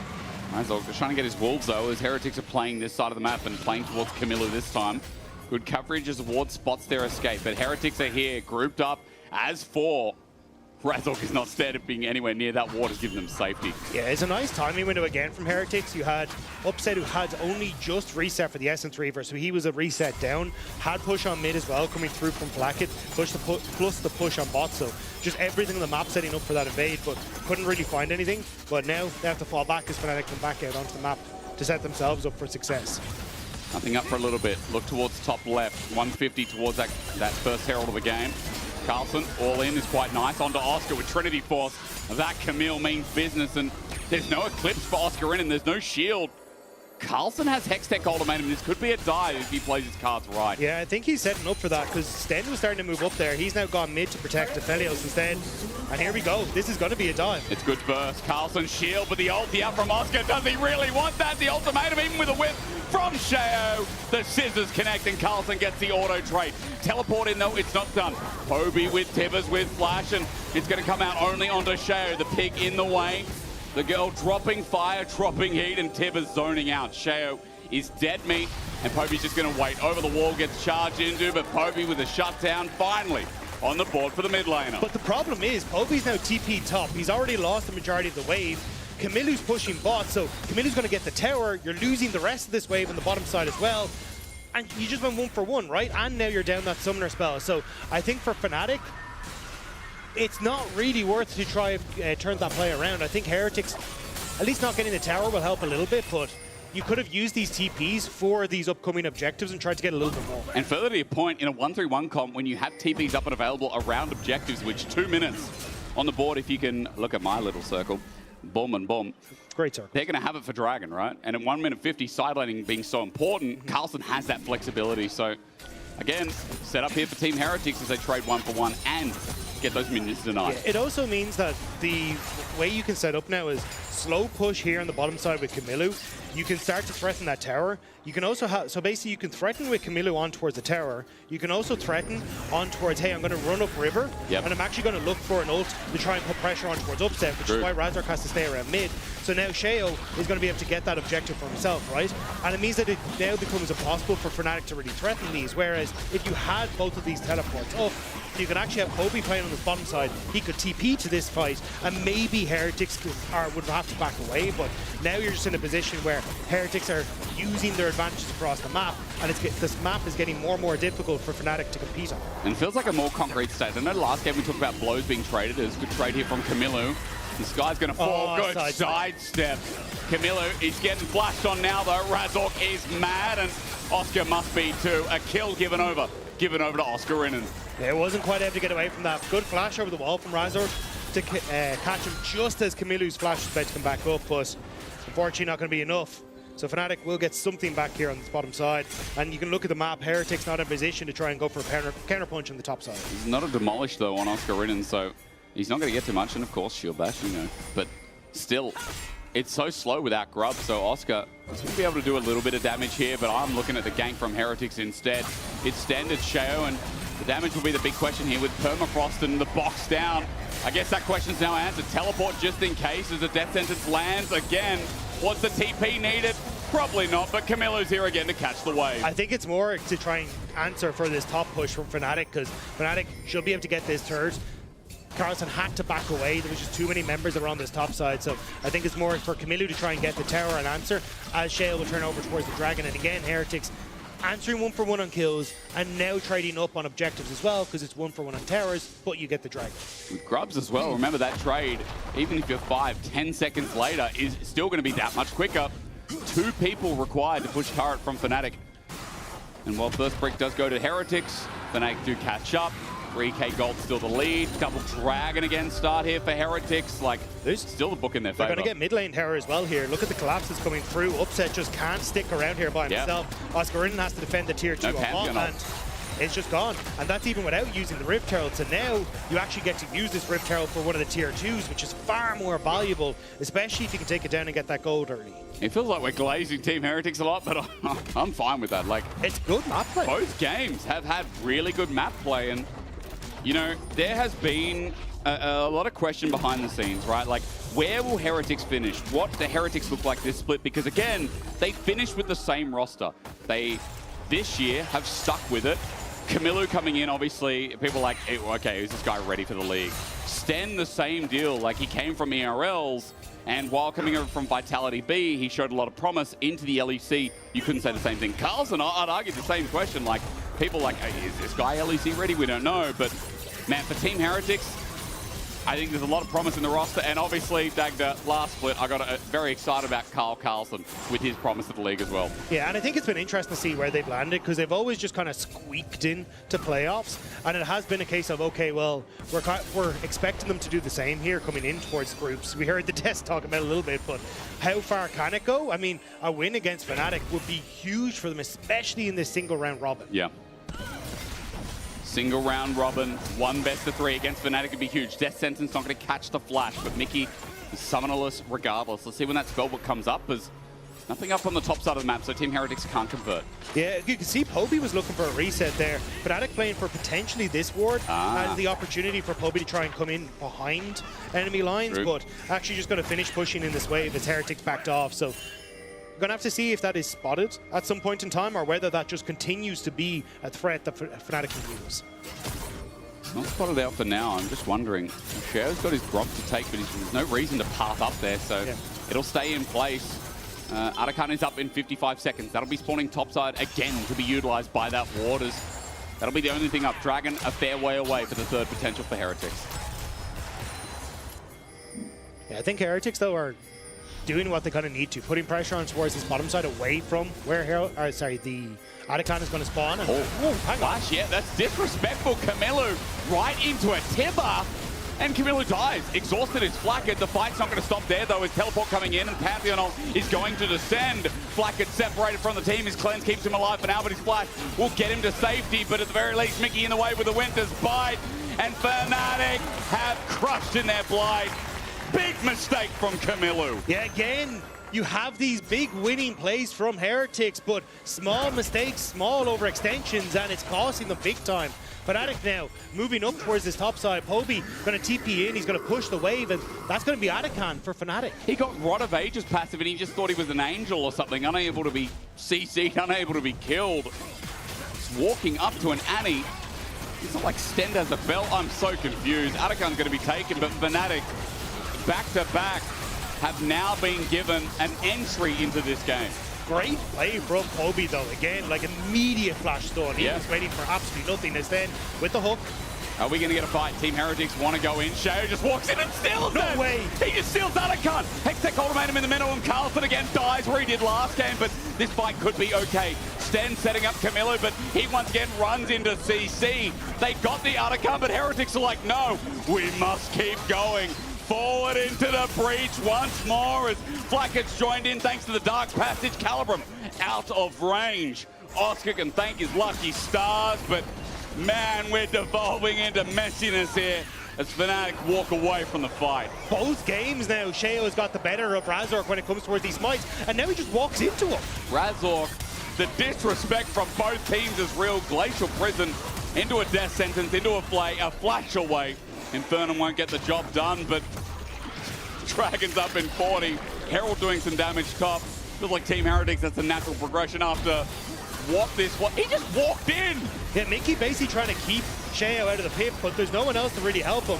And you can see Oscar in and goes back there to try and go on towards Carlson, but Shao just walks in then, steals the objective, and both Upset and Poby go so low off the back of the damage. Upset actually goes down, and it means that, yeah, sure, Oscar is able to finish people off, but they're just waiting here for the Aphelios to walk up. Sten gets the hook, Lanterns in the Aphelios, and then they're able to tear through Fnatic. The fact they got the Arakan is huge for them. I mean, it's such a big injection, and we're fighting again. Remember, it's third Dragon. Infernal Soul looms, and Soul Point for Team Heretics is now on the cards. They have full control of the river. Fnatic are backing off, and with what was used in the last fight, it seems to be enough. Team Heretics going deep for this one as Razork tries to take Gromp away, but Stand is on the march. It's a Realm Wall as well. Hook shot, wall shot, no ultimatum, but with a hook in and a box down, a flay through. Razork kept in place, through and through. Shao gets the kill as Razork has dropped down to his knees, but Carlson jumped in under a turret with a culling in the way. Okay, Heretics still have an 80 carry. The turret's still going to go down. Carlson just likes going forward. As the death sentence won't connect this time around, but Heretics are taking everything from the bot side of this map. Heretics are playing so well. Everyone is on the same page. Everyone is jumping forward. We got another. Is hitting everyone. Mickey gets flayed in and an ulti to bite that dust. Flacken will take kill number 3. And Dragon number 3 off the back of it as well. Consistently, Heretics have been able to catch Razork out in positions where he shouldn't be, then find more off the back of it. And they're looking now at this Dragon. I think we're going to a game 3. I think we are, but honestly, Dagda, I don't know if I can say that. I just... There was a will, there was a way in game 1, and in this game we've seen that Team Heretics are not infallible. Okay, they're not perfect. It's not the cleanest League of Legends, but hell, they do like setting up their fights. They do like pressing buttons. I think the only silver lining here for Fnatic is that a lot of their flashes are going to be coming back up momentarily, right? And when you have a flash on the Annie, you have a flash now on Mickey, potentially if you can buy enough time for Razork to come through in a minute 20 as well, maybe that can be the difference maker, but it still becomes incredibly difficult because Blackhead already has the cleanse as well. Yep. So him as a target is going to be tough because you've got the redemption from Zen to keep him topped up and alive. So you're kind of looking at these tankier members to try and one-shot here as Poby, but or at least set up for the stun into the follow-up. But I just don't know if you've got enough in the tank realistically to try and follow through. I'm excited to ask that question though, Dagda. I'm excited to ask what the limits can be pushed. Is third item on the way for Flacket here. And that's actually the surprising part to me is how well Upset has been farming. So basically 20 CS lead is essentially even with the Aphelios, and now has finished his third item. So maybe Upset can be that difference maker here in the fight to just be like, hey, I'm the one that can actually go even. And we already saw Poby can do a decent chunk of burst. And Diani, if she can tick over to 16, can do her job regardless. Mickey and Upset again, showing us what Trial by Fire looks like. Sheo, a new target. Winter's Bite will get the concussive blow to set up, but getting close. Razork ulti's in. There's one with a permafrost from Sheo. Rather, it is a Glacial Fissure, but Sheo just walked back in because he's playing with the box. Taken away. The Dark Passage rather as Sten gets him to safety. Yeah, trying to buy time for both side lanes to push in, but does mean the Sheo doesn't have the ultimate available. Poby now collapsed down to Camilo though. Camilo went deep. It's Tibbers out, but Razork here to support. And Camilo, he'll flash towards the TP. He needs backup. Realm Warp to get Carlson out as Oscar doesn't land the ulti. Carlson here to save the day, say g'day, and say what's up. At half HP, he gets poked out as teleport now. Fnatic bringing in Mickey as well. All right, we're going to group up and punch again. But the thing is, you've now got no flash on Camilo, no ult on Sheo, Camilo, or the option here, I think, to try and continue. Poby has flash. Poby has flash. Poby has flash! And he finds it. Flacket gets to a better position, though. Sends out the Equilibrium, the ultimatum, and now with Sheo running forward, all it takes is back to front. A hook again. Stand on his thread. Sets up for Flacket as Carlson takes down Mickey in the top of the map. They tried desperately on Fnatic to find their moment. Everything thrown, but the fact that Razork and Oscar Rinnan's ultimates were down, they couldn't really find that success.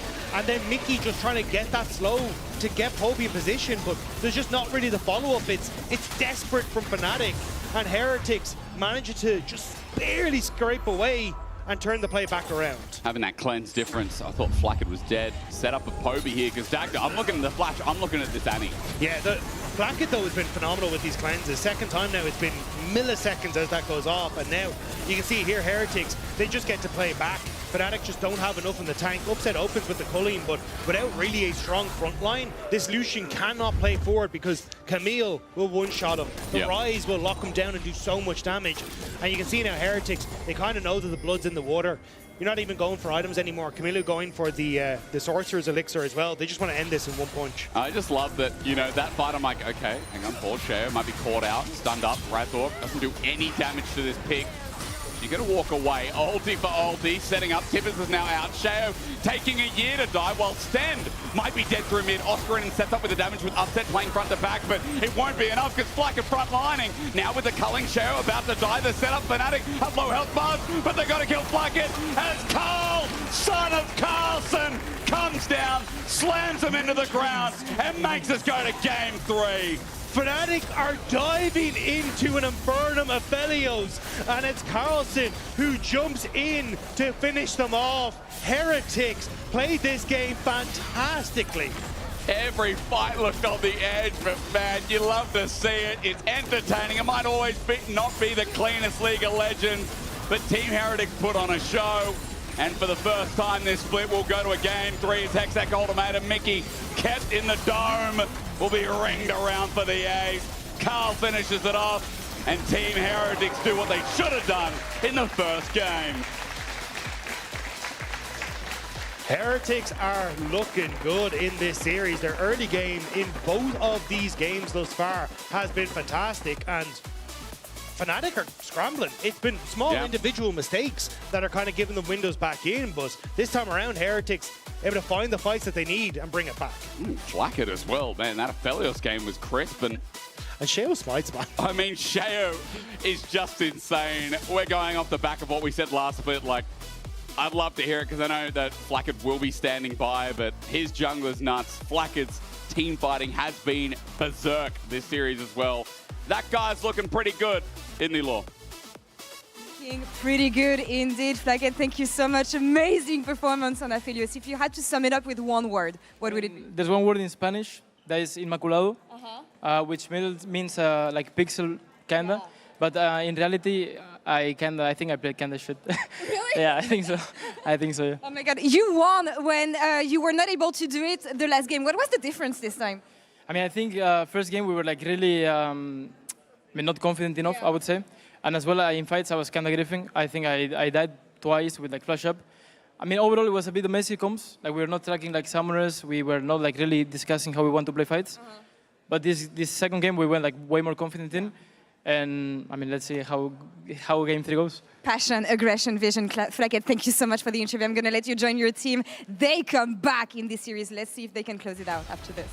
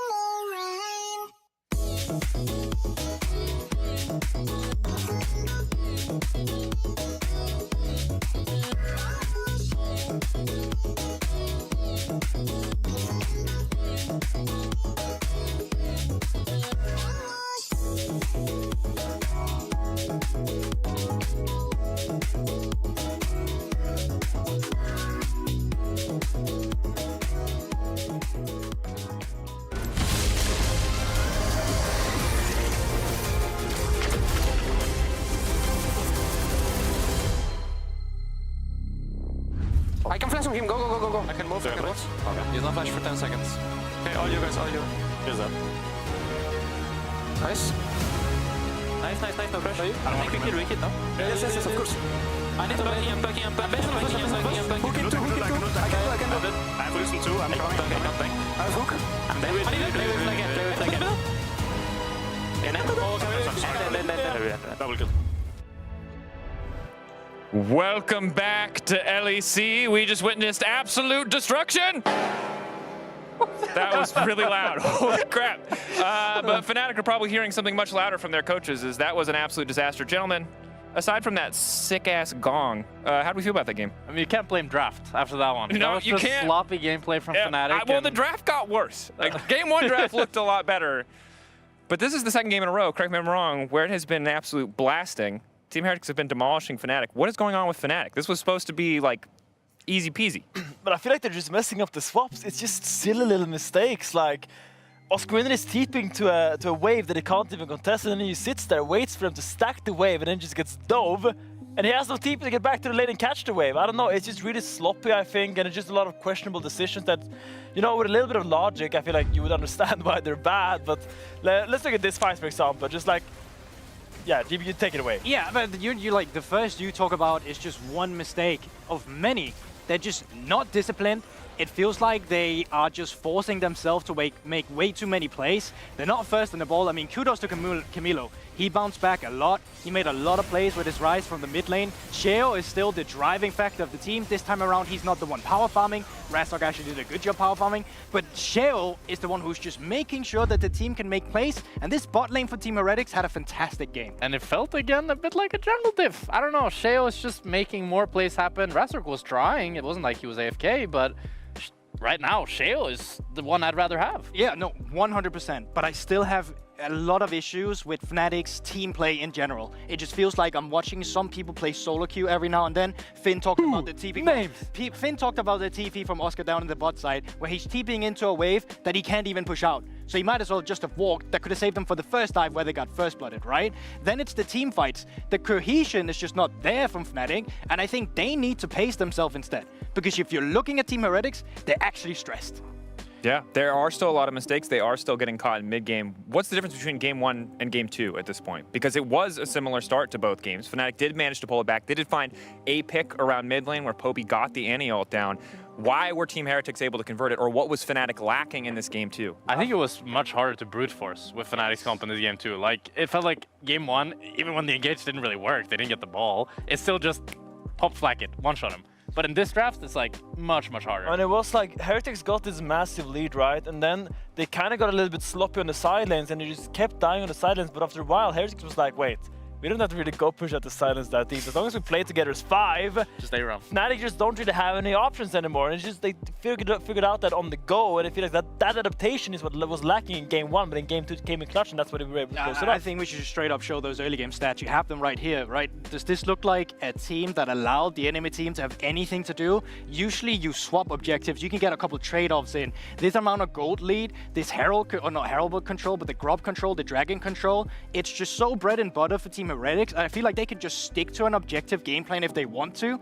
But that's also where some of their mistakes are happening, because when they're not sticking to it, they're overforcing a little bit. They are still making mistakes. Does it look like a team that won't make playoffs, GV? Oh, it looks like a team that's going to make playoffs, Jack. I'm glad you're bringing that back up. I think Fnatic look like a team that's going to make playoffs. That's my question to you. That's too hot. Let's look at it. Okay, guys, remember, like, most teams make playoffs, or at least make the cross-group decider match. But for Fnatic, the question I think with Poby is obviously you want to see an uptick in performance. You don't expect to see it immediately.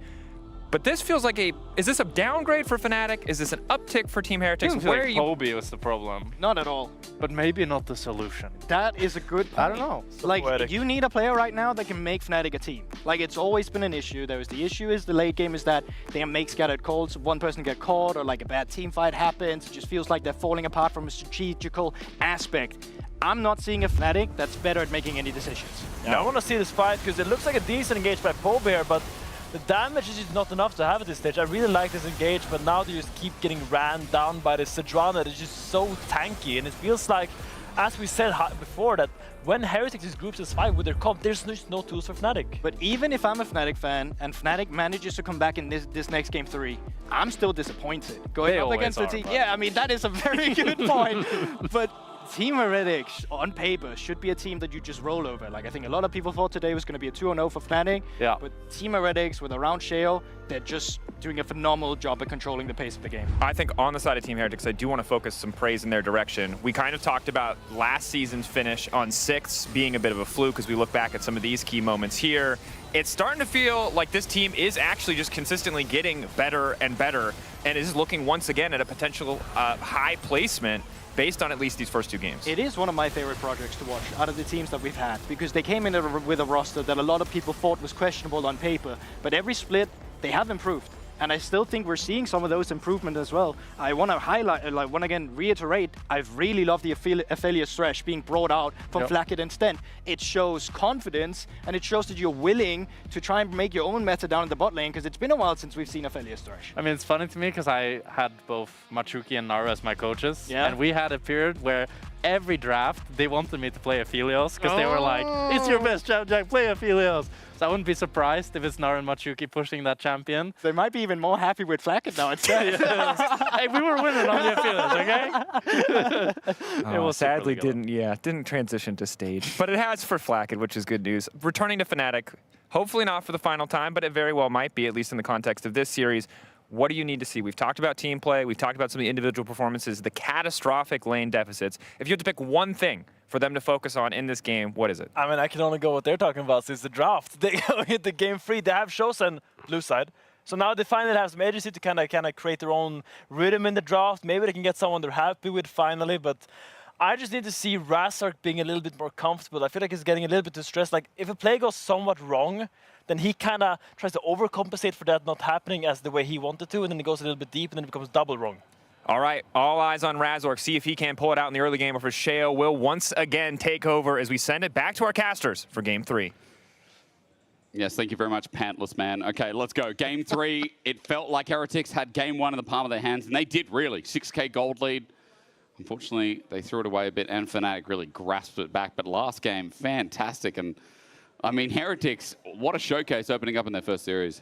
This has been fantastic. Yep. Like, again, it's kind of small individual mistakes that have given Fnatic windows back in, but overall, they have been smarter on how they play the map and been better at setting up of how they can use the advantages that they found on the map better. And I think at this stage, it's kind of on Fnatic to really pick up the pieces here. It has not looked good. Sheo has been outperforming Razork every step of the way. Smites early game when it comes to pressure on the map, like, he really just needs to step up and find some way to control this early game for Fnatic. It does feel like an astrological gap between Sheo and Razork in this series. Like, not just the walk-in of Smite, but even in game 1, Sheo's Nocturne was all over him. And so you're right, it needs to be a step up here. Some members of Fnatic are trying to pick apart the pieces. Some members of Fnatic are trying to pull it together, but it doesn't feel like a cohesive unit. We're about to move into pick and ban. Game 3, and in Fearless, that's always nice. Getting to this final solution. What's it going to be here? A lot of 80 carries out. Kais is a big deal. Yunara is a big deal. But the vibe, perma-banned here on blue side so far today, it seems, as Gwen will follow suit. Yeah, Varus, I don't think we're going to see much of Varus, to be honest, as this play I'm going to agree with that. to go on, but yeah, I'm curious now what they want to continue. Is here more than likely going to be the continuous red side ban alongside that there, as there it is coming through. Xin Zhao, though, still up and available for those junglers, which was kind of the one that I was keeping my eyes on for quite a while. Like, he is most played in LPL, he is second most played in LCK, so I thought we'd get a little bit more of him, but maybe this is where the party shifts across to. Yeah, maybe now, right? Fnatic, what jungler do they want? It's like, it could be the only thing open. The Trundle, though, is one of the few things up and available. And it's like on the other side, well, it's going to be Xin Zhao or it's going to be a tank, which the Trundle excels into, while Team Heretics say, nah, forget it for now. We're going to get a strong 2v2 for our bot lane. It does make sense, because I think a lot of the power picks have already been taken away. And if you look across at the eastern regions, there's a lot of Sivir, there's a lot of Jhin and these kind of champions that are creeping in. But we'll have to see if that's what Upset wants to try and go for here. But I still think opting towards Trying to be mid again. Wow. Towards matching the early AD carry and support is your best bet. Oh my. Now, Mickey has self-proclaimed to us that he is the best Nico support in the LEC. But we do have a legend in the mid lane who is a very good Nico mid. So let's hold on that. Let's wait and see if we get a bit of cinema for our final game. The hover is out of respect here. Team Heretics just thinking about what they can do, maybe to match. As Ezreal, of course, along for Upset is one pick. You talked about Dagger at the start of today. Are they going to get their jungler here? Jax. That could technically be a flex, but most likely top, right? Yeah, I mean, Jax was kind of the answer to Xin Zhao because a lot of his damage was auto attack based. That is true. In the jungle. So I can see the similar logic being applied here to Trundle, where it's just like, well, you just straight up can't hit me, so I win. Yeah. But we'll have to see if that's what Sheo was thinking here.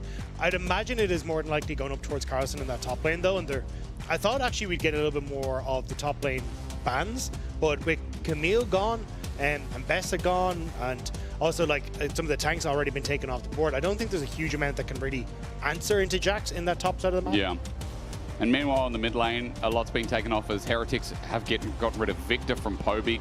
His most played of Challengers League earlier in this year, and they're assuming that it is going to be Mickey with the Nico in the bot side. The tree taken away from EU.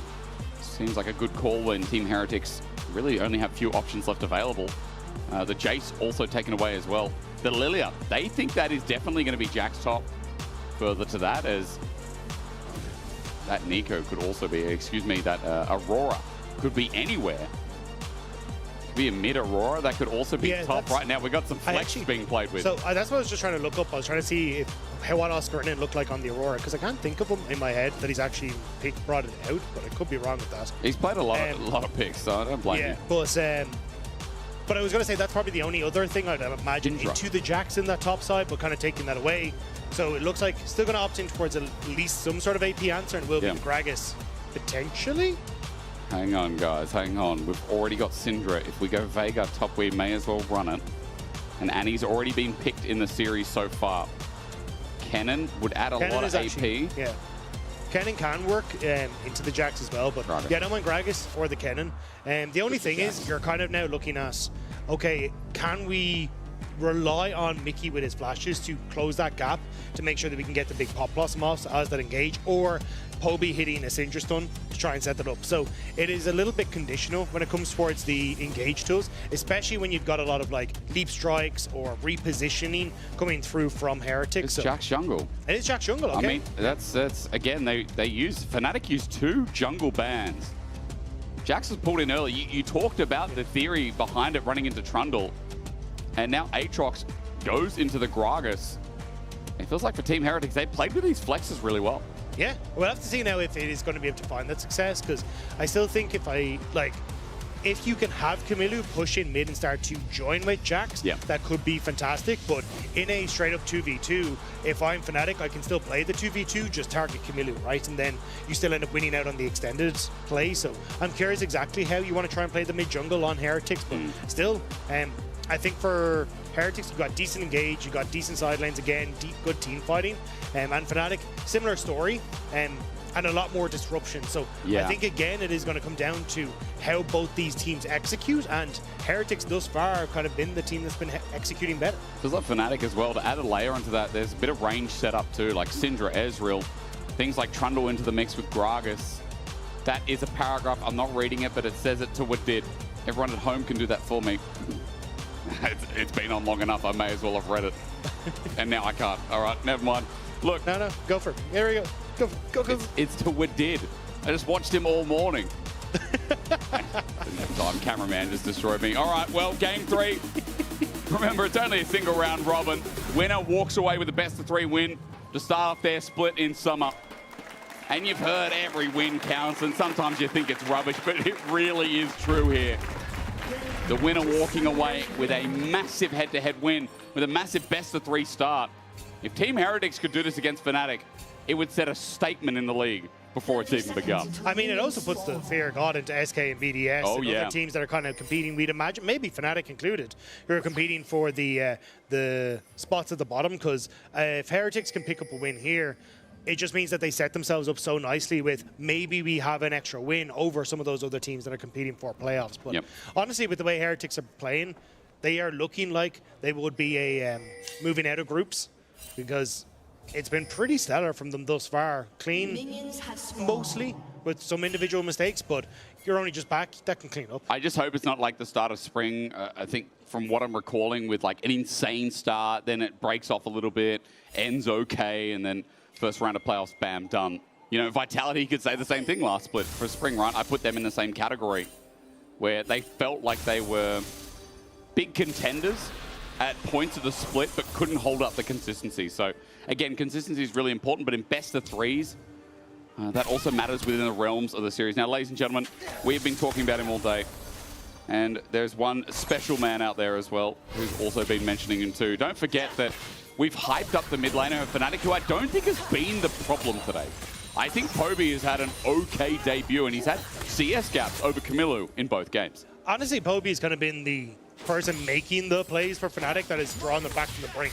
When you look back to game number 1, it was his play to help Razork stay alive in the Wukong with the shockwave that started that Fnatic rise once more towards the top. And in the last game as well, he had that play, that pick onto Camilo with the flash anti-stun that nearly turned that game around for Fnatic. So definitely it's been Poby who's kind of been the shining light for me. And I think for a lot of the T1 fans and the T1 team, they'll be looking at him to see that hopefully he can find that success. And honestly, the team can kind of step up around him to support him in that event. It is really nice, again, from Faker and Ona. You saw there, like, the support that's come through from old teammates only through a brief window, but old comrades through the same organization in T1. Really think he can do something, and a lot of fans are hopeful as well that he can make his waves in his first LEC split outside of Korea. Good scout of the week here. Poby at full HP. Camilo hasn't been able to touch him. Good sidestep as well. The power of Syndra early. Range is such a big factor. And Camilo in a bit of hell here with orbs down, but Sheo coming in might change it immediately. Poby not going to be flashed on, but he flashes away. So good summoner trade here as Sheo gets one down. Really good flash from Poby to be able to get away from the stun. Sheo didn't want to burn his own flash to try and follow, so Poby have to escape away. But now, not having that summoner spell does mean he'll have to be very careful of potential for, like, when Flack and Extend reset, potentially for a play on mid. But Razor looking for the dive. He's thinking about the dive. Both summoners arrive, flashes immediately, cleanse, then Flack matches it, but the root underneath turret makes it a disaster. Turning into a minion helps out, and Mickey absorbs the pressure. First blood over to Razor, but they're going again. Dagda, they're going again. Stand up against the turret is going to charge out and at least get Fnatic's flash in the end. Razork has to burn his. Sten does survive for the time being, but Fnatic are denying all these minions against Flacket. Nicely done by Mickey. So turns into the cannon minion so you don't get that ramp damage off the turret, and he's able to just tank that up for such a long period of time. Set up for a kill on Flacket, and a ton of minions now lost. Send, I thought might have been trying to interrupt the resets, but we'll have to be a little bit careful if he did. Pull the minion wave a little bit, hoping he can find a cancel the reset, as you said. Carlson not going to get too much as a body slam from Oscar and disengages him from the trade. Meanwhile, Razork has moved all the way to topside quite quickly and is defending his topside camp as he starts on the Grok. So I think for Fnatic now, you can already see where Mickey's going on the map. It is the Ezreal going towards the mid lane. It's kind of the protect mid a little bit until Poby's flash is back up and available. And this is kind of the scary moment we were talking about, is when Flack and Sten go for a reset and Sten is missing, he knows.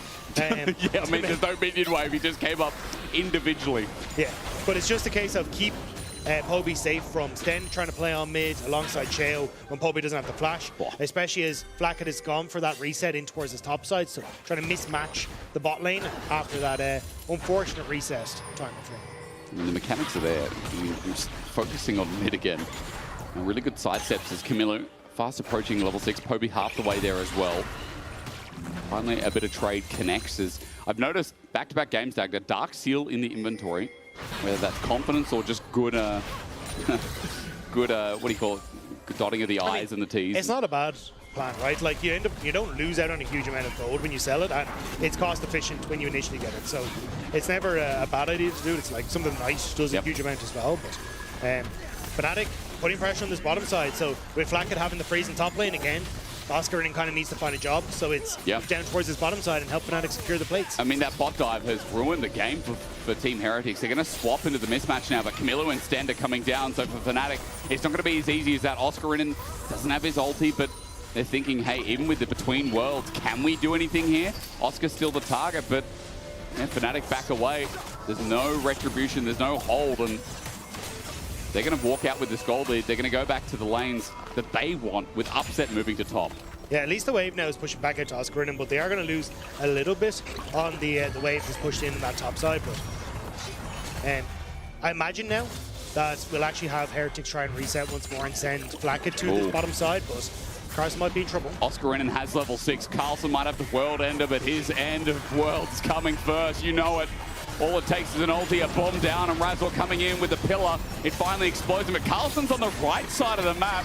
Oh, I don't like that one as Sten now comes in just to make sure Carlson's okay.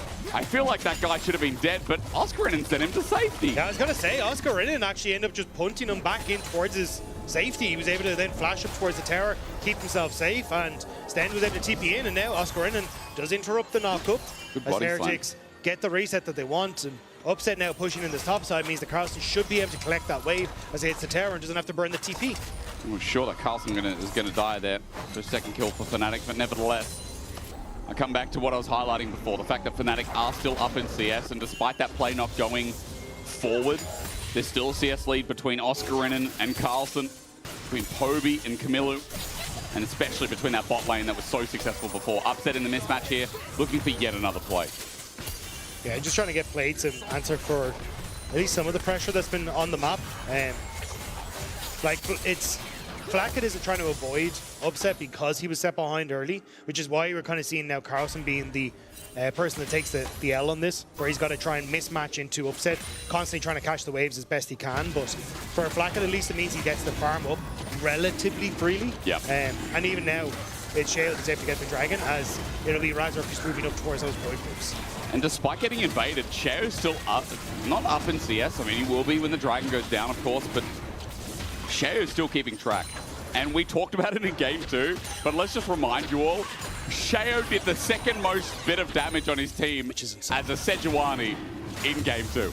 Yeah, so Flacket did the most, and you have Ryze and Camille as your solo laners, and Shao's like, no, I got this, lads. Let me show you how it's done. I mean, I just can't believe it. Picks up the Dragon, and now just goes back to clearing his camps as the Jax, power farming to Trinity Force. You'd say the same about Razork, but he's got a lot more action in this game, and I will say, despite the fact that we came into this saying that Shao's got Razork quite a bit, this game has been a better start here.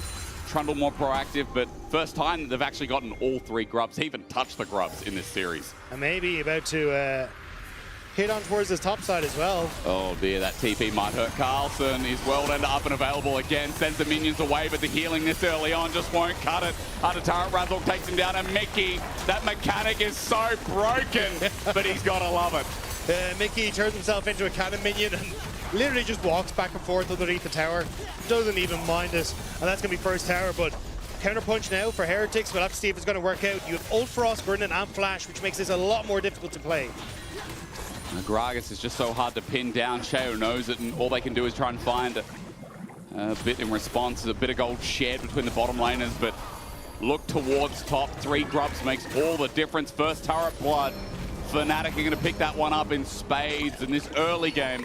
I think it's been the most convincing early game from them this series. Yeah, big time. I mean, it's the fact that they actually have a decent lead coming out of this is huge. 2.5K, Upset in a really good spot. But also they have just been the ones making the proactive plays. Yep. The last 2 games, it has been very defensive from Fnatic, trying to nullify what Heretics can do, trying to, feels like, play for where they believe they'll be stronger in the mid game, but it's kind of just giving Heretics a run of how they want to make things happen.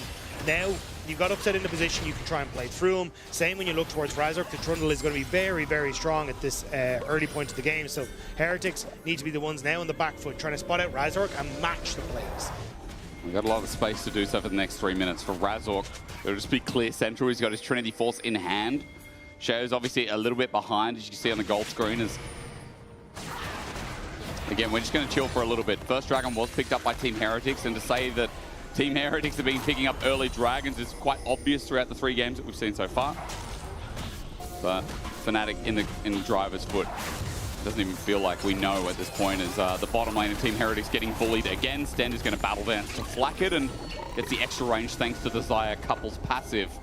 But this is turning into a full-on dive again. Yeah, Shao's here to try and cover. You have to be a little bit careful. There's 4 members here first, though, and it depends on the chance. The Bomber avoided. Flacket dodges True Shot Barrage. The re-engage is good, and Razork caught out. The Between Worlds doesn't do too much here from Camilo, but it holds Fnatic at bay. Team Heretics bot lane will survive another day. This is what we were talking about. Heretics needing to match the plays from Fnatic. Shao does a good job of getting into a position where he can actually keep Razork from entering in toward that bot lane, and also covering his exit, so then you can look for the counter punch. Camilo had to roam down to try and help out in that play, so Poby will get a plate on mid, but now Fnatic kind of just looking for the full tower take. Shao holding here once more, worried that the dive might still be coming through. Upset getting engaged on this. An exhaust. Sten's going to get the quickness and the battle lance. Sets up the Pop Blossoms, the disengage, but Mickey knows his AD carry's dead. Sheo, great timing, and Flacket and Sten hit a window. Nice from Sten there. He basically just was like, I'm going to catch you. I get the movement speed coming through from the quickness. So either you try and move away with the arcane shift, and then I follow up with the grand entrance, or you end up just getting caught. Now, Upset did have the flash, so could have at least tried to maybe arcane shift and flash away, but decided to hold on to it instead. And while that's a small moment from Sten in this game alone, I think we've had many of them throughout the series so far. Like, Sten in this game, sure, you know, he's only done a little bit of damage, but I want to highlight that this guy throughout the whole series on the Thresh game, what do we have game one? Alistar Dagda, or was that was Mickey? He was Rel. He was Rel, and he had some of the crucial engages that set up Team Heretics. The Rel game, some of the engages were a bit messy. But the problem was the game got messy, you know? In general, it's been decent. Yeah. Now, he's going to have to try and continue that, because, again, he's going to kind of be that main tool that tries to set up for the plays. And then having Sheo follow up as kind of that secondary engage tool. But Dragon up in 30 seconds. Sten being a bit of a nuisance here, but taking some damage first. Just going to walk away. Dragon's up in 30 seconds. Let's do an item check for everyone at home who does not like to look. There's Trinity Force now picked up for the Jax as Camilla's just getting rampaged down, flashes away. Well, when Trundle has your number, it's very easy to follow up. PTA burst, and Camilla's out of there. Camilla's gone. Dragon might be gone as a result as well, though. So. You can see the push from Kobe on that bottom side. Razor constantly keeping him protected, and also having Mickey there means that they should be able to put pressure on the spot tear and then fall back to Dragon. TP potentially coming through as Carlson looks for the reset, though, and there's a ward in behind Fnatic. Look at the range, the setup we talked about in draft. The Queen World's going to set up first over the turret's gone for Camilo. That might be an in, and Poby just waiting. He unleashes power first, then he scatters.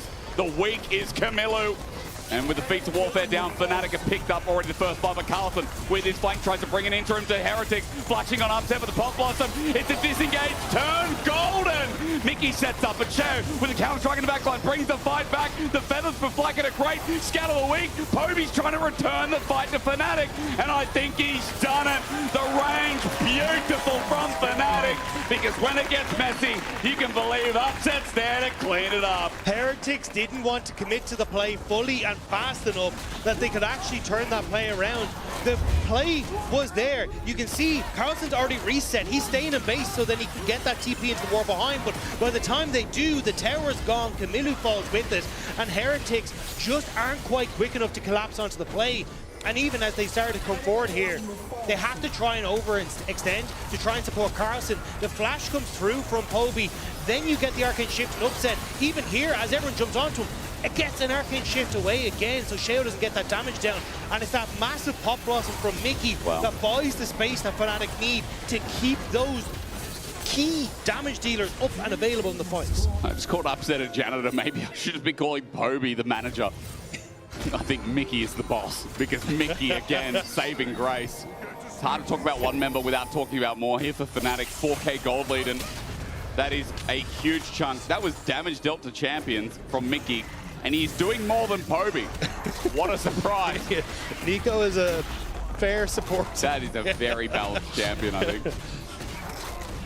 But still, those are the kind of plays that you want from Fnatic, and I like the idea from Heretics, but again, the trigger just wasn't quite pulled fast enough, and now Fnatic open up 7-2, a 4,000 gold lead, Rift Herald to boot as well, and it's just going to become very difficult for Heretics to hold onto the map. Mid tower is immediately, it looks like, going to be taken by Fnatic as they move in here with the Rift Herald, and at that point, the pick potential from Fnatic becomes absurd against Heretics.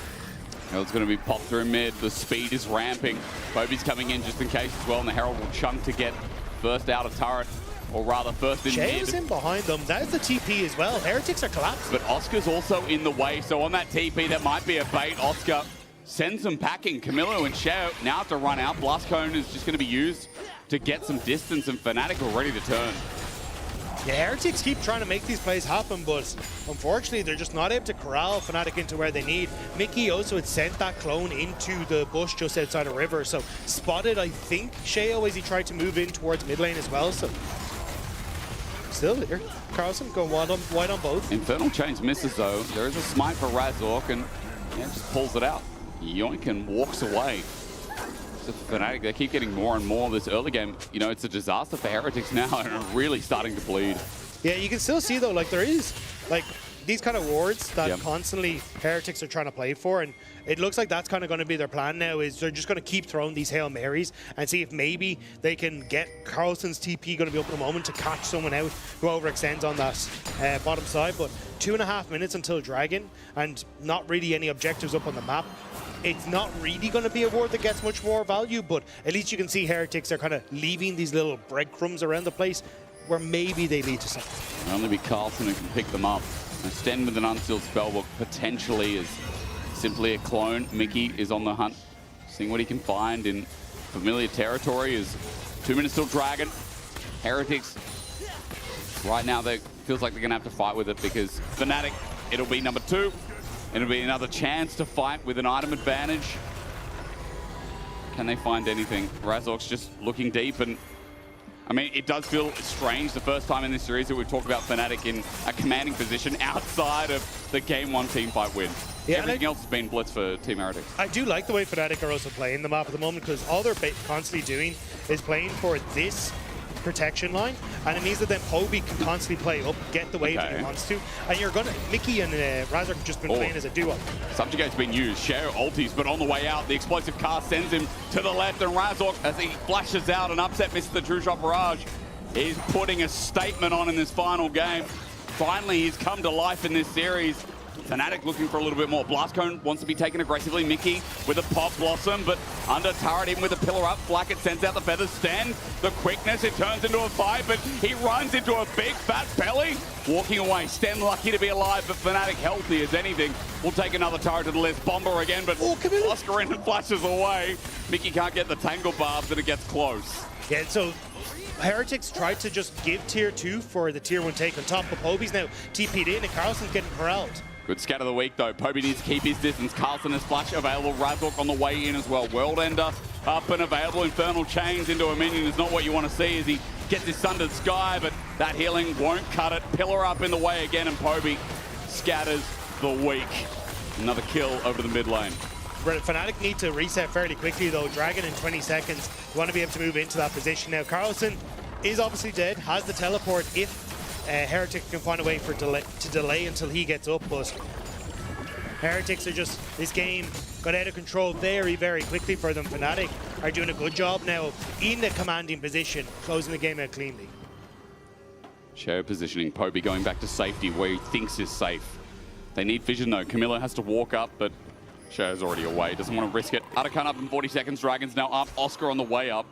Shao has been playing his Tom Cruise version in this game for long enough. Now he's spotted, but they need more burst. The all-out going to be used, or rather Shao's ulti, and Oscar in at half HP. It might turn sour though. Mickey walking up with a Tangle Barbs, connects on the enemy Jax. True Shot Barrage helps out. A body slam, a barrel roll, upset in the mix, and a Mystic Shot to send him down. Counter-Strike buys the time, but the auto time so perfectly. Fnatic get the Dragon, get the blood, and they're looking for another. Onto Camilo and Arcane Chip with everything in between hitting. Mickey just needs another Tangle Barbs, and Camilo gets tagged by the end. Upset almost connects for a second one, but that's how dire it is for Heretics in this final game. Fnatic again reading it well. Heretics hadn't shown on the map at all. You can even see Oscar Inham was getting a little bit suspicious about exactly what Heretics were up to, so Fnatic go to cover their top laner. They still get the Dragon. Oh, I would not fight this Trundle. I would not fight this Trundle. Chomp away for the Gromp. Razork is level 12, the same level as enemy top. Well, it's his own top as well, but there is a level difference between junglers, just to show you how that gap's developing. There's a lot of flowers here, though. There are lots. Oscar. Especially if you get the Atakan, that's going to definitely help as well. Oscar going to go on a first date with the flowers in bot lane. Meanwhile, Shao's caught again, pillars up.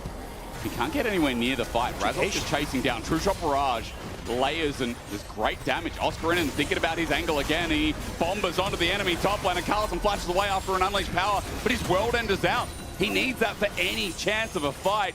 As Camilla comes late to the show, and Fnatic again gets something for nothing. Yeah, Carlson going to have to reset. You don't really have a position here as Heretics. The TP potentially could come in behind, but I think you have to give it Heretics.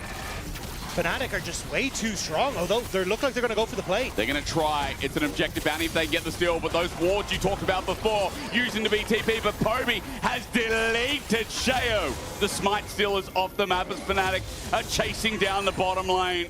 It's a victory march of sorts as Atakan's in the back pocket. Next will be the turret too. Yeah, there's little that you can do here as Heretics. Fnatic continue to push forward. Carlson TP'd in behind. He's made it back to mid to try and clear out the wave, but it's Fnatic just waiting now to pick up this tier 2 on the bottom side. Might be a sad end for Heretics. They are bleeding. I feel like I've been saying it for the past 5 minutes or so. 7.5k now. That inner turret down bot gone. I think for Fnatic fans, though, this is exactly what you wanted to see. This is what you're kind of hoping you'd see from Fnatic. It was strong early game, good control, great dives, playing around this bot lane, and it has been clinical in the mid game as well, reading what Heretics are going to do, answering for that play, continuing to extend your own lead. And Heretics just really haven't had a look in. And after game 1 and game 2 looking a little shaky, this is a much better version of Fnatic for game 3. It really is. I feel like Razork's woken up a bit. You know, Poby's had another stable game, but there's actually been tools to play with it this time. In the last game of the Annie, there was the Annie stun, but the follow-up was meager. And this game as well, Upset in another lead, and yeah, he's got more tools to use it for Upset as well. And that's what I was going to say. For game 1, he got 3 kills in the Kai'Sa, but didn't have the support to be like, we are playing around you, we're going to try and extend this lead. Instead, it was a much slower game with Fnatic nearly feeling nervous to do anything on the map. This time around, though, they've been kicking in the door, and they are going to look to kick in the base fairly soon as well. Fnatic are waiting for the Baron, though. 2 minutes, top side of the map, and 140 until Dragon, which would be number 3. The only delaying factor that Heretics have is that they got an earlier Dragon, which has slowed down the game pace, which slows down the escalation of that Infernal Soul. 2.5k gold lead for mid, 2.5 for jungle. I'm looking at a dead man's place for the chase in jungle. I'm looking at 3rd item on the way for Poby, maybe even a Majai's with 10 stacks on the Dark Seal. The problem with Syndra is now that she's at, 100 stacks, now that she's getting closer towards that 120, Dagger, I just worry about that deletion that's going to happen if Flacker can't ult fast enough, if Camilo gets caught on this Aurora as well. And it looks like Sheo might just add to the go grab. You see the bottom of your screen? Tries to predict it over the wall, but Sheo, he slammed against the wall rather than back over. Yeah, I think it's just impossible for Heretics, especially with this composition. You kind of need it to be in the lead so then you can play for the aggressive picks with Camilo and Sheo and Sten. But from this position, it is so difficult because you're already behind and then you're jumping into the Syndra, into the ultimate from Mickey, even the disengage from Oscarinen. Yeah. Finding picks just becomes so hard. I think they found one. Heretics, it's a clone. Razork comes back in. Sten, you just battle dance away. So there's no problem there. Good burst onto Razork, and that's Camilo's damage, but he's going to need a little bit more than that to create an explosive presence in this next fight. 25 seconds, Baron. It's coming to a theater near you. The Dragon at the same time, though, you can kind of see where Fnatic are positioned. They very much know where they want to try and put that focus. True. So it's just going to be pushing mid, pushing already there on the top side of the map, and now Fnatic fall back with all the vision they've been protecting in towards this Baron area. But Heretics still snooping around, and looks like actually with all the vision there, Fnatic still going to be happy to just send a few members over to get the Dragon. Miller did just get his 2nd item. The Shadow Plane picked up Oscarinen, doesn't check the push in time. Top side, meanwhile, Carlson. And if that is going to be a Spear of Shojin, that is not picked up as he returns back to the scene at bottom wave. Dragon are going to go down, and we are dotting I's, crossing T's for Fnatic. It's slowed down for you all at home, but the reason is because Fnatic have held control for just so long. It does feel like a one-sided game. It's up to Team Heretics to show us otherwise. As Baron vision being cleared away, but 3rd Dragon now soul point for Fnatic. Baron is the only thing that looms, and it just feels like Fnatic are going to choose when or if. It's kind of Heretics trying to set up maybe for that miracle play once more. You can see they got a ward EMEA. Yeah, just here again. Then they can potentially look for a TP play onto, but realistically they're just too far behind. It is going to take an absolute, as you say, miracle to have anything happen here. But Fnatic kind of, the ward's cleared out. They're doing their due diligence. They're not trying to rush this. They just want to try and do this by the book. Derek's gauge jump picked up for Carlson as he face checks near top. There's a good pillar out again. Flash away. Carlson in trouble. Camilo even more so. Explosive cast.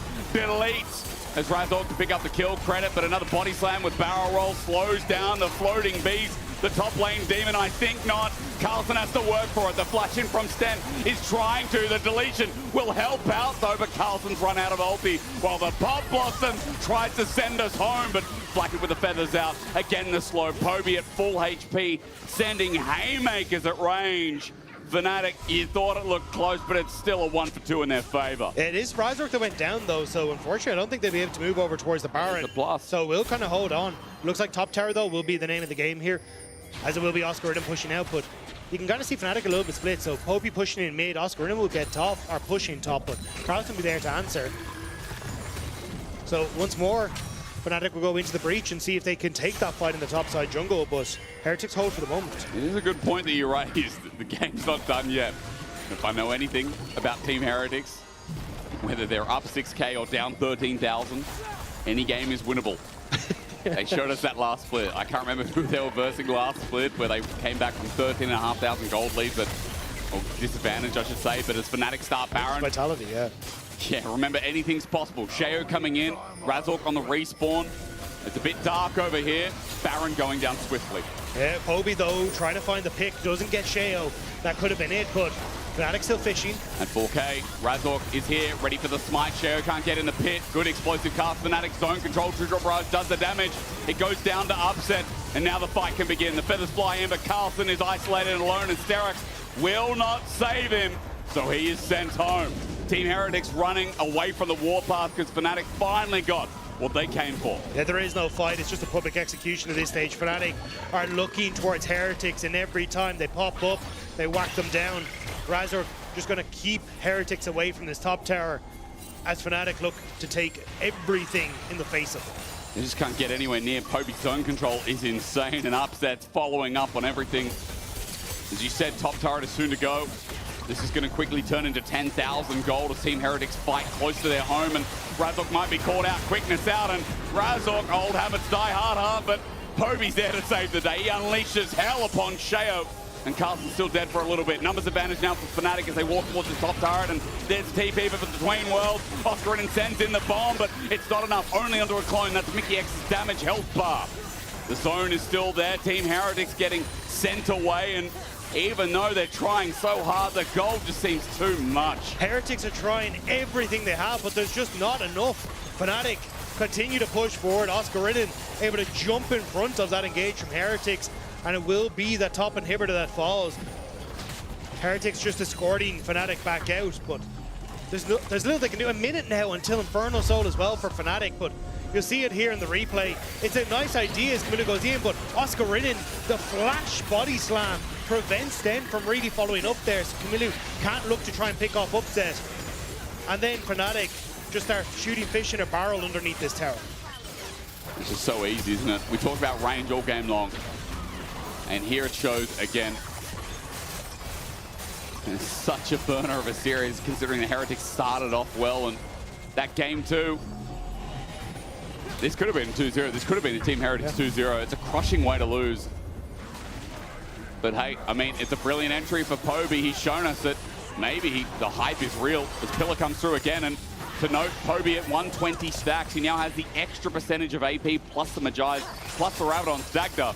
With 3 and a bit items, Poby has 745 ability power at 30 minutes into the game. And that guy is an item away from full build plus some stacks. Team Heretics get scattered. They become weak. Razork's going to step up, and with Baron buff, this siege is unrelenting. Carlson with an angle. All it takes is an engage, and Oscar knows it. Sten caught out against the wall. No escape, chopped down, auto to death by a club. Oscar jumps in, and Poby is diving the fountain. Sheo survives because Unleashed Power is stopped, but Team Heretics, the gold, overcomes them. It was a close series. It was well fought, but Fnatic switched on when it counted, and Poby, my GOAT, your GOAT, our GOAT, debuts in the LEC with a big dub.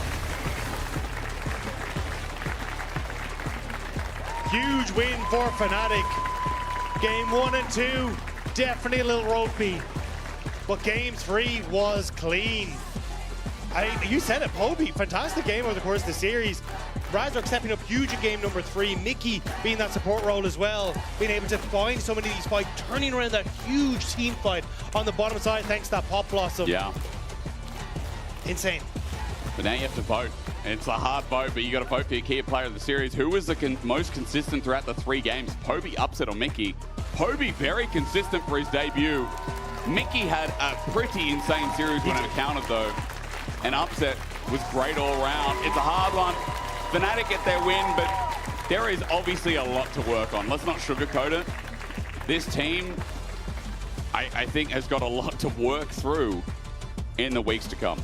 Yeah, we'll have to wait and see what happens with Fnatic, but also commiserations to Heretics, because although Game 3 got away from them, Game 1 and Game 2 were incredibly strong. They do look really good. I mean, 1 or 2 mistakes here and there was really the difference maker, but Game 2, they cleaned it up, they took the win, and I'm actually very much looking forward to see what Heretics can do in the future as the series starts to progress. I mean, again, there's reason to get excited for Heretics, and it's not just because we say so, but the quality of play does look better, like they stepped up to another echelon in this summer split. Hopefully the rest of their group goes a little bit better. We can see a bit more out of them. For Fnatic, you know, we talk about their quality of life and how they perform today. Those 3 players, I think, on the key player of the game that you can vote for, I think that is very genuine to like what we saw in this series. And it's not like Oscar had like that terrible of a series. I think Razork, though, there's a bit of gapping going on in jungle. His 3rd game was pretty insane. Like, his 3rd game was completely night and day. So I know he's standing by on stage. I hope he's not offended by what I say, but Razork, I'm curious for some honesty with Law to see how he feels after his debut in the summer split. Thank you so much, guys. Welcome to the Marriott Bonvoy post-game check-in with Razork. Thank you so much for joining me. Thank you. After this one. Thank you, Fnatic fans. They were really excited about Poby's debut, but we're going to come to that a bit later. First things first, 2-1. The caster said it. The first 2 games a bit rough, the 3rd one smooth sailing. What was the difference? Well, I mean, I think I had a rough game in Game 1. Game 2 was a bit iffy too. Like, I think our early games were really bad, both games. We were really behind. And I think Heretics, I mean, I think Shio played really good today, and I kind of got gapped a lot. So congrats to him. But I mean, my team is probably better, so I won. It's a team game in the end, and you guys managed to pull it. And as you said, Shio played really well. We've been talking about him as the engine of Team Heretics, especially when it comes to the early game. What makes it difficult playing against Shio? I mean, I think Shio is like a jungler that plays a lot for himself, which I understand. I think he is the leader of the team, and he wants always to be in a win position. So he's always playing for camps, which is normal as a jungler. But I think he's also very smart. So, yeah. All right, good jungler, and especially when it comes to the early game. Now, we have to talk about Fnatic's off-season. A bit bumpy when it comes to everything. I know that at the beginning of off-season, Grabs and the coaching staff said anyone can get replaced. I'm thinking that it's not something easy to hear as a jungler. Were you fearing for your spot? How did you guys approach off-season, and how did you live it personally? No, not really. I was not like surprised or anything. I think after how the spring split went, I kind of knew that something had to change, because it's not only that we played bad. I feel like the dynamic that we had was off. Like we were just not improving, and we were stuck in the same point and getting frustrated at each other. So something had to change.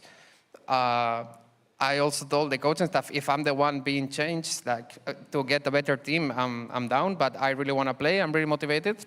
And now with the addition of Poby, I think like he's a very hardworking guy, and the Korean like mentality. All right. I'm just talking to him every day. I'm like playing duo and watching games, so it's really fun so far. Yeah, we saw some content between you two. It was really funny, actually. How is the synergy building between you and Poby so far? Well, since day one, I knew that he was gonna be my boy. Like, he was very nice, and like every Korean I had, actually, it just feels like very easy to get along with them.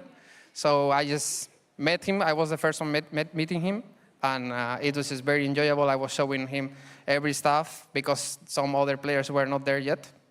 And we just created accounts, and we play non-stop duo queue. So we get to understand each other better, because I think his English was a bit rough, but it's improving a lot. So we can at least understand the basic communication in game. And I think it's been doing pretty good. Amazing. I know that most of people know Poby from the stint that he had in the LCK, replacing Faker in 2023, but most players and most people don't know him. How would you introduce Poby to the international audience? What can we expect from him as a player? Well, he really likes to do good in lane. So it reminds me a lot like Oscar. I think they both biggest strengths are laning phase. I think they're pretty good. And I don't know, as a person, he's just very fun. When he came, he was very shy, and he was like not really joining our jokes. And now, I don't know, we go to the sauna together, and we're like singing every song, or it's just like very nice. Amazing. Content, Fnatic content in the sauna. That's what we want to see. I know that's what the fans want to see as well. Razork, thank you so much for the interview. Do you have any message for your bot lane? They're in PGL right now. No, I think they did great. All right, you guys did great. You did great as well. Congrats on the victory. Thank you so much. And Dracos, over to you, FIFA's Game Lobby.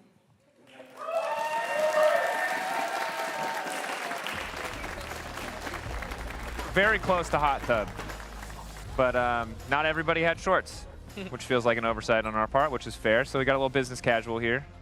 Gentlemen, Kia player of the series, Poby. I want to talk mostly about you guys in this PGL, but some thoughts on Poby, first big stage game?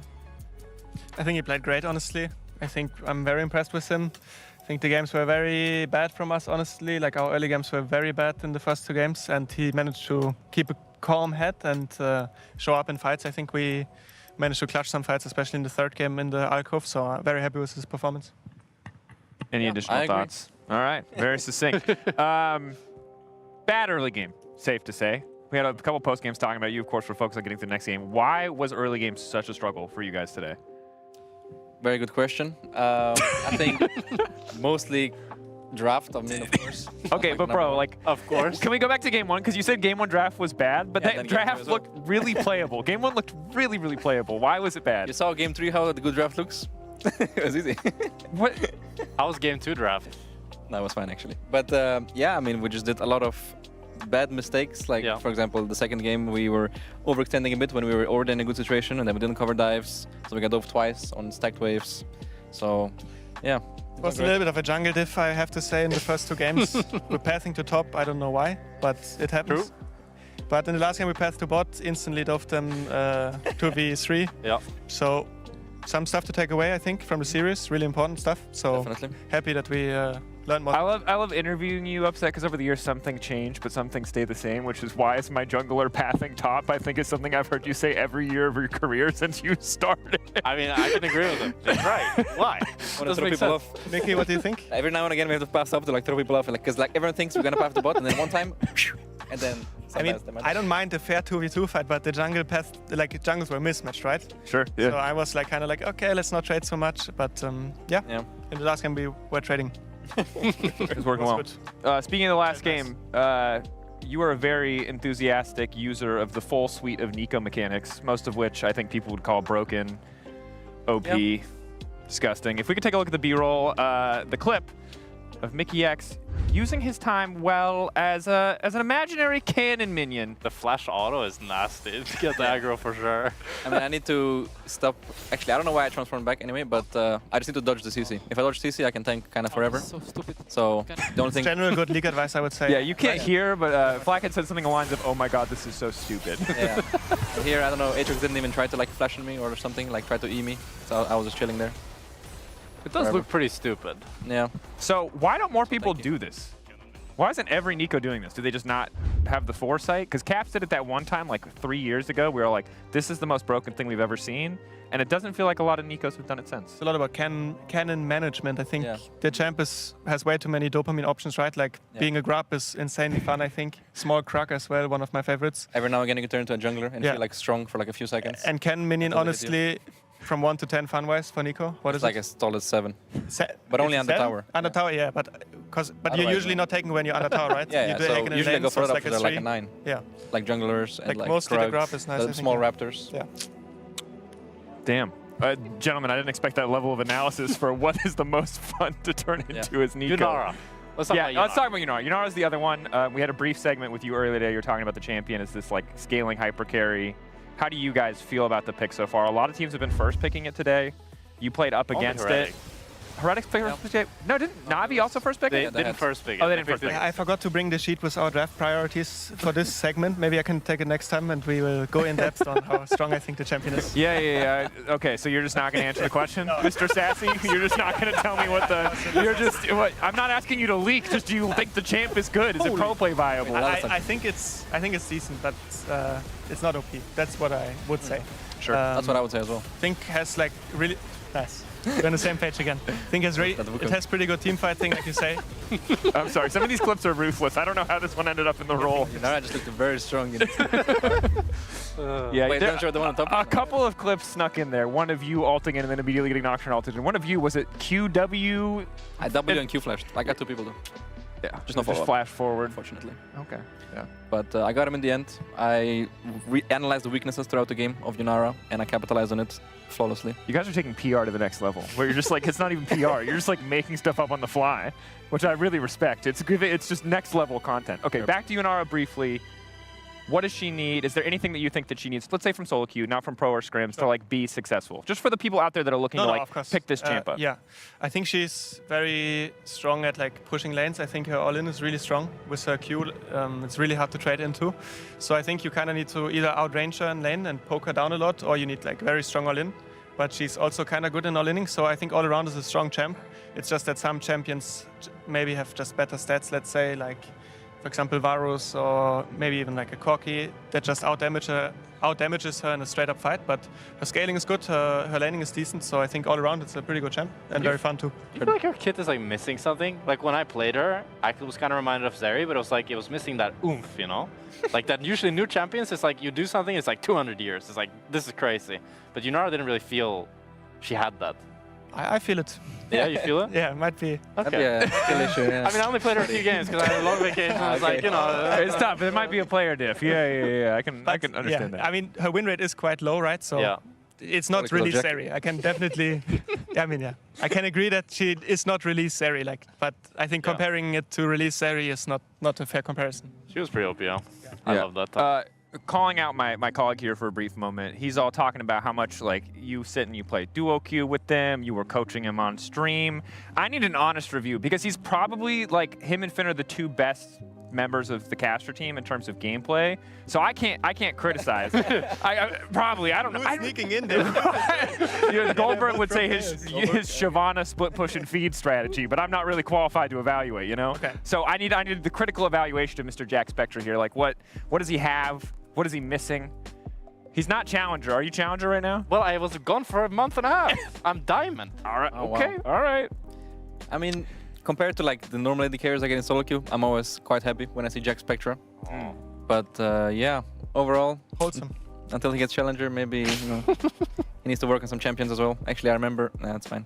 There was a lot of champions that he needs to work on, but we'll get to that after. Draven's good though. Thank you. Tristana, I guess. Anything you'd like to add, Upset? You don't have to. I don't want to ruin this wholesome moment, even though it turned a little bit weird in the end. A little bit weird. Maybe now we can take a chance to look at the standings. Obviously, 2 groups. Every single match is pretty high stakes because it's only the single round robin best of 3. You guys were able to clutch it out. How do you feel about your preparation coming up for your match on Monday? Oh my God, we are first. Yes! Job's done.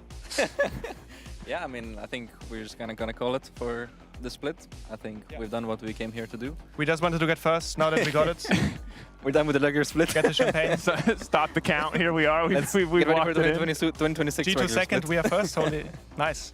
Yeah. If we look just at that group, it's like we're in a different year, isn't it? Interesting. Huge. Okay, but you do have another game coming up. So in this brief period of time, while you're on top of the world and obviously you're at your highest high, what's going to change? For the Fnatic fans out there who are skeptical, who are, I think, probably would be right to criticize these games, how quickly do you think you can make these adaptations? I mean, adapt at all? I mean, yes, we need to adapt. I think today definitely was a very, not satisfying showing by us. I think we really need to go deep into it, but it was also first stage game with a new member, and I think all of us were maybe like a little bit. Like the stage games are always quite different to the scrim games, so I think we were all a bit shaky.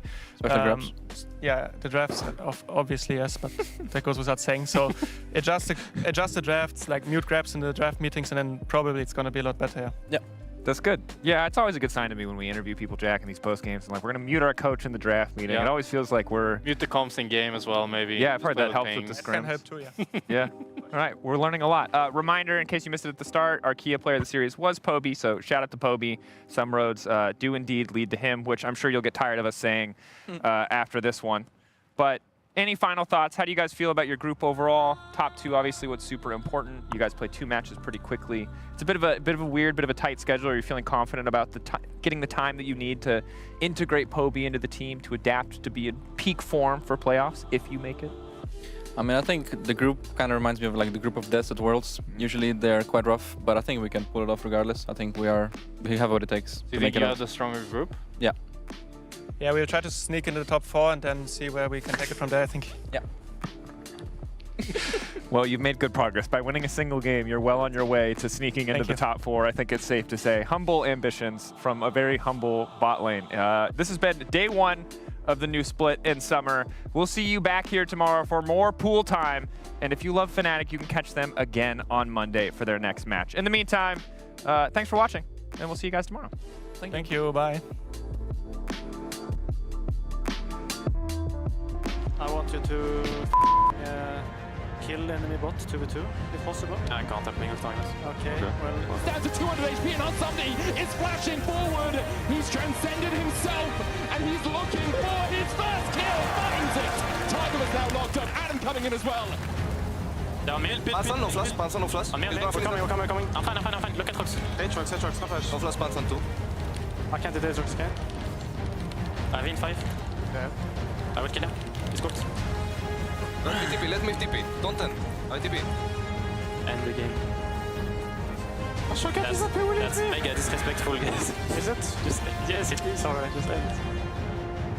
Holy shit.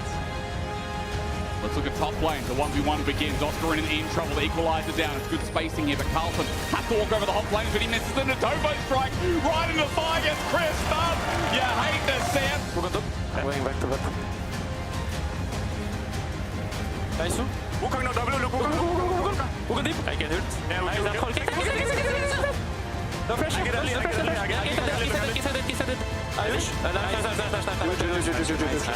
boys. I can flash on him. Go. I can move.